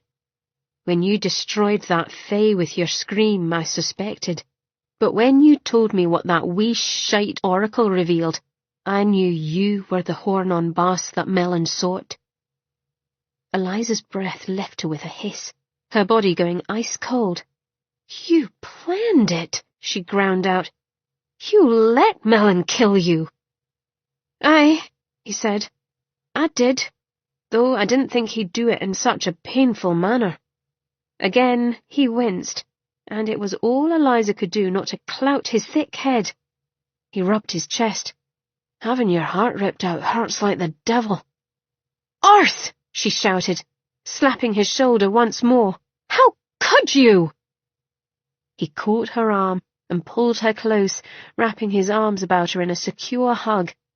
"Because I knew that you would bring me back, and there was no other way. Melon had to be utterly destroyed. A banshee could do that. I could not." She shivered, her heart hurting at the risk he took. "You might have been wrong about me." "But I was not." "You might have told me," she countered with ire. He snuggled her closer. "If you knew what I had planned, you'd have talked me out of it. And you needed to act out of instinct, not reason, sweet dove. End game, Eliza. I told you I'd do whatever it took to win this time, because you are my endgame, and you are too important to lose." Eliza pressed her nose against the smooth skin at the base of his neck and let out a breath. "If you ever risk yourself in that manner again, I shall kill you." "Not a very good threat, love, when I know your tears will restore me." "Bastard." She pinched his side, but it was a half-hearted effort that she abandoned for kissing her way up his throat. Adam stroked her hair. "You are in my heart, too. I'll never be sorry that I died for you." He said it so quietly, his voice ragged and raw with emotion, that Eliza's body responded with a rush of warmth. She lifted her head, and he touched her jaw, his golden eyes glowing. "Eliza." The door to the dining hall burst open, and Lucian Stone strode in, his hair falling about his shoulders, his lacy dressing shirt open to the waist. His jade-green eyes were wild until they locked onto Adam, and then he seemed to sag on a sigh. "Sire, Adam, you are well." Adam smiled at his friend. "As are you." For a moment, Lucian simply stared, and then he pressed his hand against eyes that grew red and watery. His shoulders shook as he stood at the entrance to the room. Gently, Adam moved Eliza to the side and went to Lucian. As if the Gim were his child, Adam pulled him close, and Lucian grasped at the back of Adam's tunic, hugging him tight. His words were muffled against Adam's shirt. "I missed you." When Adam rose from death, so too did the Gim, which, in turn, scared the wits out of human Londoners. Even from the relative solitude of Lucian's barge, one could hear the commotion running amok throughout London.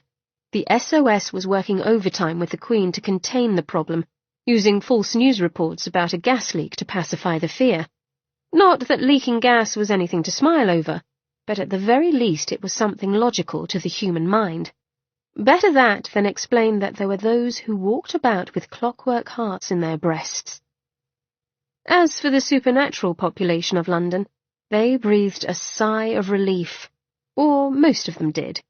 Some demons were not at all happy that the Gim had been reborn, to which Adam replied somewhat sardonically to Lucian that the demon rabble could kiss his left nut. "Only the left one, sire," Lucian teased. Adam huffed, his attention set on placing a tiny cog into the clock he'd been fixing for the past hour. "It hangs lower, and I wouldn't want them too far up in my business." "Charming," Eliza murmured. "Truly, Adam." He merely winked at her, his grin wide and mischievous. Fortunately, Daisy and Mary arrived, putting an end to discussions of Adam's lower anatomy. Eliza rose to embrace them. "It gladdens my heart that you are here," she whispered when they hugged as one. Daisy gave a wry chuckle and kissed Eliza's cheek. "As it does mine, sweet dear." Mary, who was more reserved, simply nodded in agreement. Though I am not certain who was more happy, myself for being alive once more, or my husband for seeing me wake. "Your husband, to be sure," Daisy murmured, her plump cheeks pink. They went deeper pink, even as her eyes crinkled with a saucy look. If he behaved anything as mine did. Mary gave Daisy an exasperated look, but did not reply. She hadn't an opportunity, for Ian Ranulph, the Lichen King and Daisy's husband, stepped up to Eliza. He'd been quietly talking to Lucian and Adam, but now he faced her. He was a handsome man, undeniably so. Vivid blue eyes, fine features, and rich auburn hair that fell down around his shoulders. It ought to look feminine, but he looked every bit the warrior Adam did.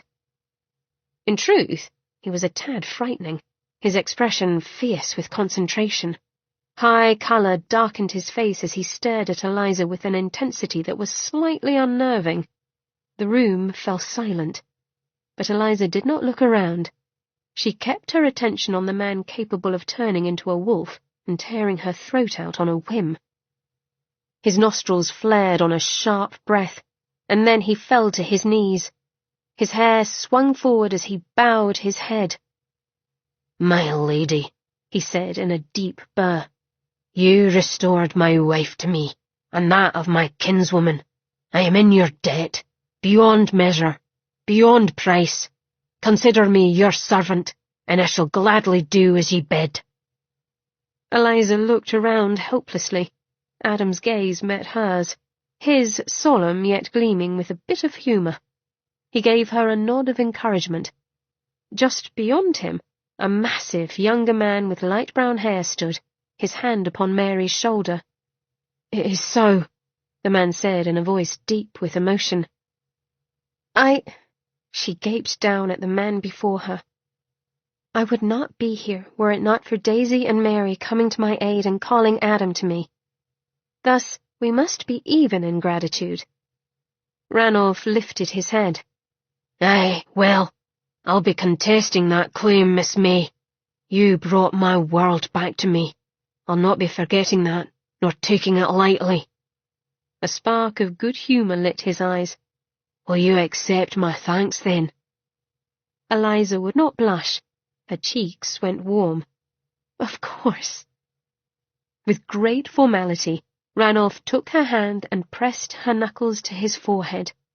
He held her there for one long moment, then placed a kiss on the air just above her hand. With that, he rose, a graceful and lithe move Eliza had come to expect from supernaturals. "Now then," said Daisy, bustling over, "enough with emotional displays. You'll soon give poor Jack the vapours." Jack turned out to be the massive man with the brown hair, who snorted at this and rolled his eyes. "Only you are capable of doing that to me, Daisy." Then they all enjoyed a lovely dinner, in which Lucian entertained them with stories of New Orleans as it was in the last century. Then it was Ian and Adam's turn to tell stories of the past.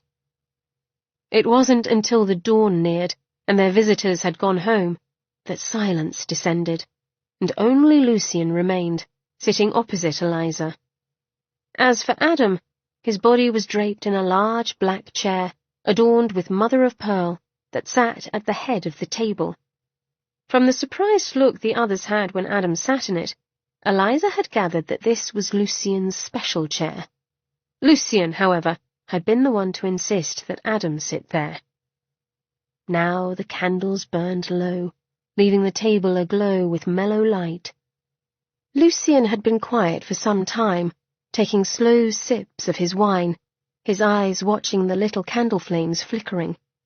Now his gaze went to Adam, and Lucian's expression grew pensive. "Out with it, Lucian," Adam drawled, not bothering to look up. Lucian glanced at Eliza and his mouth tightened. With deliberation, he set his wineglass down and braced his forearms upon the table. "All right then, mon ami. We need to discuss what has happened." Adam arched a brow. "What of it?" There was a hint of belligerence in his tone that Eliza did not understand, but Lucian clearly did, for his expression softened. "Do you remember where you went when you died?" Adam's lush mouth tightened a fraction. "Darkness, that is all. Just darkness." "As did I," admitted Lucian. "And the others. I have spoken with Daisy and a few more. They all say the same. Darkness." Lucian's lacy sleeves rippled as he leaned in further, his voice growing deeper. "It was true death, not a simple leaving of our bodies. We died, mon capitaine. You, I, the whole of us." "I am aware, Lucian." Adam resolutely did not look Eliza's way. Eliza was unable to keep quiet any longer. "What is it that you are implying?" Lucian's eyes held regret, yet resolve. "From what my sire has told me." At this he gave a pointed look at Adam. "He is soulbound to death. To the Gim, to be precise. Whatever is between the two of you does not negate that." Adam's lips pressed together. "You cannot be certain." "Oh, no? And what is it, then, that occurred this day?" "Mad, but you cannot be stubborn on this." Lucian's fist pressed against the heavy wooden table. "If you do not take back control, continue as you have been all these years, the Gim will die out." Eliza felt Lucian's words like a punch. "I gather," Eliza said to Adam, "that you did not think about your connection with the Gim when you let Melon rip your heart out." Adam shot her a glare, but it faded fast. "No," he admitted through his teeth. "I did not then realize that the Gim were bound to me so completely. If anything, I believed that my physical death would set them free." With a sigh, he leaned his head back against the chair. "I erred in judgment." "Very well," she said. "So you must take control over the Gim once more. Why is that a problem?" Adam's scowl was dark, but it was Lucian who answered. "Because he wants an ordinary life. To live it with—" "Enough!" Adam's order rang loud and deep over them. When Lucian merely looked at Adam as though daring him to deny a word, Adam's broad chest lifted on a sigh. "It isn't so simple, Dove. As king of the Gim, I cannot solely live here. I must reside there." "Here?" Lucian gestured towards the window and the lights of London, glimmering off the waters of the Thames. "There being an alternate reality where spirits, angels, and some Primus demons dwell. And then, nowhere." A hint of a smile touched his lips. "That place that your culture would call hell." Adam nodded without enthusiasm. "In truth, the time I spent with you," he grimaced, "when I'd chained you to me, was the longest I'd spent on this plane. But why? Eliza would not allow the panic to creep farther up her back. She'd forge ahead, solve the problem. Why must you live there? My power regenerates there, and I don't merely create Gim. I collect souls of those who refuse to pass on to— He hesitated then, his dark brows knitting. To wherever it is that those who truly die go, Lucian finished for him. It is hard for Adam to explain because none of us, not even the angels, truly know where that is. The thoughtful expression did not leave him as he reached out and refilled their 3 glasses of wine. What Adam forgot, I suspect in his joy of being free from Mab, is that by being soulbound to the reluctant dead, he draws them in. If he is here, so shall they be, in far too great a number. Eliza's fingers curled tight, lest she reach out for him, demand that he stay precisely where he was. She'd never felt more alone. Blinking rapidly before tears could flow, Eliza turned away, running a finger along the carved rosette on the arm of her chair.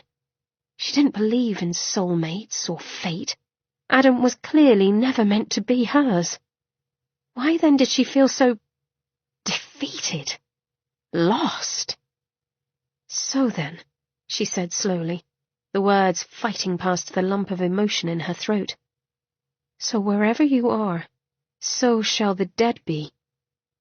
Adam gave her a black look, his golden eyes glowing with fierce light, then abruptly dulling. Always.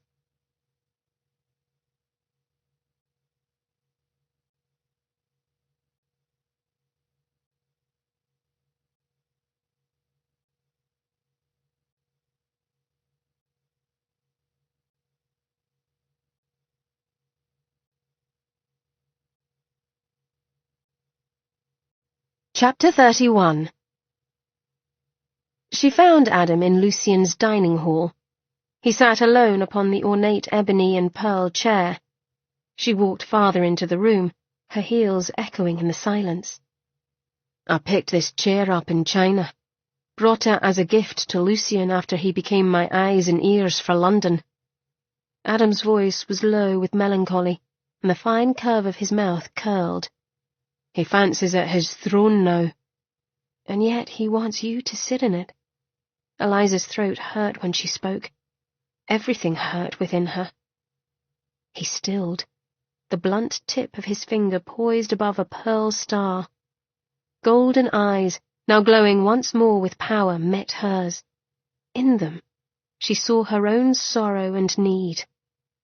And so here I sit, he said.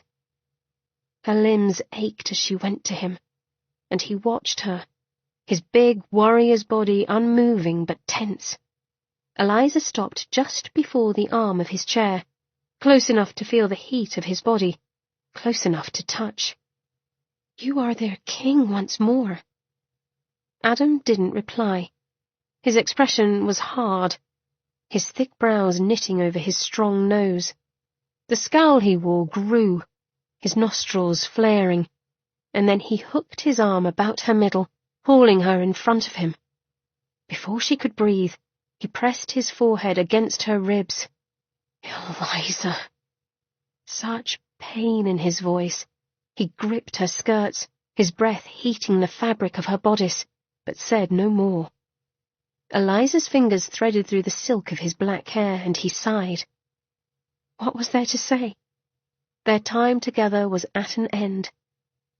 You'll be leaving soon? A question came out garbled and rough. Adam burrowed in closer. Yes. Did he want to stay? It did not matter. The Gim needed him, and they both knew as much. Eliza looked towards the windows, thick, green bottle-glass windows that let in light with no view. The back of her throat prickled. Ask me to go with you. She almost said it aloud, but she couldn't. Everything had been thrown off kilter, and he no longer needed her. Perhaps he never truly had. Eliza moved, intending to back away, when Adam lifted his head. The look in his eyes took her breath, and she tensed with sweet pain. He watched her as though he'd devour her bite by bite, taking his time, making her feel it. Neither of them spoke. His gaze trailed down her throat and honed in on her breasts. Those strong hands grasped the edges of her sleeves, pulling the fabric painfully tight against her flesh. Her breast swelled against the constriction, and then he yanked. The bodice tore like paper, the sound sharp, and she bobbled forward, braced up only by his hands upon her corset. His angry scowl stayed set as he made short work of her undergarments, shredding them with nary a flinch.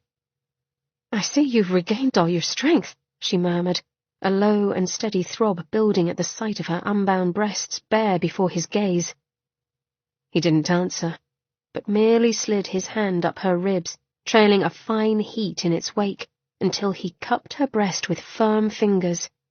He held her where he wanted her, his grip possessive, and then he leaned forward and licked her. Eliza whimpered as the warm flat of his tongue dragged over her nipple. Dear God, the way he tasted her! Melting heat spread over her heavy breasts, licked between her thighs. Her knees grew weak. But he had her.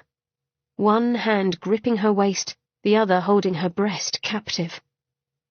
His lids lowered, a small sound of need escaping him as he drew her nipple into his mouth to gently suckle it.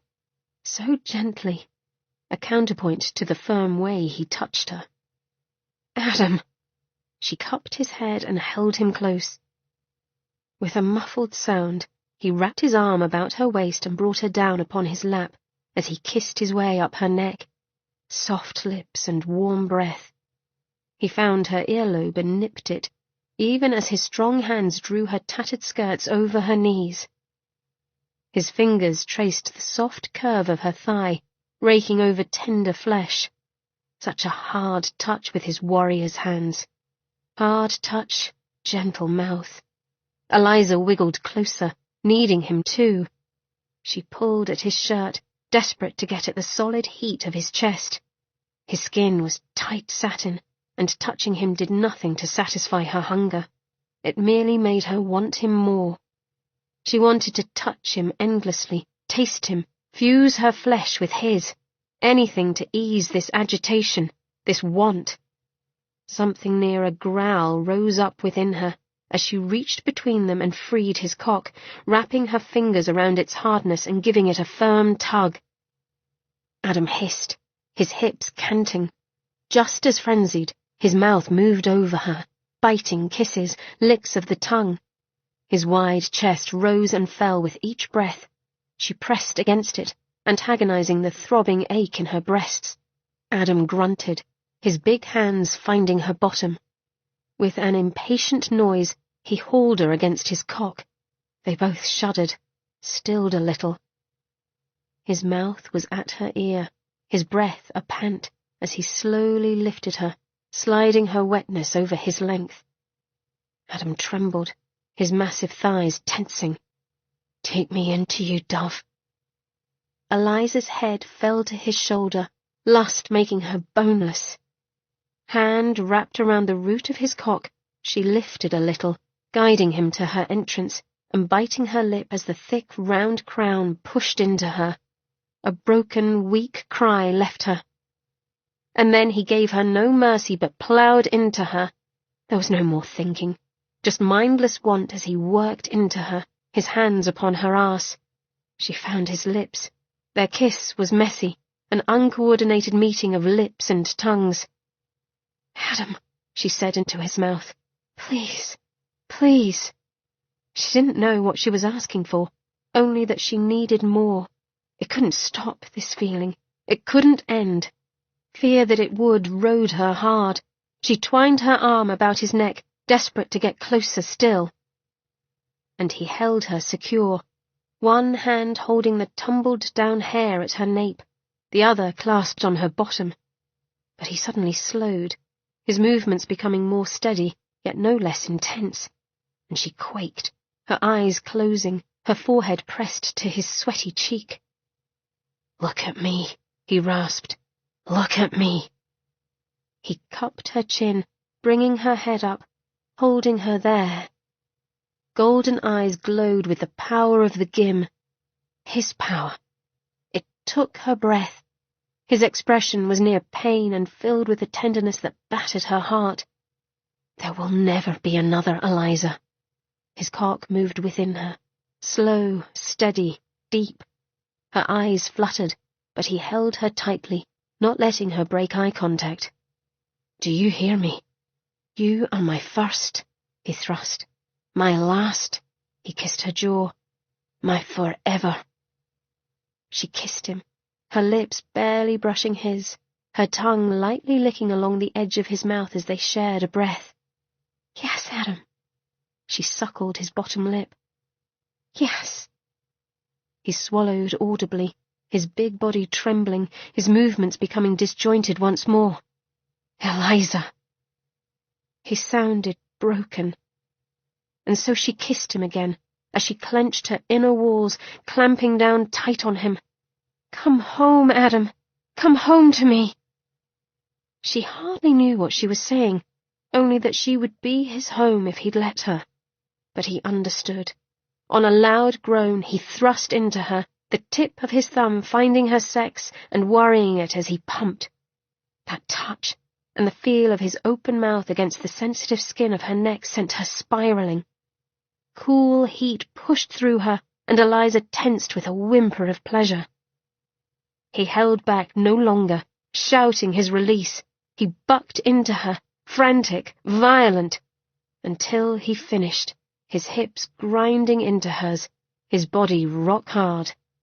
And then he collapsed back against the chair, taking her with him.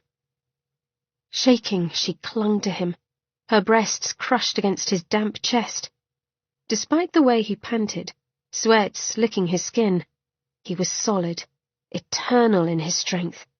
His wide palm, roughened by calluses, explored her back with long strokes. He held her as if he'd never let her go. And yet she could feel him mentally drawing away, all those pretty words, and she knew he wasn't making promises, but saying goodbye. Eliza's fingers dug into the hard curves of his shoulders. "Ask me to go with you. Ask me to be yours." She hadn't meant to say it, and yet she wanted it with her entire soul. He froze, the corded muscles of his arms clenching tight, and his palms stilled. Gods, but she could feel the tension gathering within him, making her insides seize. Tears burned in her eyes even before he spoke, and when he did, his voice held the finality of death. "No." Eliza left him.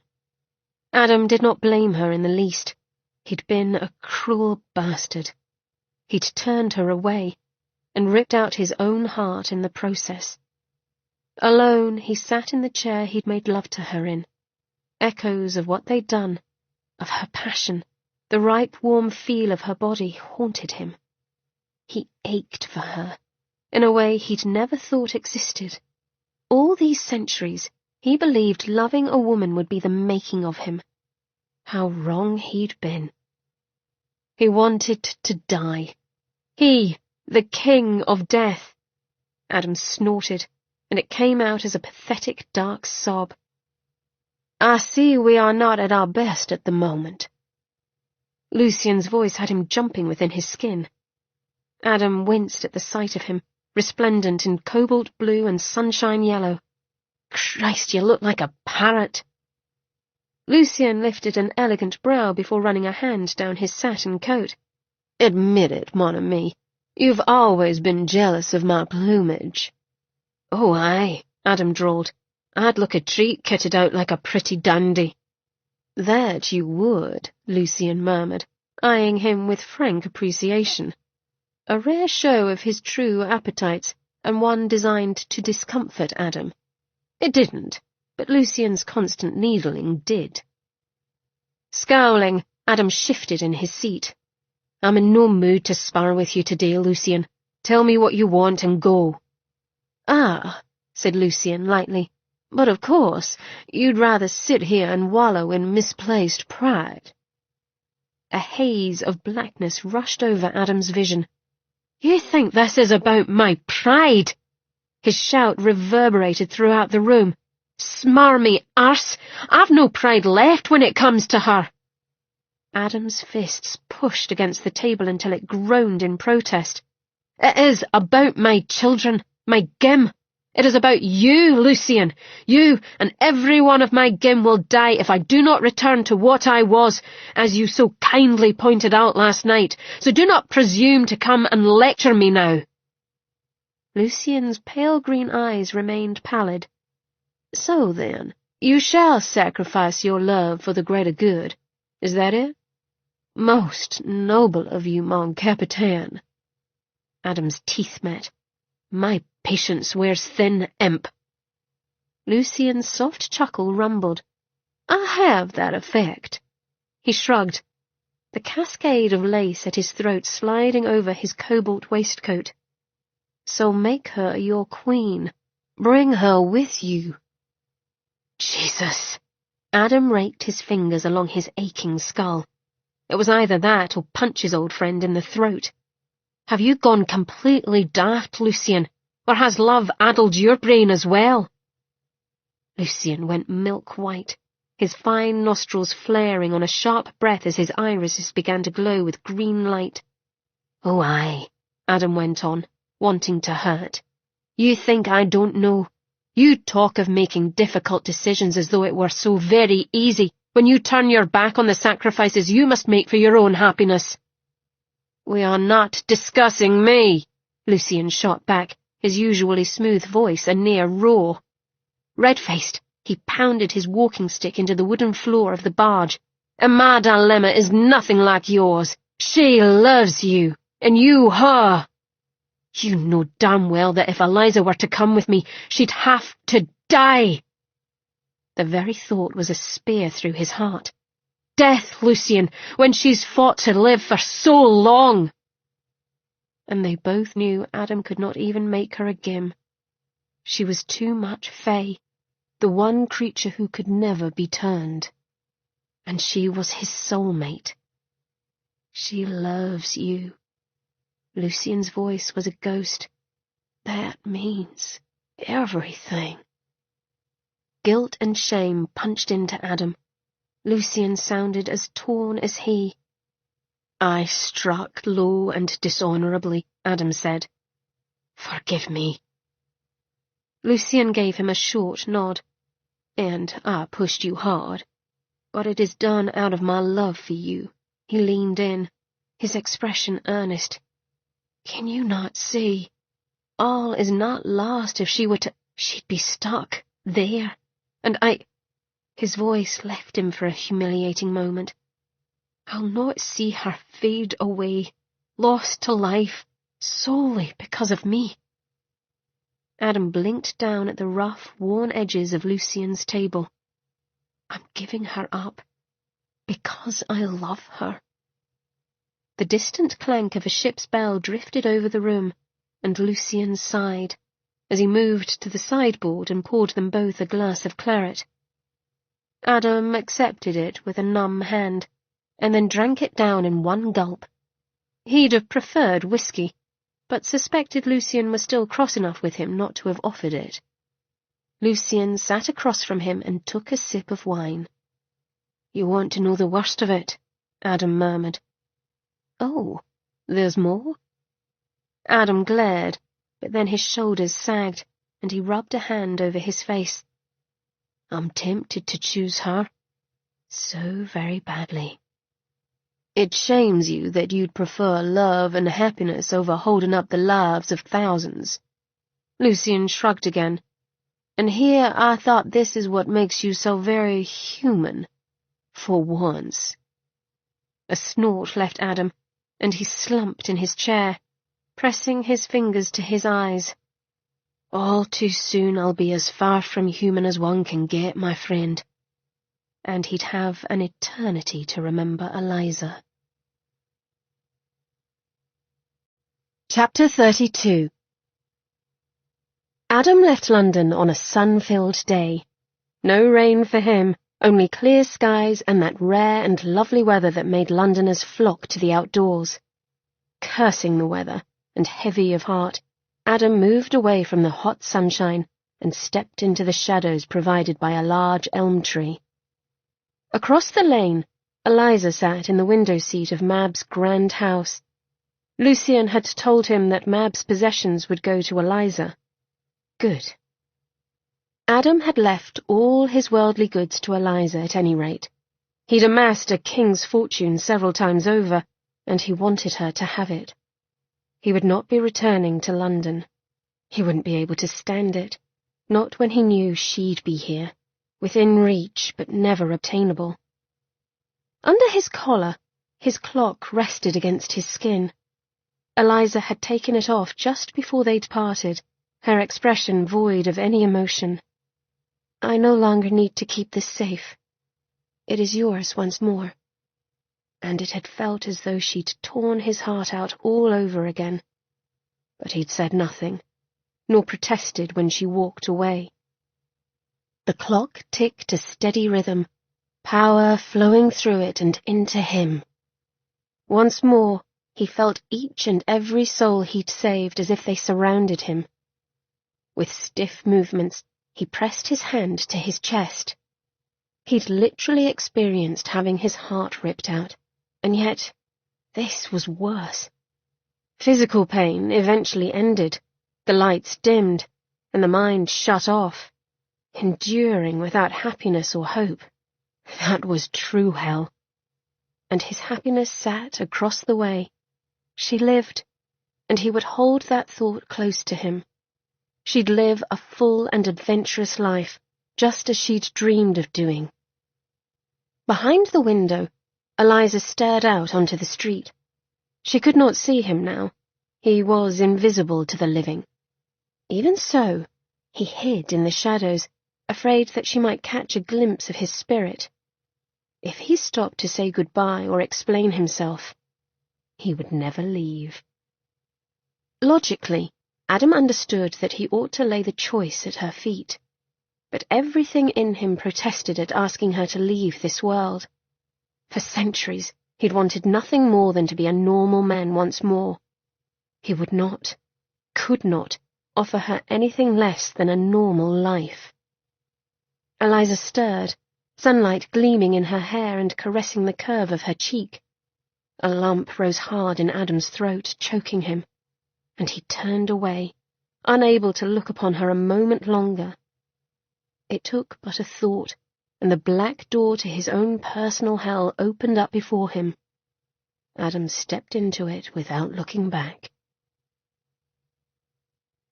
He'd left without saying goodbye.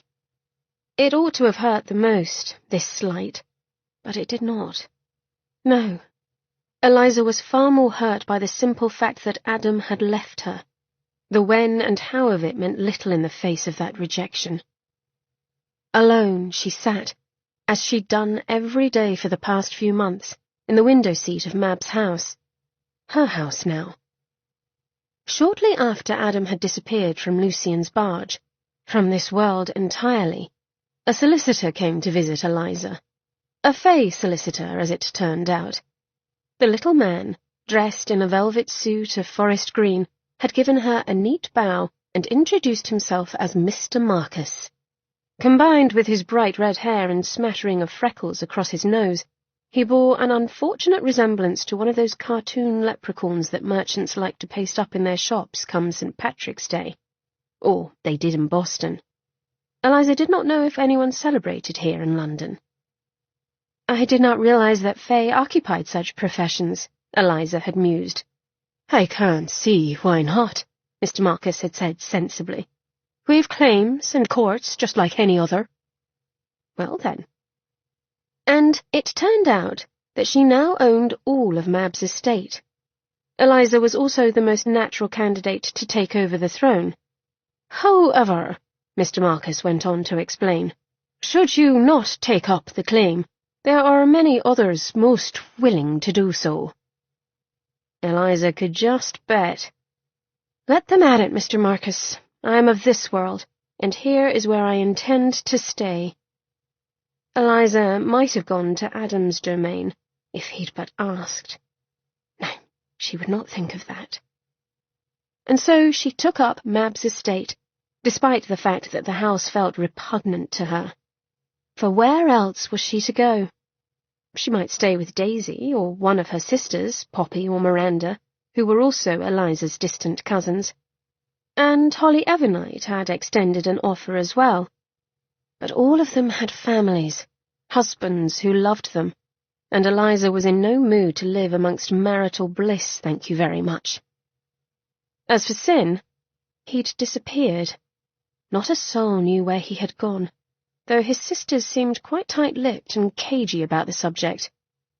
Now Eliza had a fine home, one on which she'd spent a fortune, Mab's old fortune, to have redone. Gone were the gaudy trappings, the endless greens and ornate flowering brocades. Eliza gravitated towards simple luxury now, understated creams, blues and golds, calm and peaceful. Nothing like how she felt inside, empty and aching. "Don't you look a sight," said a man's voice. Eliza nearly jumped out of her skin, her heart rearing up into her throat. Pressing her hand upon her breast, she turned and glared. "St. John Evernight, you gave me a fright!" Sin, looking far too pale and thin, gave a small smile. "Apologies. I've been told I walk on cat's feet." His expression dimmed at that, and he gave a negligent shrug. "I thought you might like some company." "I would." Eliza shook herself out of her shocked state. "I was just thinking of you." "Not too terrible thoughts, I hope." He appeared to expect the opposite. "Don't be ridiculous. But where have you been? Everyone is concerned." He shook his head, appearing bemused. "I've grave doubts that everyone is. In truth, my sisters are not happy with me at the moment." "They found out about your bond with Mab?"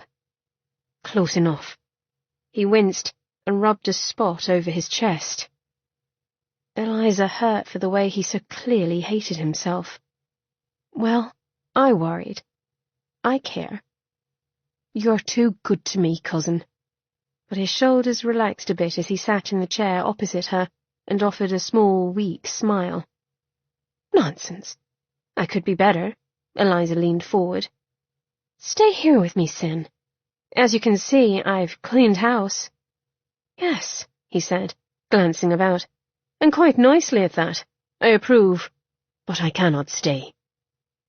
"Mab is dead. Do not let her memory hurt you." He made a small sound of dry humour. "Believe me, no one is more glad of that fact than I."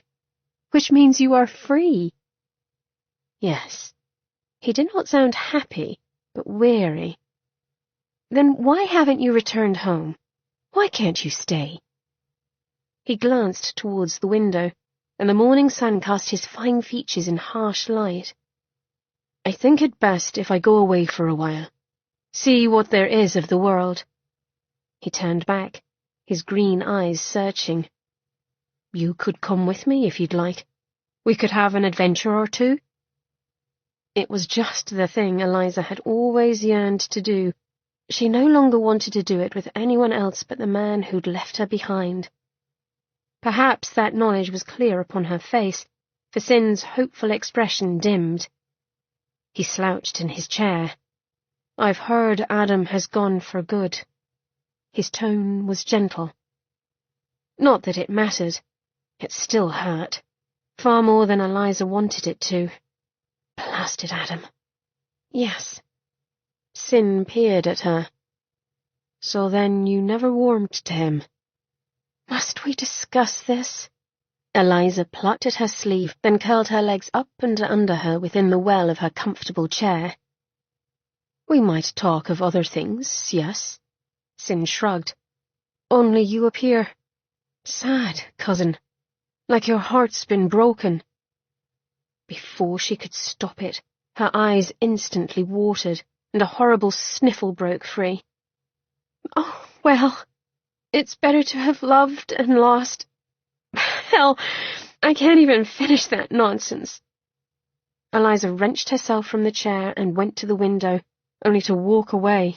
She was pacing, which was never a good sign. You love him, then? Sin's quiet conviction slashed into wounds that had yet to scab over. Eliza sucked in a breath. What does it matter? He did not want me to go with him. The mantel clock ticked merrily away, a rapid click, click, click. Eliza was of a mind to toss the timepiece out the window. Eliza, Sin said softly, you do realize that for you to have gone with Adam to his world, you would have had to leave this one. Eliza's breath stilled. Slowly she turned. What do you mean? Sin's handsome face was sombre. I mean, dear girl, that Adam's realm is of the dead. The living cannot go there. So I would have to die? It isn't really death, though, is it? Sin ran a hand over his mouth, his brows drawing close. I mean, you are not of this body, but of the soul that resides within. I've been a spirit, Sin, Eliza said through dry lips. It was not very pleasant. She'd felt nothing, just as Adam had felt nothing for centuries. Adam. She missed him so very much. That is because you were hovering here. From how Daisy tells it, a shadow filled his eyes upon the mention of his sister. When you are there, you feel as whole and as real as you were on this side of the coin, as if you were alive there and a spirit here. So I would be as I am here, but with him, Sin finished for her. Yes. He hesitated, wincing slightly. But you wouldn't be able to come back here. I don't believe so, at any rate. Eliza pinched the bridge of her nose, tears pricking at the backs of her eyes. Not every soul goes to him. Some move on. True death, Adam and Lucian had called it, to a place no one living had ever been. What if she were to end up there? You are Adam's soulmate, are you not? His other half. You'll go where he goes. Sin stared at her. Or do you believe that was all Mab's nonsense? Eliza sagged against the arm of her couch. He let me go, she said helplessly. What is to say he even believes in us? Or maybe he let you go because he loved you too much to ask you to leave this life behind. That ought to have been my decision if that were so. Then there's naught for it, Sin said decidedly. Make the decision now. Do you love him enough to risk everything? Lucian was reading a book when Eliza arrived. The sight of him, sitting in a reading chair, a pair of spectacles perched on his perfectly shaped nose, was so incongruous with how he usually presented himself to the world that Eliza stopped short. As for Lucian, he closed the book with a muted thud of the pages and set it aside.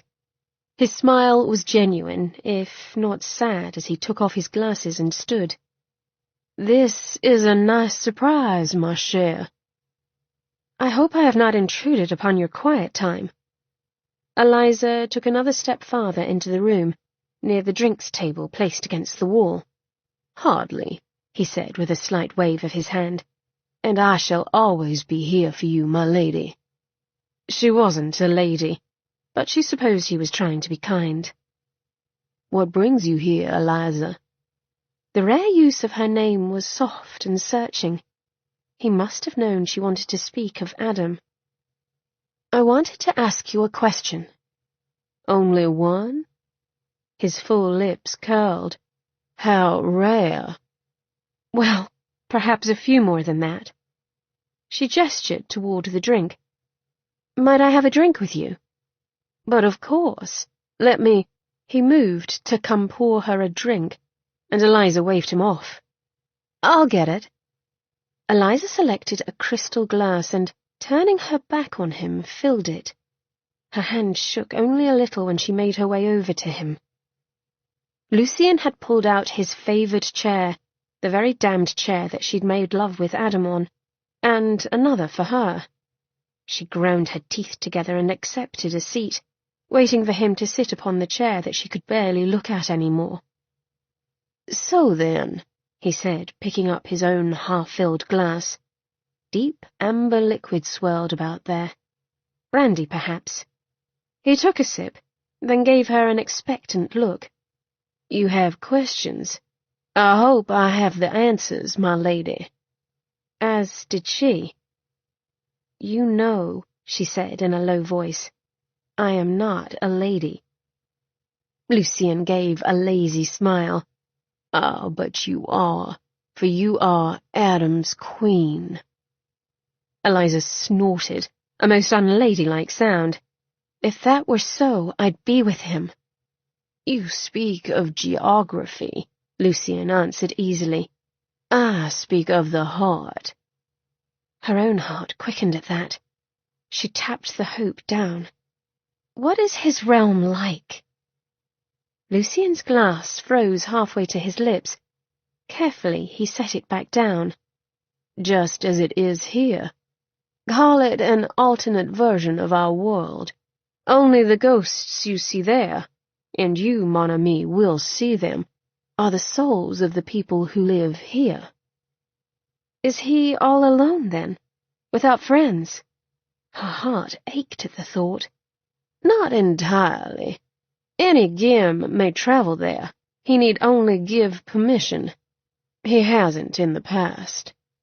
Something like sorrow rested in Lucian's pale green eyes, but he blinked it away. "Do not fret, ami. It is not a horrible place." Eliza toyed with the stem of her glass. Part of her wanted to fling it across the room and leave this barge. But she'd never outrun her need for Adam. He was part of her, and she was soul-sick without him. And his home? Has he a place of comfort? Oddly, she could not picture Adam in a home, nor a castle. She could not picture him anywhere but at her side, whether driving her mad with irritation or out of her head with lust. Lucian began to chuckle, the sound grating. Gods, had he guessed her thoughts? Eliza's face heated as he continued to laugh. "I'd like to know what you find so amusing." "It is Adam." Lucian waved an idle hand, sending the cascade of lace at his sleeve swaying. "He has his little jokes, and I find they amuse me greatly at the moment." Eliza scowled. "Have you taken leave of your senses?" "Oh, how I wish to do just that one day." Lucian straightened his expression. "The fact is, cher ami, that in his realm, this barge is Adam's." One long, tanned finger tapped upon the pearl-inlaid chair. "This chair is his chair." "So, if we were to go there at this moment," Eliza worked out slowly, "we'd find him in this barge?" "Just so." Eliza could not quite wrap her head around it, but she trusted Lucian. Sitting back, she picked up her wineglass. Her heart began to pound a frantic, fearful rhythm. She was afraid. Utterly. How could she not be? Her fingers turned to ice, a fine, slick sweat breaking out over her skin. Lucian frowned as if just noticing her terror. "Cher?" Eliza's hands trembled, sloshing the ruby-red liquid about in her glass. Mustn't spill a drop. She gave Lucian a wobbly smile, as if she were not about to be ill. "Thank you, Lucian. Your information was most helpful and makes this much easier." His brows rose, the heavy chair screeching as he lunged up. But Eliza was quicker. She lifted the glass to her lips and swallowed the contents down in a painful gulp. Bitterness filled her mouth, her breath stopping short. Lucian may have shouted. She did not know. She was gone. Chapter 33. Loneliness was much easier to bear when he hadn't felt a thing.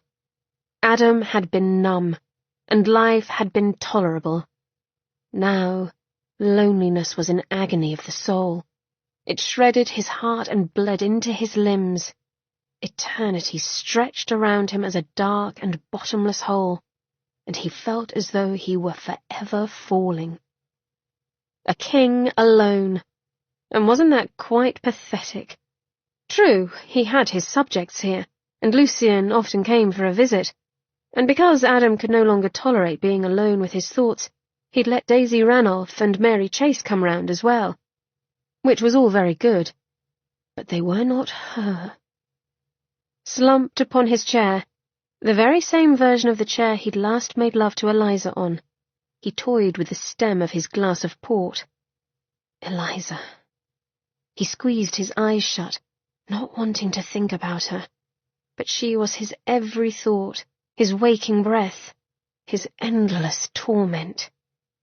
Lord above, but you look worse for wear. Adam's blood stilled within his body. For a moment he could not breathe. No, it was just a trick of his mind. She couldn't be here. It was impossible. I see, said Eliza's voice in his head. You're going to ignore me now? How very ironic. Adam's fists clenched reflexively. He forced his eyes open and promptly lost his wits. The glass toppled to the floor, shattering upon impact. He paid it no mind. There, dressed in a simple gown of deep brown, stood Eliza May. As a man starved, he drank in the sight of her. Lamplight caught the golden filaments of her hair and highlighted the cast of her creamy skin. Her wide, brown eyes gleamed, alive and quick, and the gentle curve of her cheeks were flushed. When he did not speak, she propped her fists upon her lovely hips and narrowed her eyes. Has the cat got your tongue? Say something, for God's sake! It was the fear in her eyes, and the hurt lingering beneath it, that gave him his voice. You're here. Very intelligent, that. But Adam was at a loss for words. In truth, he wondered if he might soon weep. Perhaps it was a dream. If so, let me never wake. Would you rather I leave? She made as if to turn away. No! He nearly shot out of his chair, but found he could not stand. His legs, nay, his entire body was all at once weak as a babe's and yet heavy as stone. Eliza let out a small breath. Right. Well then. Yes, I'm here. She winced, her cheeks colouring a bit. Haven't you anything to say? Adam licked his dry lips. How did you... He trailed off, afraid to ask, afraid this was all an illusion of his desperate mind. I drank a glass full of cyanide. Jesus Christ! Adam smashed his fist against his chair. How could you? Well, I had to, hadn't I? Eliza shouted back. How else was I to get to you? You died. His voice broke, and he took a deep breath. To get to me. Eliza shrugged. To tell you the truth, I don't feel dead at all. I feel quite fine, actually. Adam dragged a hand over his jaw, the action sending a rasping sound into the silence. Heat and need and hope were a volatile mix within his veins. Eliza, he said carefully, you can't go back. Her lovely brown eyes darkened. I know. Again he swallowed, his body trembling. She was here. Here. He was not alone. No more. Why? It came out a rasp. Why, come for me. No one had sacrificed themselves for him, nor claimed him, and though he suspected, hoped, he needed to hear the words. Her golden locks tumbled about her shoulders as she shook her head in apparent exasperation, Because, you thick-headed man. I love you.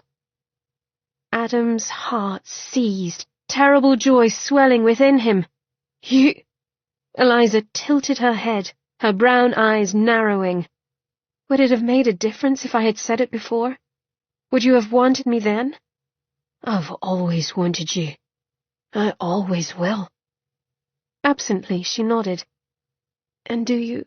I love you, he shouted, his voice wild, not his own. Utterly, with all that I am. At this, she frowned. Then why do you sit there as if made from stone? He gave a disjointed, weak laugh. Madam, I fear I've lost the ability to move. You've rendered me senseless. A slow, pleased smile curved her lips. I must admit I rather like you at my mercy. With a groan, Adam launched out of his chair. In 2 strides she was in his arms, her slim, warm length pressing against him. The action soothed him to the core, and his soul lit up with a sense of rightness and of peace. Finally, peace. Tears burned in his eyes, and then he claimed her mouth. Sweet, soft, luscious Eliza May. She wrapped herself around him, her tongue seeking the same comfort. God, to kiss her again. It was better than anything else in this world or the other. He'd endure every single century all over again if he knew this waited for him at the end. Mercy, he whispered against her lips. Have mercy on me, sweet Eliza. She smiled, her teeth nipping at his lower lip. Never. He chuckled, his hand moving to cup her plump arse. Then torture me some more, for I am yours. Epilogue. In the sunlit cloisters of Westminster Abbey, Sin walked alongside Augustus. Tourists strolled around them, some stopping to peer at the tombstone of a long-dead priest or valiant knight who'd been laid to rest on this hallowed ground.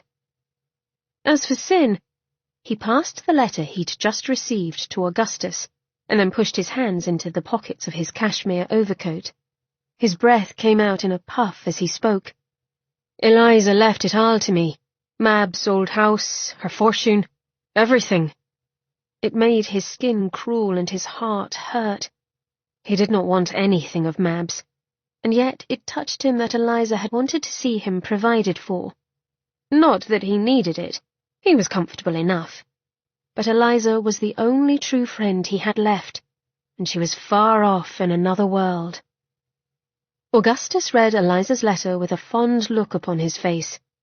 She is happy and well with Adam. He lifted the little photograph that Eliza had sent along, and a smile pulled at his mouth.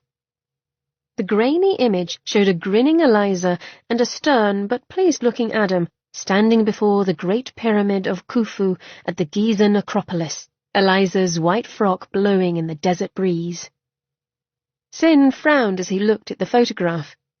How is it that she's in Egypt when she's stuck in Adam's realm?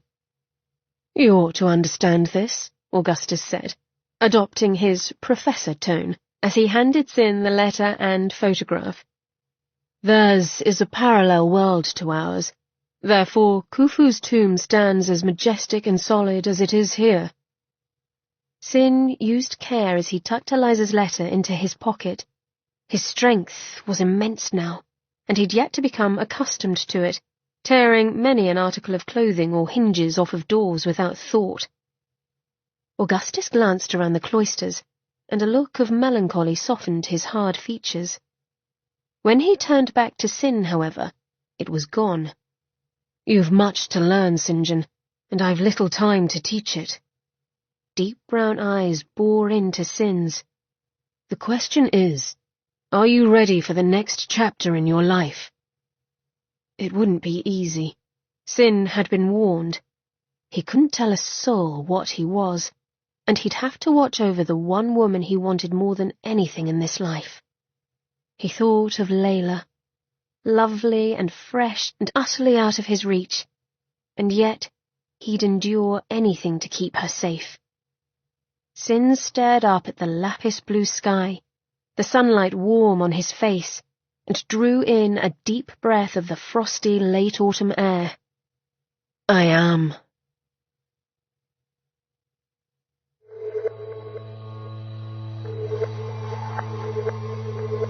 This has been a Hachette audio production of Soulbound, written by Kristen Callihan, read by Maura Quirk. Produced and directed by Dennis Kao. Audio editing by Fred Koch. Mixed and mastered by Jeremy Wesley. Production supervised by Elise Green. Soulbound is also available in print and digital formats from Forever, an imprint of Grand Central Publishing, a division of Hachette Book Group. For more Hachette audio productions, visit us at hachetteaudio.com. Thank you for listening. Text copyright 2015 by Kristen Callihan. Audio production copyright 2015 Hachette Audio. All rights reserved. In accordance with the U.S. Copyright Act of 1976, the duplicating, uploading, and electronic sharing of any part of this audiobook without the permission of the publisher constitutes unlawful piracy and theft of the author's intellectual property. If you would like to use material from the audiobook other than for review purposes, prior written permission must be obtained by contacting the publisher at permissions@hbgusa.com. Thank you for your support of the author's rights. This audiobook is a work of fiction. Names, characters, places, and incidents are either the product of the author's imagination or are used fictitiously, and any resemblance to actual persons, living or dead, events or locales is entirely coincidental.